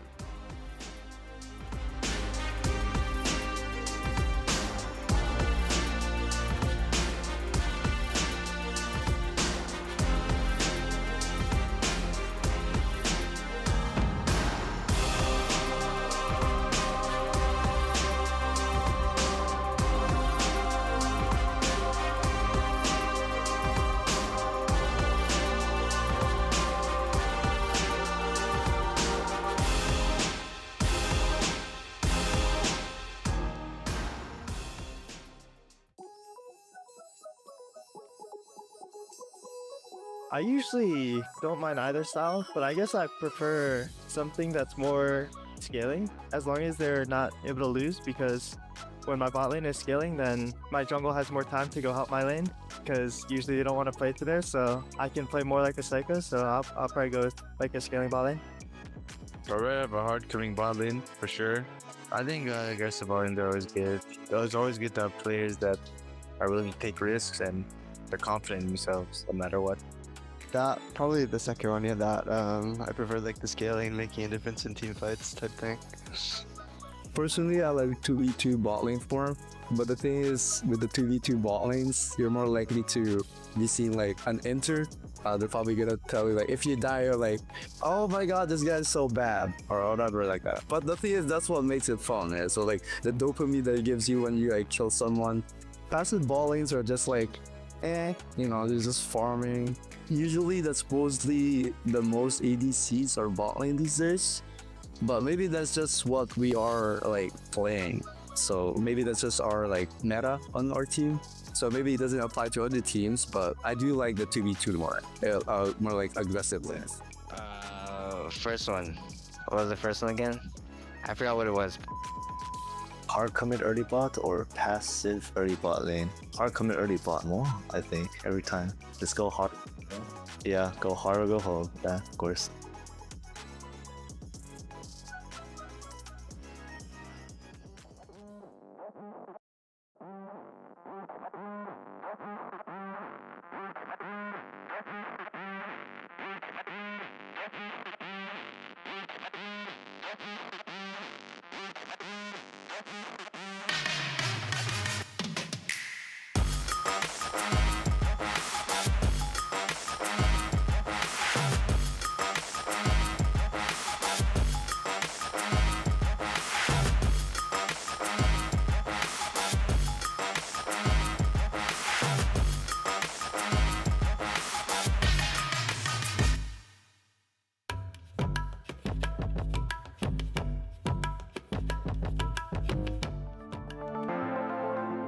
Welcome back, everyone, to the NACL Split 2.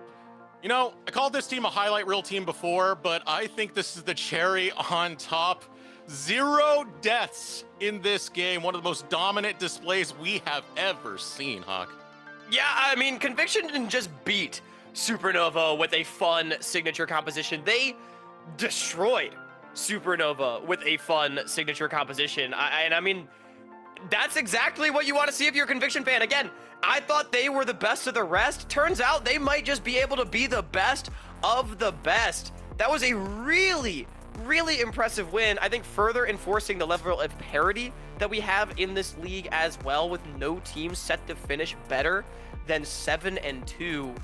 I mean, like, that was one of the coolest games I have seen all year, in years, honestly. Just with the way that, like, Conviction got this Riven bottom composition and seemed like they had played it a million times. That level of coordination and planning does not happen by accident, and it was amazing to watch. 25-0 was the final score that we got out of that one. I mean, Conviction, this is a team that we kind of saw as a bit of a wild card coming into this, but no one could deny the talent that this team has. And I think that's even more apparent right now with how good every single member of this squad did. So we are going to pull up one of the members of Conviction, and that is going to be none other than Perry. So let's go ahead and bring him onto the broadcast. Welcome, Perry. What a game, man. So, first things first, the comp. We got to talk about draft. What made this draft so perfect to take down Supernova? Kong, like, oh, let's play Maokai. Like, I don't think I'll play anything else. We were confident after we got not destroyed, but we lost to Luminosity the other day. They played a Maokai draft. We're like, wow, this is pretty simple to play. Let's try it. And it's like, all right, that looked great. So I enjoyed the part of the game where you cyberbullied Hoarder for a while because it was really easy to just walk up there and find plays. Yeah. But I'm sure there's also the other part of the draft that the people would really like to hear about. Maybe you don't want to like leak too many strats, but like, okay. how real is the Riven? Like, how afraid of it should we be going into playoffs? You know? And the Jacks, both of them. I mean, we are confident. I mean, it is Viper rank 1 Viper Riven. People should be afraid. That's all I'm saying. We will find the angle and we will perform on it. So. Yeah, perform you did, man.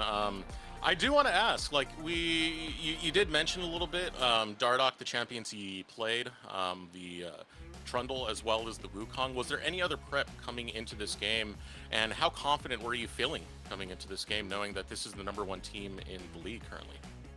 Honestly, I think if we have a solid draft and we're all playing together and we're happy with our champions, we're pretty unstoppable in our individual roles. We're all really strong players. I think that's going to be the competitive edge we have, is just a slight player gap, I hope, going into playoffs. So. Yeah, I mean, it's definitely possible. I wish we could talk longer about that game, but Perry, unfortunately, we will have to let you go. Before we do, any shout-outs, anything else you want to say to the fans? Yeah, I just want to say, like, shout out to my coach, friends, people around supporting the team, watching us grow as a team and win, family, of course, and like everything, really, like all the people supporting. So. It's great stuff to see, especially after the last interview with Stunt, where he called this the battle for who is less washed. Definitely not you, brother. So congratulations on the victory. We look forward to your playoffs run, man. Of course. All right, so a thank you to Perry for being able to join. You know, I know he does have a pretty busy schedule with how much he actually manages to keep his brand going, keep his content creation growing. So be sure to follow Perry if you want to get better at the game. He's definitely one of the greatest coaches that we have. But we have to see who our MVP is going to be. So let's pull that up right now. Who did Twitch chat vote for? I think it's deserved. I mean, it ends up being Perry. Good, yeah. The guy we just talked to. He had a great game on the Maokai, dude. I was like, that champion's pretty strong, looks pretty easy. Yeah, I would say so. I mean, I really don't think Perry, like, did anything spectacular this game. He just played a very fundamentally solid game. And sometimes when you're a jungler, you find the inter and you make them int, and he did that up against Hoarder's Jace. It's just a tough position to be in if you're Hoarder, but that was one of the big win conditions that he was able to generate for the team and was constantly leading the charge in a lot of these fights. I don't know. I would say I think he did some pretty insane stuff. That flash over the Baron wall. That is true. That was pretty baller. I'm not gonna lie. It at least had a lot of aura, you know? Like, yeah. We see Viper aura farm all the time. It's about time we get to see some aura farming from Perry. Excuse me. I'm just stuck on Viper right now, and I need to move on because the next game is going to be starting soon, and that's going to be Dorado Gaming versus Luminosity Gaming. It's going to be a tough one because the dogs are looking like puppers when eyeballing Luminosity. The dogs are barking. But yeah, I don't know how much of a chance they have in this one. Luminosity, a win here locks them into second place. Dorado, a win gets them to 4 wins. They'd move up to 6th place in the standings, which would definitely feel very nice. As LG, you know them, you love them. No 5 mini. Insanity's been back for over a week, and they are looking like that team that can scale up to be a big threat in the playoffs.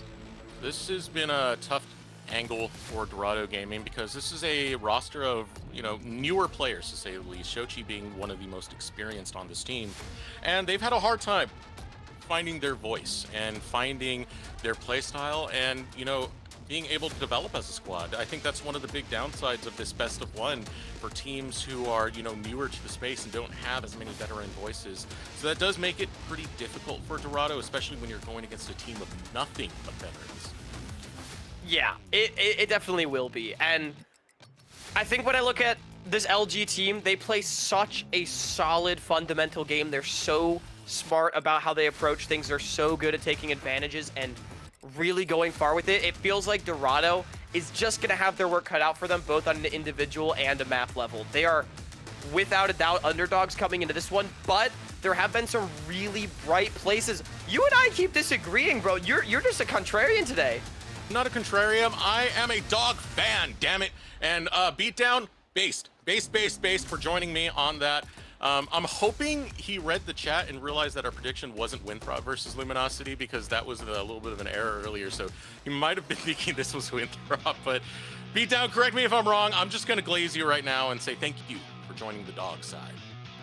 Well, you're 1 for 1 on your spicy predictions so far. The Vancouver Impact one looking a little silly, but you did get the Conviction one right. So I'm here for it. What I was going to say, too, is Dorado has had some positive points. I think one of the biggest ones is that Sushi has started to play well. It was a big struggle, I think, the first couple weeks of the season, but he had a huge pop-off. I think it was on Wednesday, kind of leading the charge to their 3rd win. And so now I think up against Luminosity, Tactical has been a beast all year in the NACL. Big test for Sushi to see if he can swing with the big dogs. Yeah, when we talked with Sushi, a lot of this was like he wasn't playing towards his style at the start of the season. He wasn't playing champions that he knows he's good at. He was just trying to fit the team more and more. So when we got to see him on champions like Kaisa, that's where we're like, oh yeah, this is the guy we do remember who was hyped up by, you know, Double It back on Near Airport. So yeah, it's great to see him finally start to hit that form, but it's always going to be that question for Dorado. Are you finding your form a little bit too late? First pick now coming out for Luminosity Gaming. They're going to take that Nico. Nico first pick is really interesting. I mean, Nico is a really strong champion. I just feel like I don't usually see it locked in on one. It is declaring that we are going to see Tactical and Zazel be the big carries, the big guys that are being played around in this game, which I think we've come to expect from LG. Usually weak-siding Fake God playing more towards Insanity and Tactical. Yeah, so first pick now coming in for Dorado. It's going to be Shochi playing the Azir. Now, one of the pop-off games that Dorado had, it was through Shochi's Azir. He was able to find some great Shurima shuffles and net up a pretty good win that was well needed against Winthrop University. It was. And now we're getting a little bit spicy right here as Sushi gonna look to lock in that Yunara. Yeah, I really like this Yunara pick. I think the champion's really strong. She does a lot of damage. She's pretty strong in the lane too. And it gives Sushi, again, one of those like very self-sufficient, semi-mobile AD carries that he can kind of 1v9 the game with, which I think is the kind of thing that he is good at. You talked about the Kaisa, stuff like Zeri as well. I know Sushi was really good at back in his days playing in Tier 3.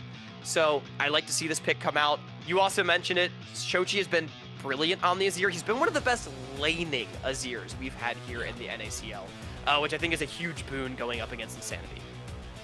And this Nico now combined with the Maokai getting locked in, I think we're seeing a strategy that we had seen before from Luminosity Gaming, where they went for the double ADC. Insanity is very willing to play that quirky in the mid lane, and it was followed up with an Ezreal being the final pick. That combination of the Rockets plus the Mystic Shot is a lot of poke, and then when you poke them down, you do have this incredibly hard engage from the Maokai as well as the Nico. But now the final lock-in over on Dorado's side is going to be the Ivern. That is something we have not seen this split. Yeah, this is a bit of a different approach, especially for Kaido too, who I generally don't think of as a super hard facilitator jungler. But this is a pick that we saw from Dardoch when he played with Sushi, again, back in Tier 3, kind of going toward that like Sushi comfort style, propping him up to be the carry. This is something that he's very comfortable with. So I'm really interested to see how this approach works out for Kaido. Obvious gaps in Dorado's composition are going to be in that front line. You've got some really good stuff like the Scion still available though, and with the Maokai already being locked in, likely not a Trundle. So I think still good options, but this is definitely a different sort of pick than I feel like what we have come to expect from a player like Kaido. And you can see right now, Dorado have done their homework. They're taking away a lot of those long-range ADCs that could potentially go into the bottom lane. Ezreal, again, that pairing worked really well for Luminosity in the past, but also going after the Caitlyn, which can poke with the ace in the hole. Even though it's an ultimate, it still does a lot of damage, and you do get the long-range built-over Peacemaker. Now Tank's going to be taken away. They're not going to allow the front line of Dorado to build, as they'll ban away both the Alistair and the Sion. Great bans from LG. I don't think you're very afraid of any of the other tank supports that Mix can play, at least as far as their frontlining ability. Obviously, they do still need the engaged setup, so I'm expecting something like a Rakan, a Rel, Nautilus to come out. Braum is also pretty good. It's very disengage-oriented. Still looking and waiting, though, for what that top lane pick is going to be for Orianna. You need frontline. You need engage. Something that can set up the Azir and Yunara with targets that they can hit. So yeah, as you had mentioned, like that Braum still going to be very useful depending on the way you play it, because you can be aggressive, you can be disengaged. Both of it works, and it now adds to the defenses that you have on Dorado, both with the Ivern Shield coming through, the Unbreakable placed up, and with the double marksman comp set in the sights of Luminosity, they will lock in that Tristana for tactical. And this is the signature, baby. I'm really excited about this one. It is unimpressive in the laning phase, outranged by the Yunara. However, Tactical has been a monster on this pick in the later stages. And then we also get Fake God Renekton. Renekton been, I feel like, falling out of favor a little bit as of late. However, it does discourage a true tank from getting locked in here for Ariana, as Malphite would be really funny. I was checking I don't really love Jax. The best champion that Tactical played last split was the Tristana, so I wanted to make sure my memory didn't deceive me there. And you don't like it? Well, too bad, it's locked in now. I don't like this pick. I feel like LG has a double 80 carry comp with a decent front line, decent setup, and a lot of ability to slow down and disengage Dorado. And Dorado has virtually zero backline access. I mean, they are trying to play the most pure form of front to back imaginable, but I don't know. I just feel like Jax, it is good against the double 80 carries inherently, but it just feels like it's not going to set up this Azir and Yunara to actually be able to acquire targets.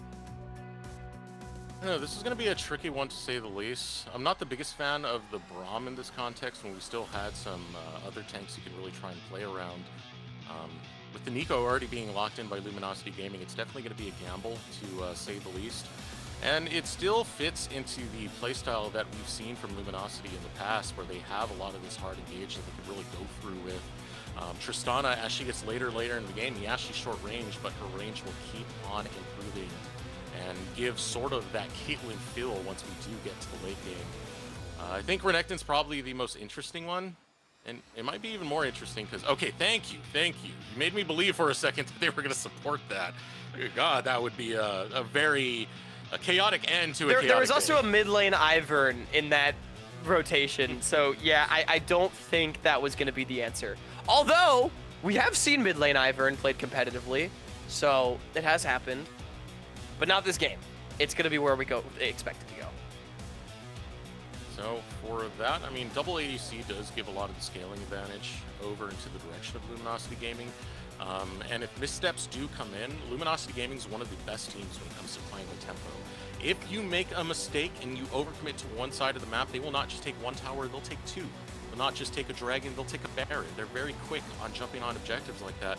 Double marksman comp can capitalize on those neutrals quite a bit. Yeah, I will say, though, there is a range advantage for the side of Dorado. They're also really good at setups in their own right. So there, is an avenue, I think, maybe into this game.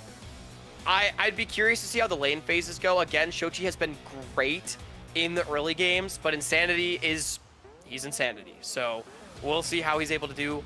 And then I definitely think my eyes are on Sushi this game on the Yunara. It just feels like Dorado's playing a different style. And I'm really curious to see how that style lands. Maybe they're trying something out before playoffs. They would really like to win this game, but I believe they're in playoffs even if they do lose. That should be the case. We'll still get that information in hopefully soon on how concrete the situation with CCG and Blue Otter are. Once we do, we will be able to forward that to you. One of my concerns now, as I look at this more and more, is where are you really going to find your engage from Dorado? It seems like the biggest form of hard engage you have is just Shochi and the Shurima Shuffle. Yeah, like you have some ways. Shurima Shuffle's one. Braum can force occasionally, and also Jax like flash Counter-Strike, but it's definitely not great. I'm very afraid for Dorado if they just start to lose control of this game. Like, I just feel like their composition is a lot of damage, and it doesn't really do much else. They do have good side lane threat with the Jax, of course. I think the bigger problem for Ariana is that his 1v1 matchup just isn't that great. Honestly, all of the lanes aren't that great for Dorado. They're not bad. They're just not that great. I don't know. I feel like at this point you're just trying to skill check Luminosity, and when you're trying to skill check 5 LCS veterans, it's not usually going to go your way. Again, a team that plays so well with tempo and will snowball leads quite fast. Dorado, on the other hand, is a team that when they get a fight going, they will commit to it no matter what, for better or for worse, and most often it ends up being for worse. Yeah, I do definitely agree with that. But I think we're close to getting into game, I hope. Let us know in the chat. We are getting word that we do have a tech pause, so maybe a little bit longer, but still, I don't know if we could maybe do the chat vote and see what the fans think. Dorado versus LG. LG definitely the favorites. Dorado trying something new. An all gas, no brakes team playing a composition that maybe needs a little bit of brakes. Maybe needs a little finesse. No brakes. Yada da me. And yeah, they may be. Why you gotta give me that, man? Put in hashtag LG for Luminosity Gaming, hashtag DOG, the dogs, for Dorado Gaming. Dorado has a lot of fans, man, so I still expect for a lot of people to really root for this team and really try and see them through. I would like to see the next step of their evolution, and if they can win here, they do get a bit of time to go into playoffs and show that they are a scaling team. That's what we've heard in previous interviews, that yeah, this team is having a hard time finding its growth. They're having a hard time figuring out who's going to be the voice to really control things coming in. And that is very difficult when you don't have a specific veteran really working with you. So growth has been slow for this team. They have been scaling. They've had moments where they've done well, but this is the biggest test of them all in Luminosity. Yeah, it most certainly is. I mean, here's some food for thought. Now that SN is 7-2, Luminosity has a chance to go 7-2. If LG wins this game, do we still feel that Supernova is the strongest team in the league? If LG win this game? Yeah. I don't know. Like, does it change your opinion? Would these two games change your opinion of the teams? Okay. Supernova definitely the most consistent team in the league, and that puts them up there as, the #1 favorites. But I think more than Luminosity, Conviction kind of has an argument to be had. And the reason for this, you have to keep in mind, Conviction, they forfeited a game due to tournament realm issues, and what ends up happening, it's Blue Otter that takes that game. Think about what their standings would be if they didn't have that loss and they faced Blue Otter. That would have been 8-1. They actually would have overtaken Supernova. That's true. Wow. I didn't even think about that. I mean, I still think the biggest knock against Conviction is that they've lost to both DZ and LG. But I guess, I mean, so has, Dark Zero also lost to the other two of Supernova and LG. Supernova lost to Citadel, man. Yeah. LG lost to CCG. Everyone's losing to everyone. Everyone's losing, man. Everyone's losing. Everyone. No, I would still see as heavy favorites for Supernova, but I think Luminosity Gaming, they're a team that scales. They've talked about it in previous interviews where they're like, yeah, sometimes we have a lot of hiccups and we're figuring stuff out, We were figuring stuff out coming into best of 1 round robin because it's completely different from Fearless, which is what we had in the regular season last split and in playoffs. So they had to adjust their mindset around that, get used to playing certain champions over and over and over and over. And the systems that Deus has been able to build with such a star-studded team usually begins to bear its fruit once we hit in playoffs. So I do feel like once we see Luminosity in playoffs form, I think arguably they could be the favorite for playoffs and really maybe send Supernova back down to earth. It's definitely a tough thing to call right now because these teams haven't played in Fearless. It's all been that best of 1 round robin. Yeah, that is a good point. I feel like best of 5s definitely can change things, but we have just gotten word. Only 1 minute away from the game. We're almost there. Thank you all for bearing with us and looking at our beautiful faces. Ugly mugs. 2 synonyms. Oh.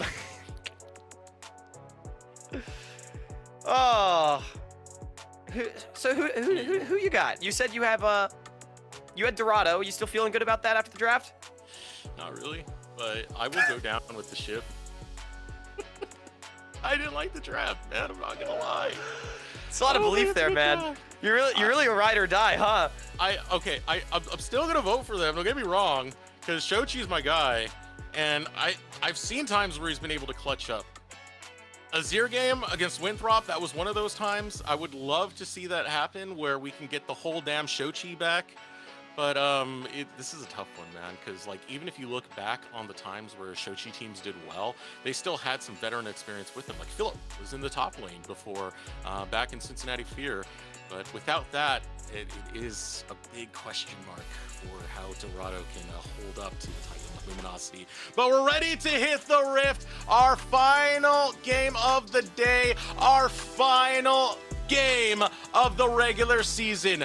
Dorado Gaming versus Luminosity Gaming. And Dorado likely into the playoffs if we could get confirmation on that, but they would like to win this game regardless to separate themselves from the 3-win pack. As you mentioned, a scaling team. A lot of young players on this squad. 3 rookies and a couple of veterans. Means that, hey, getting into playoffs, that's just the first step for them. But they're up against Luminosity Gaming, one of the titans of this league. And the team that we feel, at least for this game, might have just the better draft. Just might. I like how you're like putting this on very softly for me. You're just gonna slowly put me into my grave. Hey, you know, can't come out the gate swinging all at once, you know. Yeah, I'll get it later. It's all right. I'm willing to be the butt of that joke because it's my ride or die, man. When Shochi had an interview, he shouted me out, calling me the #1 Shochi Glazer. I wear that with pride, Hawk. I'm pretty sad that I think I've lost the title of #1 Shochi Glazer. There was a time. You never had it. I don't know. Like back in 23 and 22, I was like his guy, man. I'm just saying. We can fight over him. No, you're the #1 conviction hater. That's gonna be your title forever. Oh man. Look, I was not sold on the roster. I have eaten those words. Oh man. So starting off into this one. Again, one of the hardest teams you could really go against. With the experience that this squad has, you know, Sushi, this is still his first split of play. Technically second split if you include the substitution. Same thing with Ariana, who's debuting as a rookie in split 2. Now, Shochi, definitely going back to, as you said, 2023, going back to those Cincinnati Fear days, does have that experience. He had talked about it in the past where he's like, yeah, I want to try and take on a leadership role. I'm not sure if that's fully come through just yet. They definitely need someone on the comms to be able to be like, yeah, maybe we should pull out of this fight. Because for a lot of Dorado's plays, they just haven't been checked on some of their aggression. Yeah, my main knock against Dorado on an individual level is I think they have 4 of the greediest players I have ever seen at this level of play. Shout out Kaidos, Shochi, Sushi, and Mix. Look, I've just not seen Ariana enough to say like if I think he's a greedy guy. He is, yeah, but at the very least, like I've got like splits worth of data on the other 4. And they like to go forward. And like, I respect that. I just do think that, ooh, Kaido. Wait, he's got like a solo kill here. Yeah, Kaido looking for Tomio right now. Tomio Nice still has his disengage. flash, so he does get the disengage with the Bramble Smash. Looking to slow him down. Kaido's still sticking onto this one, The but heal. Neimer doesn't do that much damage. The heal comes through. He tries to find the final auto. He's burning, but he will not fall. This tree puts out the wildfire with 1 HP as Kaido dies. Literally 1 HP. Oh my, Tomio barely living. Great smite to get the Gromp for the heal. And Kaido, we had just talked about greed. He finds the advantage. He tried to keep chasing for the kill, did not respect Insanity on the roam. That's a pretty big pickup for the Corki early on. Most definitely. Let's take another look at this one. This was started by Kaido. Felt like he had the angle, wanted to auto him down, but Insanity responding to the call. Yeah, I mean, that's just a great roam from Insanity. 1 HP. It was a good look from Kaido. Like, I get why he's going for it, but I think at a certain point you just need to try to take the Gromp and leave. Just feels like it was a bit of an overstay off of what was a great angle. I mean, I know just yesterday you were really praising Kaido also for some of those early invades, trying to get back to that, but this time it just doesn't work out. Yeah. In the last game we saw of Kaido when he was on that Pantheon, he invaded beautifully, knew how to work around that. But this is a case where you have Insanity on Corki. He has priority in the mid lane very early, so it allows him to, disengage with that lane and go join the fray quite quickly, enough to make sure that Tomio stays alive. And again, if you give Luminosity an inch, they will take a mile. And Dorado now on the back foot. I mean, not only does Kaido die, give over a kill, but it also meant he wasn't able to get the crab until much later. Getting harassed off his Raptors, I do think he was at least able to get those. Ariana wants Fake God. It's a tricky one right One now. bonk, You're waiting for one the Q bonk. cooldown. It's going to be a big heal right there, and Ariana has to bail. No flash for Fake God, but Tomio is in the back pocket, says hello, goodbye.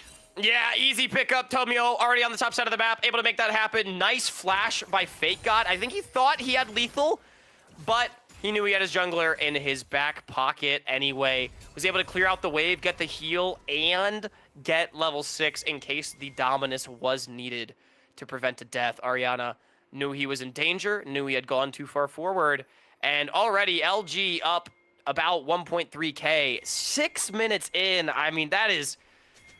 Oh, that's tough.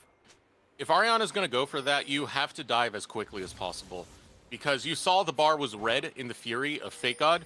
So all he needs to press is the Call the Meek on the wave like he flashed on, and that's a big boost of health back. Really big punish onto Ariana, who, I told you, pretty greedy. And Dorado, again, they really want to win this game. They don't want to be in those tiebreaker scenarios. We have gotten word from League officials that we will be revealing at the end of the show who is making playoffs.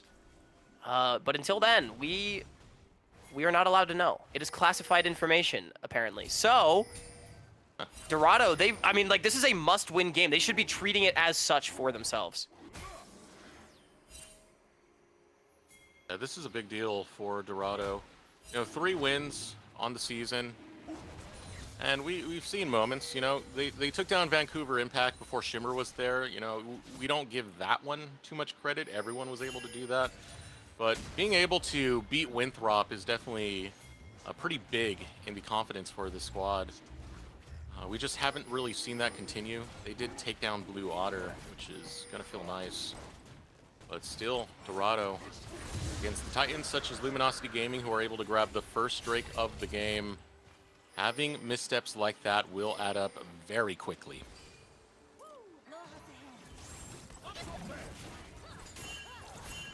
And LG, we talked about it in the pregame. They are a team that, if you give a lead to, they will very cleanly and confidently close it out. We saw it even against the best teams in the league, like Dark Zero in the finals last split, how effectively they were able to take leads and just look to close out the game. So Dorado probably going to want to try to find ways back into things. They are at least keeping things close in basically every other metric besides the couple of kills that have gone over. In addition to the Dragon. And one of those kills going over to Insanity, you can see that he has the Tear of the Goddess now built.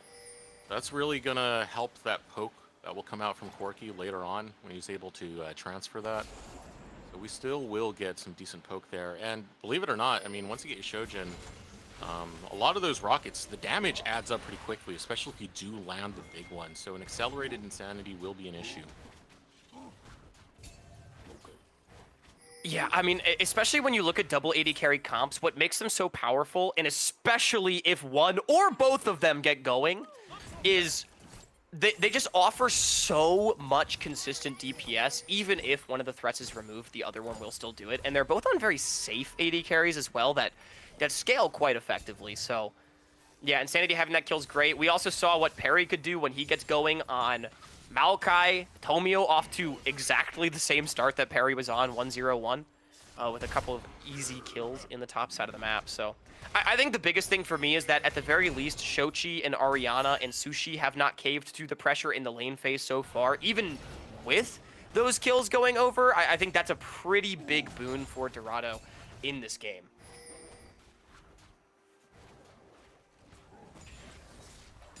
It's kind of nice that we get to actually have a game that slows things down a little bit after like back-to-back-to-back full tempo, all gas, no brakes games. No, you don't feel that way? I feel that way. No, it's nice. It's nice. I feel like we've had quiet early games today. I'm going to be honest with you. Like, last game was really the biggest exception. Yeah. I mean, I don't know. Even Citadel Vancouver Impact, I remember remarking that the game was not as bloody as I was expecting given the compositions. Maybe it's just because these games exponentiate so quickly. The last three, we've definitely had games that have, like, gone out of control very quickly. Other than really the Blue Otter CCG one. That one was crazy back and forth, but... that was still kind of out of control. I mean, you're not wrong. Yeah, it was... That was a banger. I'm hoping for a banger here. We've had a lot of scaling on both sides, as Feka trying to pressure Ariana off this wave. The funny thing about Renekton is when he has access to the wave, he is infinitely more powerful than when he does not have access to the wave, more so than any other champion in the game. So it's very integral to the Renekton play pattern with Fake God, you know, being able to kind of get first touch there, step up and force Ariana back. It really makes a huge difference as far as how many minions you're able to collect and how much pressure you're able to have. And Dorado are definitely going to need some hyperscaling to help them out here. Sushi, yeah, Yunara can get towards that late game point. I think it's Shochi more than anyone else who really has to show up. Now Luminosity Gaming, they are getting control of the river for the time being. It'll be a while before we do see a dragon up.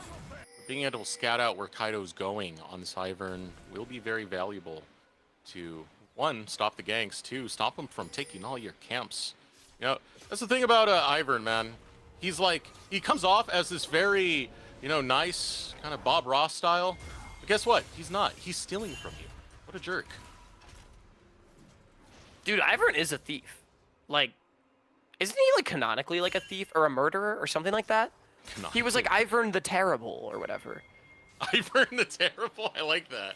No, like, okay, in the lore, I swear that's a thing. Or, like, Ivern the Cruel.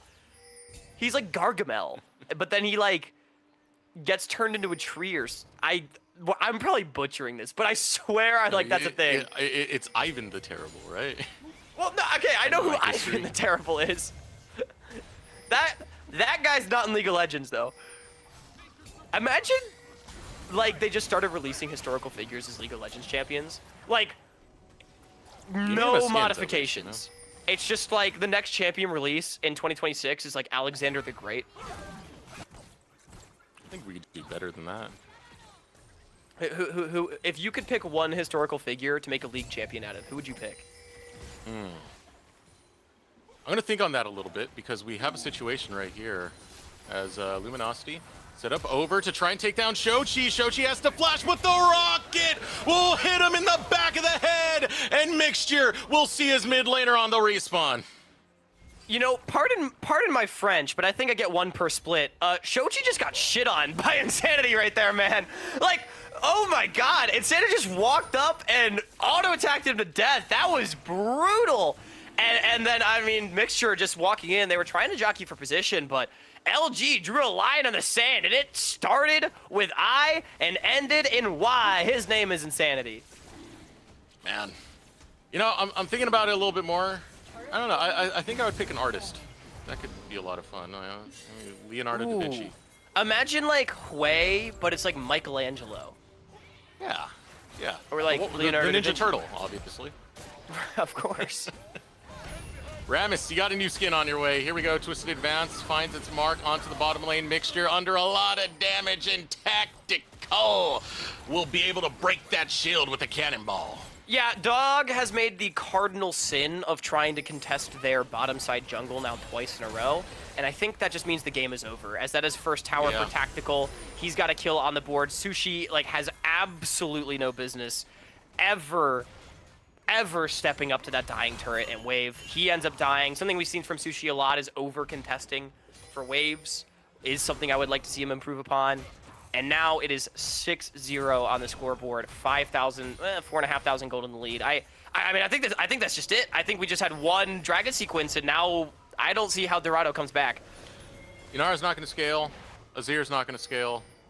Either you make a play sometime soon and stop this bleeding, or Luminosity just take over. Luminosity, one of the best games at really playing, one of the best teams at really playing the map and expanding on a lot of leads they find, comes through their experience. You know, this core has played together for such a long time. Zazel, Tomio, Fake God, you know, including veterans such as Insanity, who had seen a finals before, back when he was on Dignitas Academy. And now the attack coming through, able to find the Glacial Fissure. Zazel will get shut down. It's Ariana who picks up the kill. And LG trade down as Ariana puts in 2 bonks.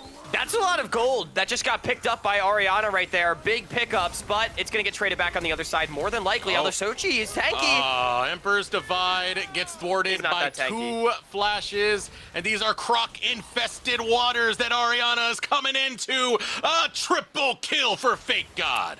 Yeah, Ariana just rang the dinner bell for his opposing top laner as, in the great words of Kobe, that TP sucked. All that is good is fleeting for Dorado, unfortunately, as now the gold lead is expanded to 5K with Ariana. Again, I mean, at the very least, he was able to pick up a couple of kills. Big gold going over to him, but I don't think it's going to be enough, as now Fake God has all of a sudden become massive, and Sushi's dead. Yeah, Sushi's dead. No. It's only getting worse right now. It's only getting worse, and, you know, slowly this game has been very weird, as I feel like all of the kills have just sort of been people walking up and dying to things, you know? A lot of overextending, which, again, has been our biggest criticism of Dorado on the split. And, I mean, good cross map here. I think Dorado felt safe because they were stacked up as 2. They just have to recognize that they're on the weak side. It's so late. This teleport is very late, as you mentioned. Like, if Ariana's going to pull the trigger, he needs to do it much, much sooner.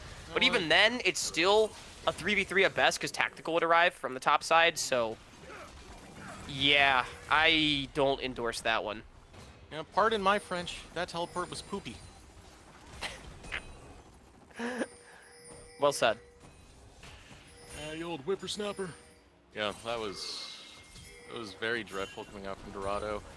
And, you know, hoping to see something better from this team. Ariana still looking for a kill on Insanity. Insanity might be able to trade this out. Leap Strike is on cooldown, and Zazel has arrived. Pop Blossom will pop Ariana to the skies, and Zazel will say, it's my turn to cash in.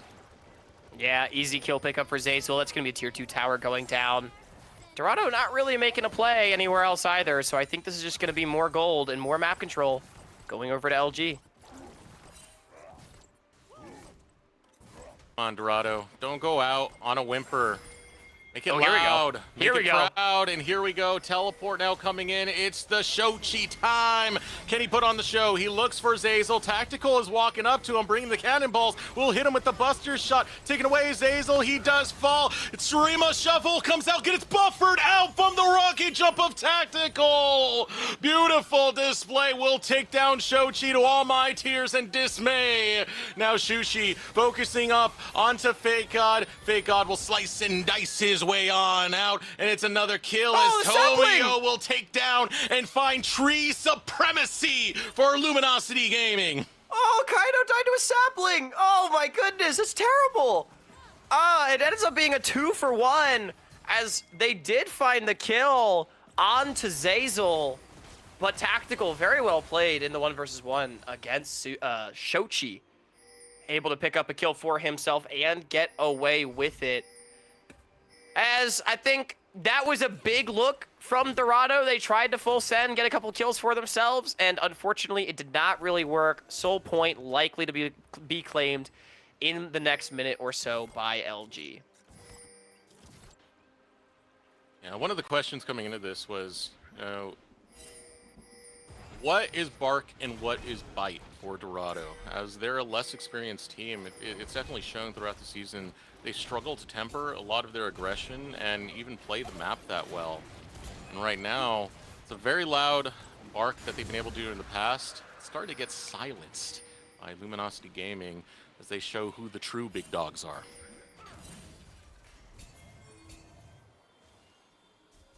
Now they're just going to take full control over Dorado's bottom side jungle. I have a feeling Dorado might not see the river for the rest of this game. Herald summon up. I'm not going to bet on that, because probably right, man. All right, Herald now coming in. Zeyzal going to ride that one. We go a little bit of drifting. Lands it onto the tower. Big chunk onto the tower.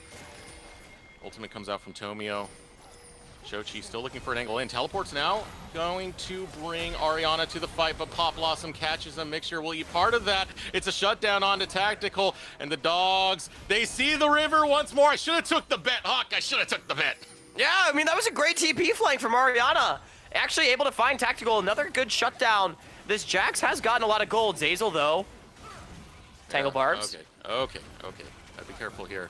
I don't think we're getting an Otacon, Dorado. I think it's time to step the other way or else get corralled by Luminosity Gaming.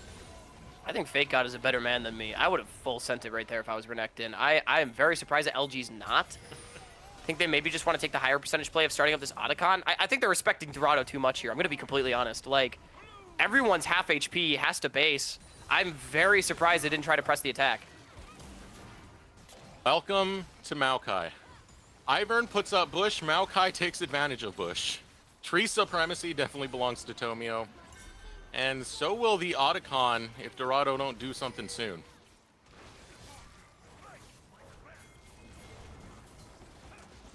LG looks a little bit split in their decision-making, though. I mean, Tomio's soloing this Otacon, but Dorado, without the full complement of LG connected, have been able to take some space, although Maokai is still a very obnoxious champion.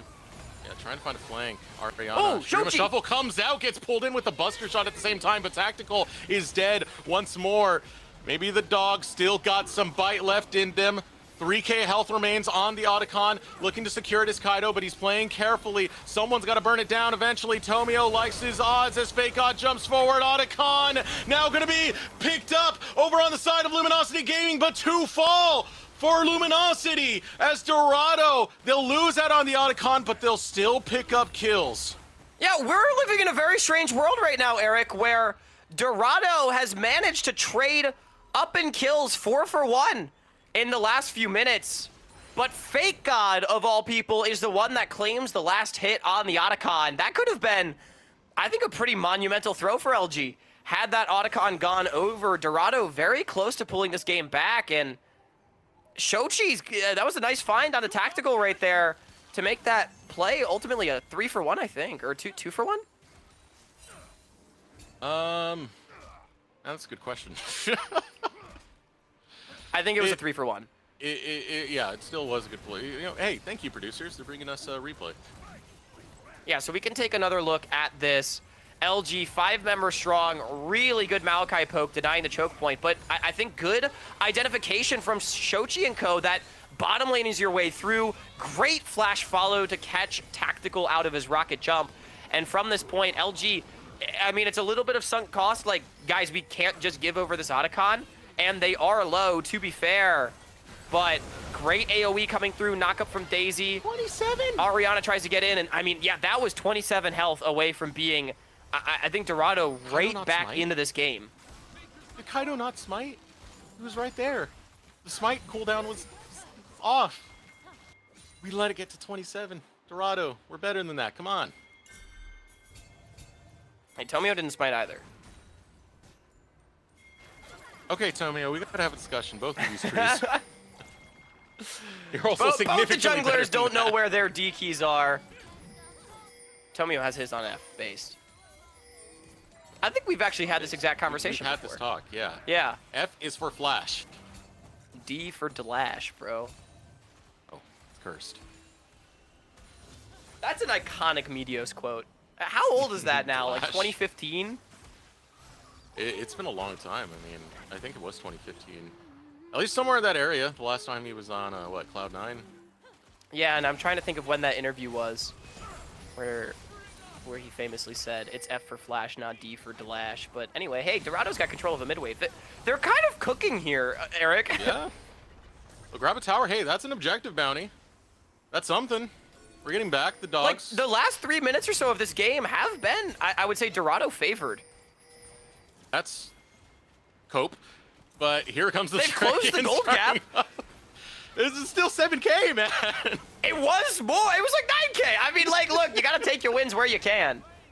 All right, here we go. Dragon Soul now on the board. Luminosity Gaming looking to grab this one. And Ariana's getting chunked out by the Rockets of Insanity. Insanity looking to hold the line. 5K health. Zazel remains. missed. Pop Blossom looking to come out, but it lands onto nothing. Now Fate God will set his eyes onto Mixture. Zazel grabs that kill. And Dragon Soul now belonging to Luminosity Gaming. Fate God hopping in. Wants to find the Ruthless Predator onto Sushi, but doesn't have the stun off cooldown. Will still get him critically low as Kaido will play interference and use his flash. But you got to be careful because Insanity has a flash as well. Sees Sushi and puts one bullet right into his back to take him down. Now the teleport channeled. Shochi try to escape, but he gets caught by Croc infested waters. Here comes the Shurima shuffle. Fate God almost dies, but there's no Gator boots today. But can Shochi get away is gonna be the big question. Zazel looking to chase him down on the Nico. And finally, Shochi has an angle out. No, he turns around. He's like, I want me some of that.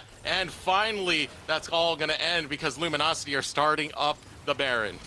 In tactical level 14, he can just hit it over the wall. Easy peasy. Insanity, he's walking the dogs this game, man. 5-1-3 on this Corki. It has been a stellar game from him, as well as his jungler, Tomio. 12 KP on this Maokai and Deathless.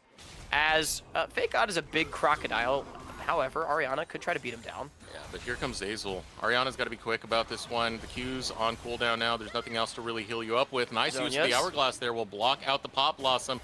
But Zazel, what is he feeling right now? Sees the low health bar. Fake God sees dinner. You're looking good as he brings his steak knife down and takes a bite out of Ariana. I admire Ariana's ambition to jump back in there. Got the Thunder Sky proc. I think he might have been dead anyway, so it's fine.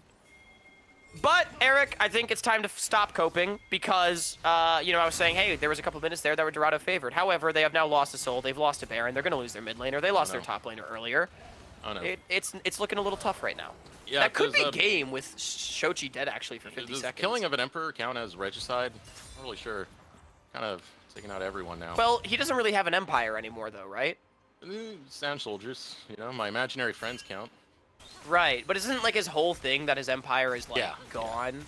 So I feel like you can't really regicide like it's like one of those like YouTube micronations where like people want to pretend they're a country, but I don't think he actually is. All right, well, here we go again. Luminosity Gaming coming in for the siege as Hawk has to spoil my fun. Inhibitor tower going down in the mid lane. Inhibitor now under attack in the mid lane. As that will fall and more pressure go on to the dogs.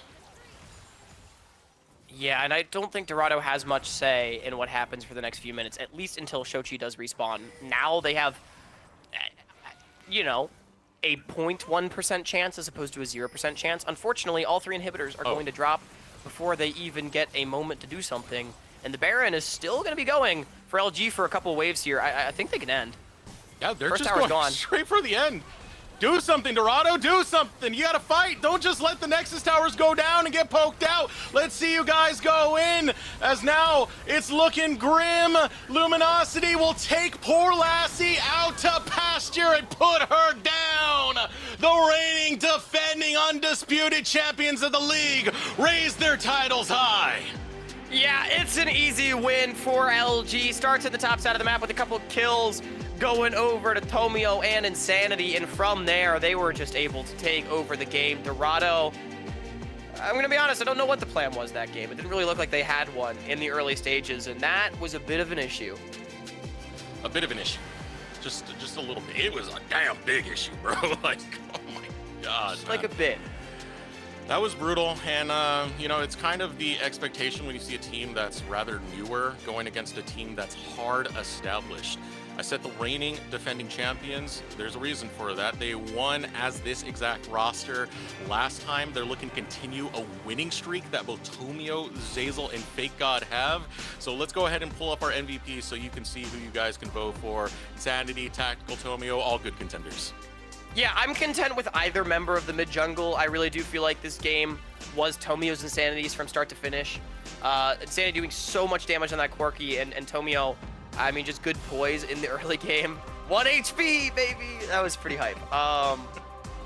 Yeah, I think it's one of them too. I mean, Tactical played well. I kind of just had to pick a third person, I felt like, so I picked him. Congratulations, Tactical. You were, in my opinion, the third best player in that game. I don't know, man. You know what? That's fair enough. Actually, now I think about the game once more, because somehow Ariana was still able to briefly get online. You know, it was on dial-up. The double kill into TPing into death was pretty impressive stuff from Ariana. It was on dial-up, to say the least. I'm like, oh, he's so back, and then he like dies and gives Fake God a triple. But I mean, that's the display that we really do look to see for an end of the season Luminosity. Now, this is a team that is getting ready for playoffs, a place where they really do thrive. Because keep in mind, what's coming up next? This is the last game of the regular season. The regular season's now done, so that means we hit the bracket. And inside of that bracket is going to be Fearless Draft. I know a lot of teams have been scrimming to like get used to Fearless. They'll do a couple of matches in just the best of one, and then they'll do a Fearless bracket as well. So Luminosity, I think, is one of the most terrifying teams, considering they're already used to that playstyle. They had to adjust to best of one, and now it's back into the office with Fearless. Yep. I'm really curious to see how these teams adapt to the Fearless. Like you said, I think some teams are likely to benefit from it, others may struggle. So we can take a look at the highlights from this game. I think Luminosity, one of the big boons for them and what all their experience gives them is they are definitely a team I have faith in to perform well in Fearless Draft, which is fairly important, I would say, when we look towards these playoffs. And this was a brutal game, to say the least. They really did clean house against Dorado. I mean, you can give credit to Dorado for being able to pick up some kills, but what are you really doing on the map? What are you really doing towards the entire state? Even with this right here on the Otacon, we're still seeing a lot of blunders coming out where Kaido just didn't really step up to try and smite this away, and it ends up being Fake God who grabs the Otacon. So this team as a whole looks so damn good. They are able to hit the rift and they are able to sync up, and now that we're in, you know, these late innings that Luminosity thrive in, this is where this team is an absolute nightmare to face. We talk about Dorado as a scaling team. I feel like LG is also a scaling team. You know, it's not the names that need to scale. It's just they just fall asleep for the first couple weeks of the split, I feel like. And hey, as long as they wake up, that's the most important thing. But Eric, I know we have an interview coming up. I really just want to see the standings because I need to know who got into playoffs. Whoa, you're going too fast. You're just I know like, I am. I'm just putting it out there, calm man. down. Just because you have the whole shampoo commercial going on right now with your hair just Hawks looking all Tarek and fantastic doesn't mean you can dictate this broadcast, Hawks. So we do have an interview with Insanity, so let's go ahead and pull him in because I haven't seen this guy in a while, man. I'm really excited to actually have Insanity on the broadcast, so let's pull him in. Come on. Insanity, how you doing, man? It's been a while. Yeah, it is. It has been a long while, huh? Yeah, I mean, I think we go back all the way to the TL days. It was like the 2019. TL days. Yeah. That is a long time ago. Oh my god. But congratulations on the win. I don't think even a congratulations was needed because that just looked like a breeze, a walk in the park for you. So I want to be forward-looking with some of these questions coming up right now. And one of them is playoffs. You guys are going to be going into Fearless. I've heard you guys have been scrimming a couple of Fearless blocks as well to get prepared for it. What other preparations are you guys going to be doing to be ready for playoffs? I mean, we definitely started scrimming with Fearless games in general pretty recently, so that's part of our prep, mostly our prep to be honest. I think it'll be pretty easy for us to adjust to Fearless.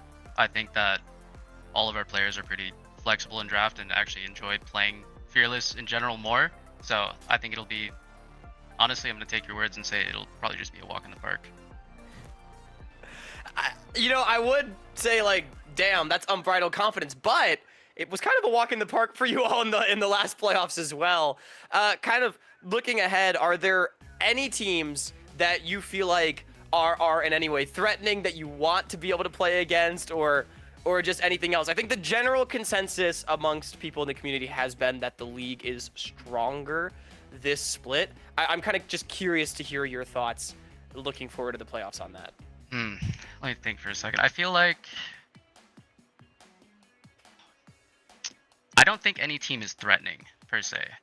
I think they're not threatening, but the level of the league has definitely improved compared to last split. I think a lot of the teams make somewhat less mistakes, so it's harder to beat them for the most part, right? But threatening, not really. I think it's like only 2-3 good teams total, obviously including us.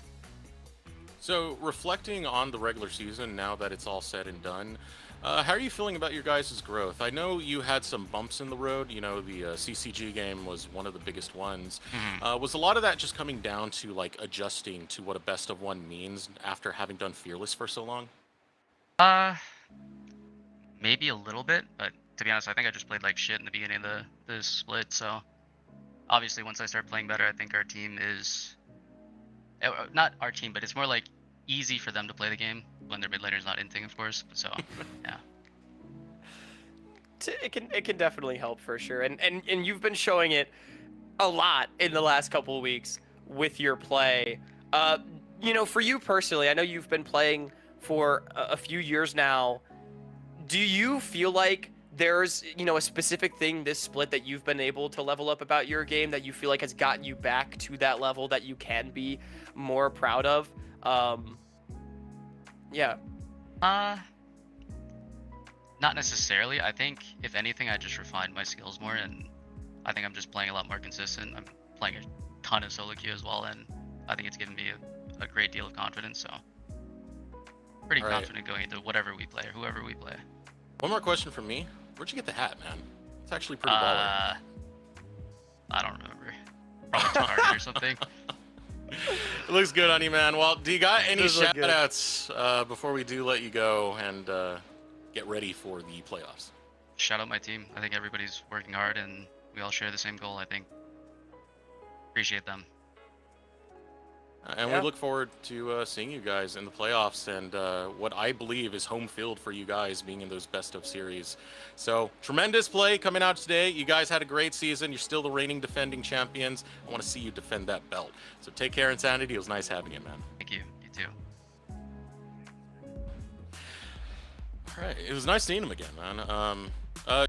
Yeah, I kind of go back because back in 2019, we used to stream Academy in-house. Every team had their own stream. And that was the first time I ever casted Academy was with Team Liquid Academy. I used to go to their headquarters. Insanity was on the team back then. So, seeing him and the journey that he's had, both going into the LCS, some of the struggles in Tier 2, and now seeing this form that Luminosity bring, it's been a blast watching his journey and watching him evolve as a player. Yeah, it really has been. I bring up like his experience because I feel like I always love to see the growth of players that have been around for a while, and Insanity's always been so good. And so, it's fun to pick his brain, and always great to get to talk to him. But I'm sure we'll hear from LG again, which is the best part, because they are one of the big favorites heading into the playoffs, as we say. Definitely, I think he's right that I would say there's 4 good teams, and LG is definitely a part of that conversation. Saying LG, Dark Zero, Supernova, and Conviction, right? Yep. Yeah, that's fair enough. No, those are definitely going to be the top contenders coming into playoffs. That's what makes the future coming up so exciting and so hyped to really have to look forward to. Because Supernova, they look good in the regular season, but they will be playing on that home field, as I like to call it, which is playoffs for Luminosity Gaming. I believe it's 12 titles between the entirety of the squad when it comes to It's a lot of titles. And a win streak that Zazel, Tomio, and Fake God all have to keep. It's an incredible team. And with the promotion relegation in the future to try and take Disguise's spot, we might just be seeing that team in the LTA North in the future, Huck.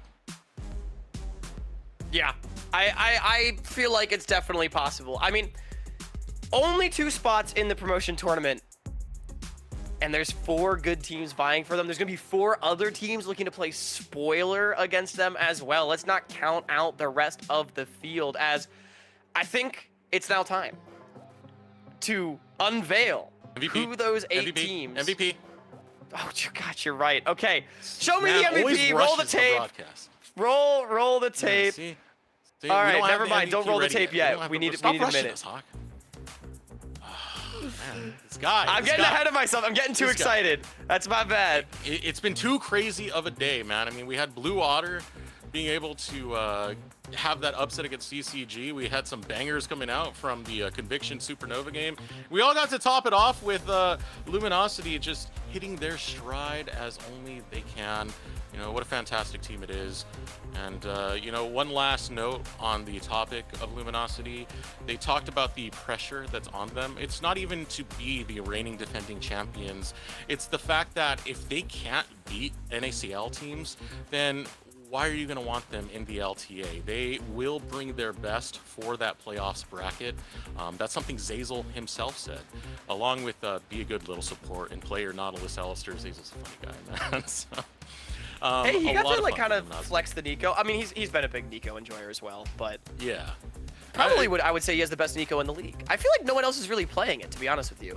He's got the best beard in the league as well, man. He does. Did you see the interview where we talked about him? I think I was with you on that one. Yeah. Yeah. I got some flame thrown my way, but we're ready for the MVP now. So let's go ahead and bring it up and see what Twitch chat thought was the best player on Luminosity versus Dorado. And I see the man right there. It's Tree Supremacy. Ivern versus Maokai. Tomio's Maokai. We'll take it. Yeah, I already said it. I would have been happy with either Tomio or Insanity. I think this is definitely deserved. Really good game from Tomio. I mean, it started with the 1 HP in a dream, and it just extended from there. Tomio's so good. And we talk about Luminosity being, as a team, good at maintaining advantages, and I think it really does start with Tomio. He's just very, very smart about how he approaches playmaking. And so on the Maokai, it's a champion that fits like a glove.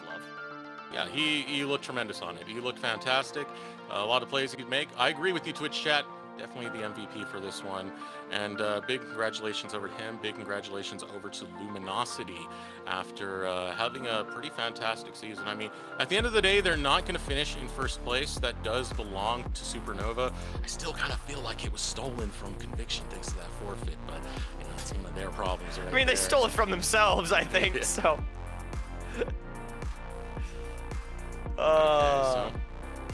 We still are having things built at the moment to actually bring up the standings. So we're only doing that right now because we haven't had enough followers on our Twitter account. I have the button. I know Rafa tried to convince you guys that he has the button. Guess what? Rafa, I know you're watching. It's my button, Rafa. It's my damn button. You don't own it. I control this stream. See, that's why I'm all big head. I have a naturally big head too. By the way, it's hard for me to find hats. I just want you to know that. But yeah. Go ahead and follow us on our socials real quick. Go over there. at Watch NACL on Twitter, and of course NACL on both YouTube and Twitch. What are you laughing at, Hawk? I just feel like I got like a lore drop. Like that was. I enjoyed that. I enjoyed that a lot. We were talking about facial hair as well, dude. At least you didn't get called a 80s tequila salesman for your facial hair. So you know, shout out Cubby for that one.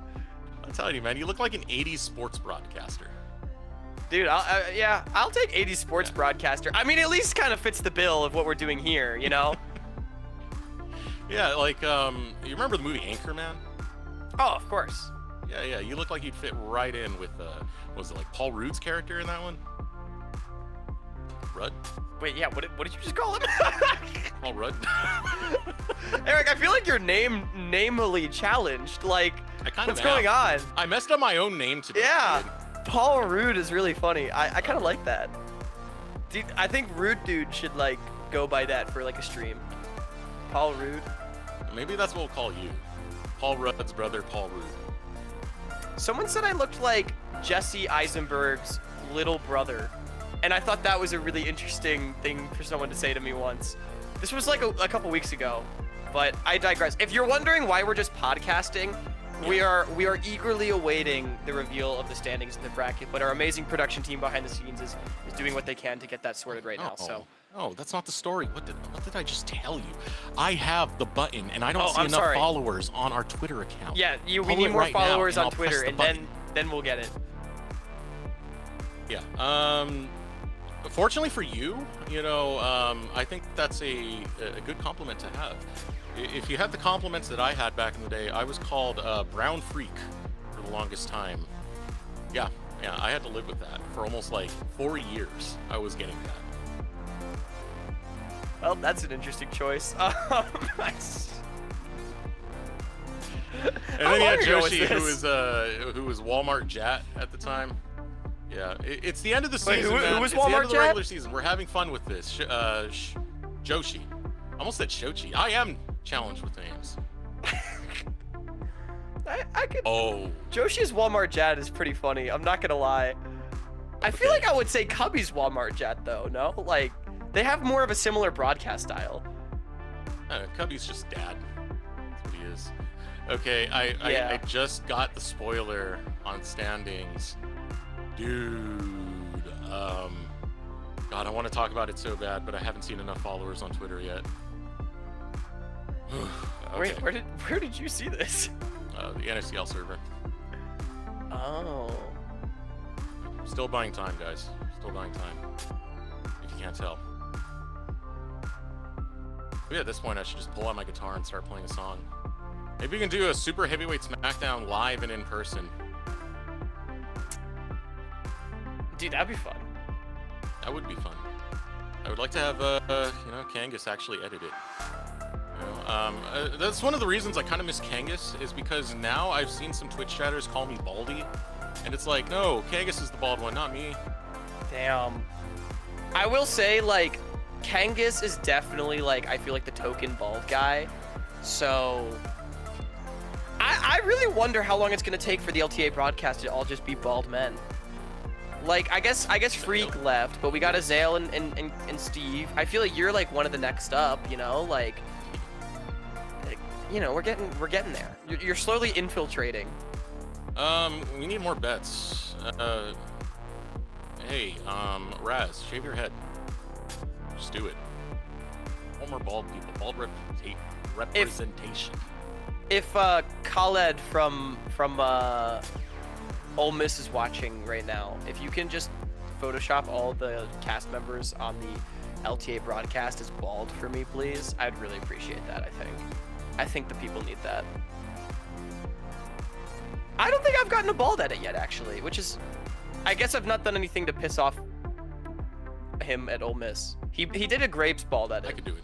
It's ready. Okay, okay. Whoa, okay. Okay, we're back. Okay, we got the standings finally Everybody stay available. calm. Drum roll. Let's bring it up right now. What's it gonna be? Blue Otter or CCG? The cutoff has been found at Blue Otter. They did it. They freaking did it, dude. That win they had against CCG knocked CCG out from playoffs, and Blue Otter, by the skin of their damn teeth, made it into 8th place. That is extremely impressive. I mean, I really think Blue Otter is the most clutch organization I have ever seen at this level of play. That is really quite an achievement. And also Dorado managing to slide into 6th. That's pretty big for them. Being up on top over Winthrop, obviously winning that one head-to-head as well as against Blue Otter. So even despite the loss, they end up not having their standings affected by this game. But I mean, really, congratulations to Blue Otter and everyone for their hard-fought regular season. 8 teams with 2 spots in the promotion tournament on the line. Double elimination, best of 5, fearless the whole way. Samikin. I don't know if you can hear me. I don't know if you're in the Twitch chat right now, but you better have pictures ready for your playoffs run. I know you had some prepared. You didn't make playoffs last time and you had to just post them willy-nilly. You got to have something ready, man. I want to see it, Samikin. I want to see it. Let's pull up the bracket to see what we're going to have in playoffs for the NACL. And we get the bracket as well.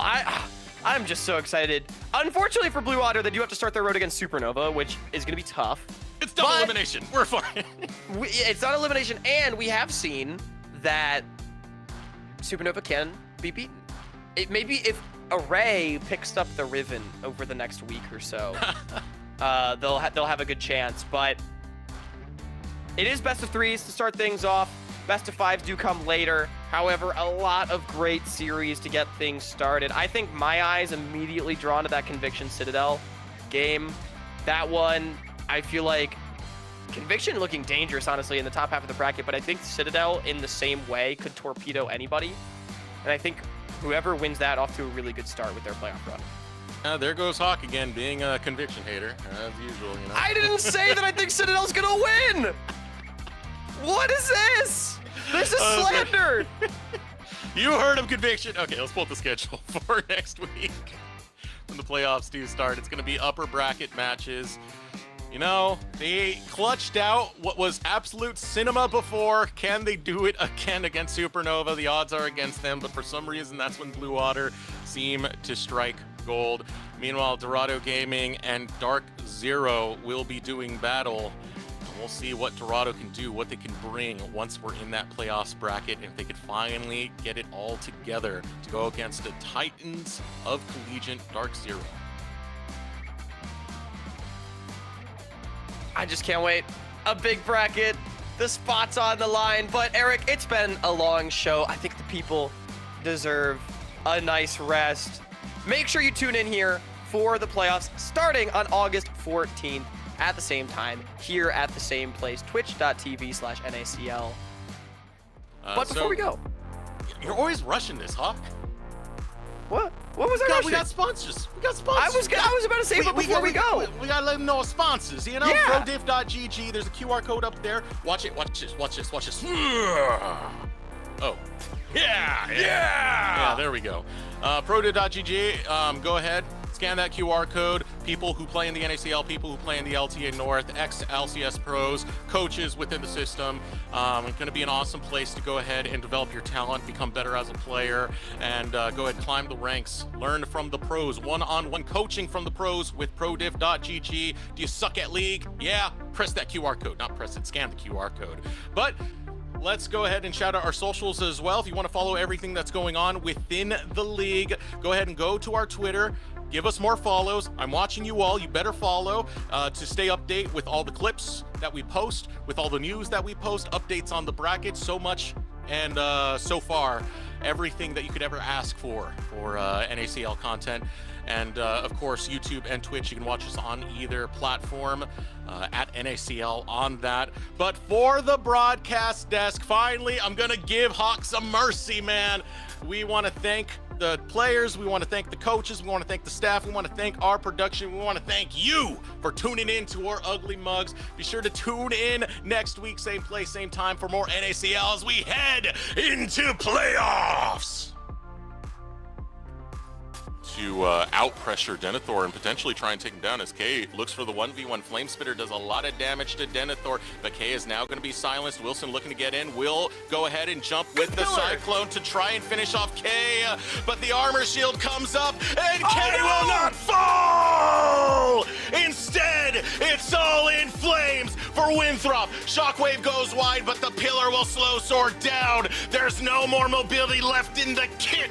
Young's looking for angle and Shot gets low. Look at Array, he's getting a lot of damage and able to jump in is Kryra. Now Kryra looking for more. Array tries to turn his attention on the Shoko, but Young's getting critically low. Quacker tries to bail out. Now Samikin wants to find the bouncing bomb, puts in the auto, will put down the satchel in the minefield and take down Young. Kryra still alive, needs to get his shield up as the Floataway Dukes is trying to slip away, but he's on top of a ward. He gets smited and then bonked.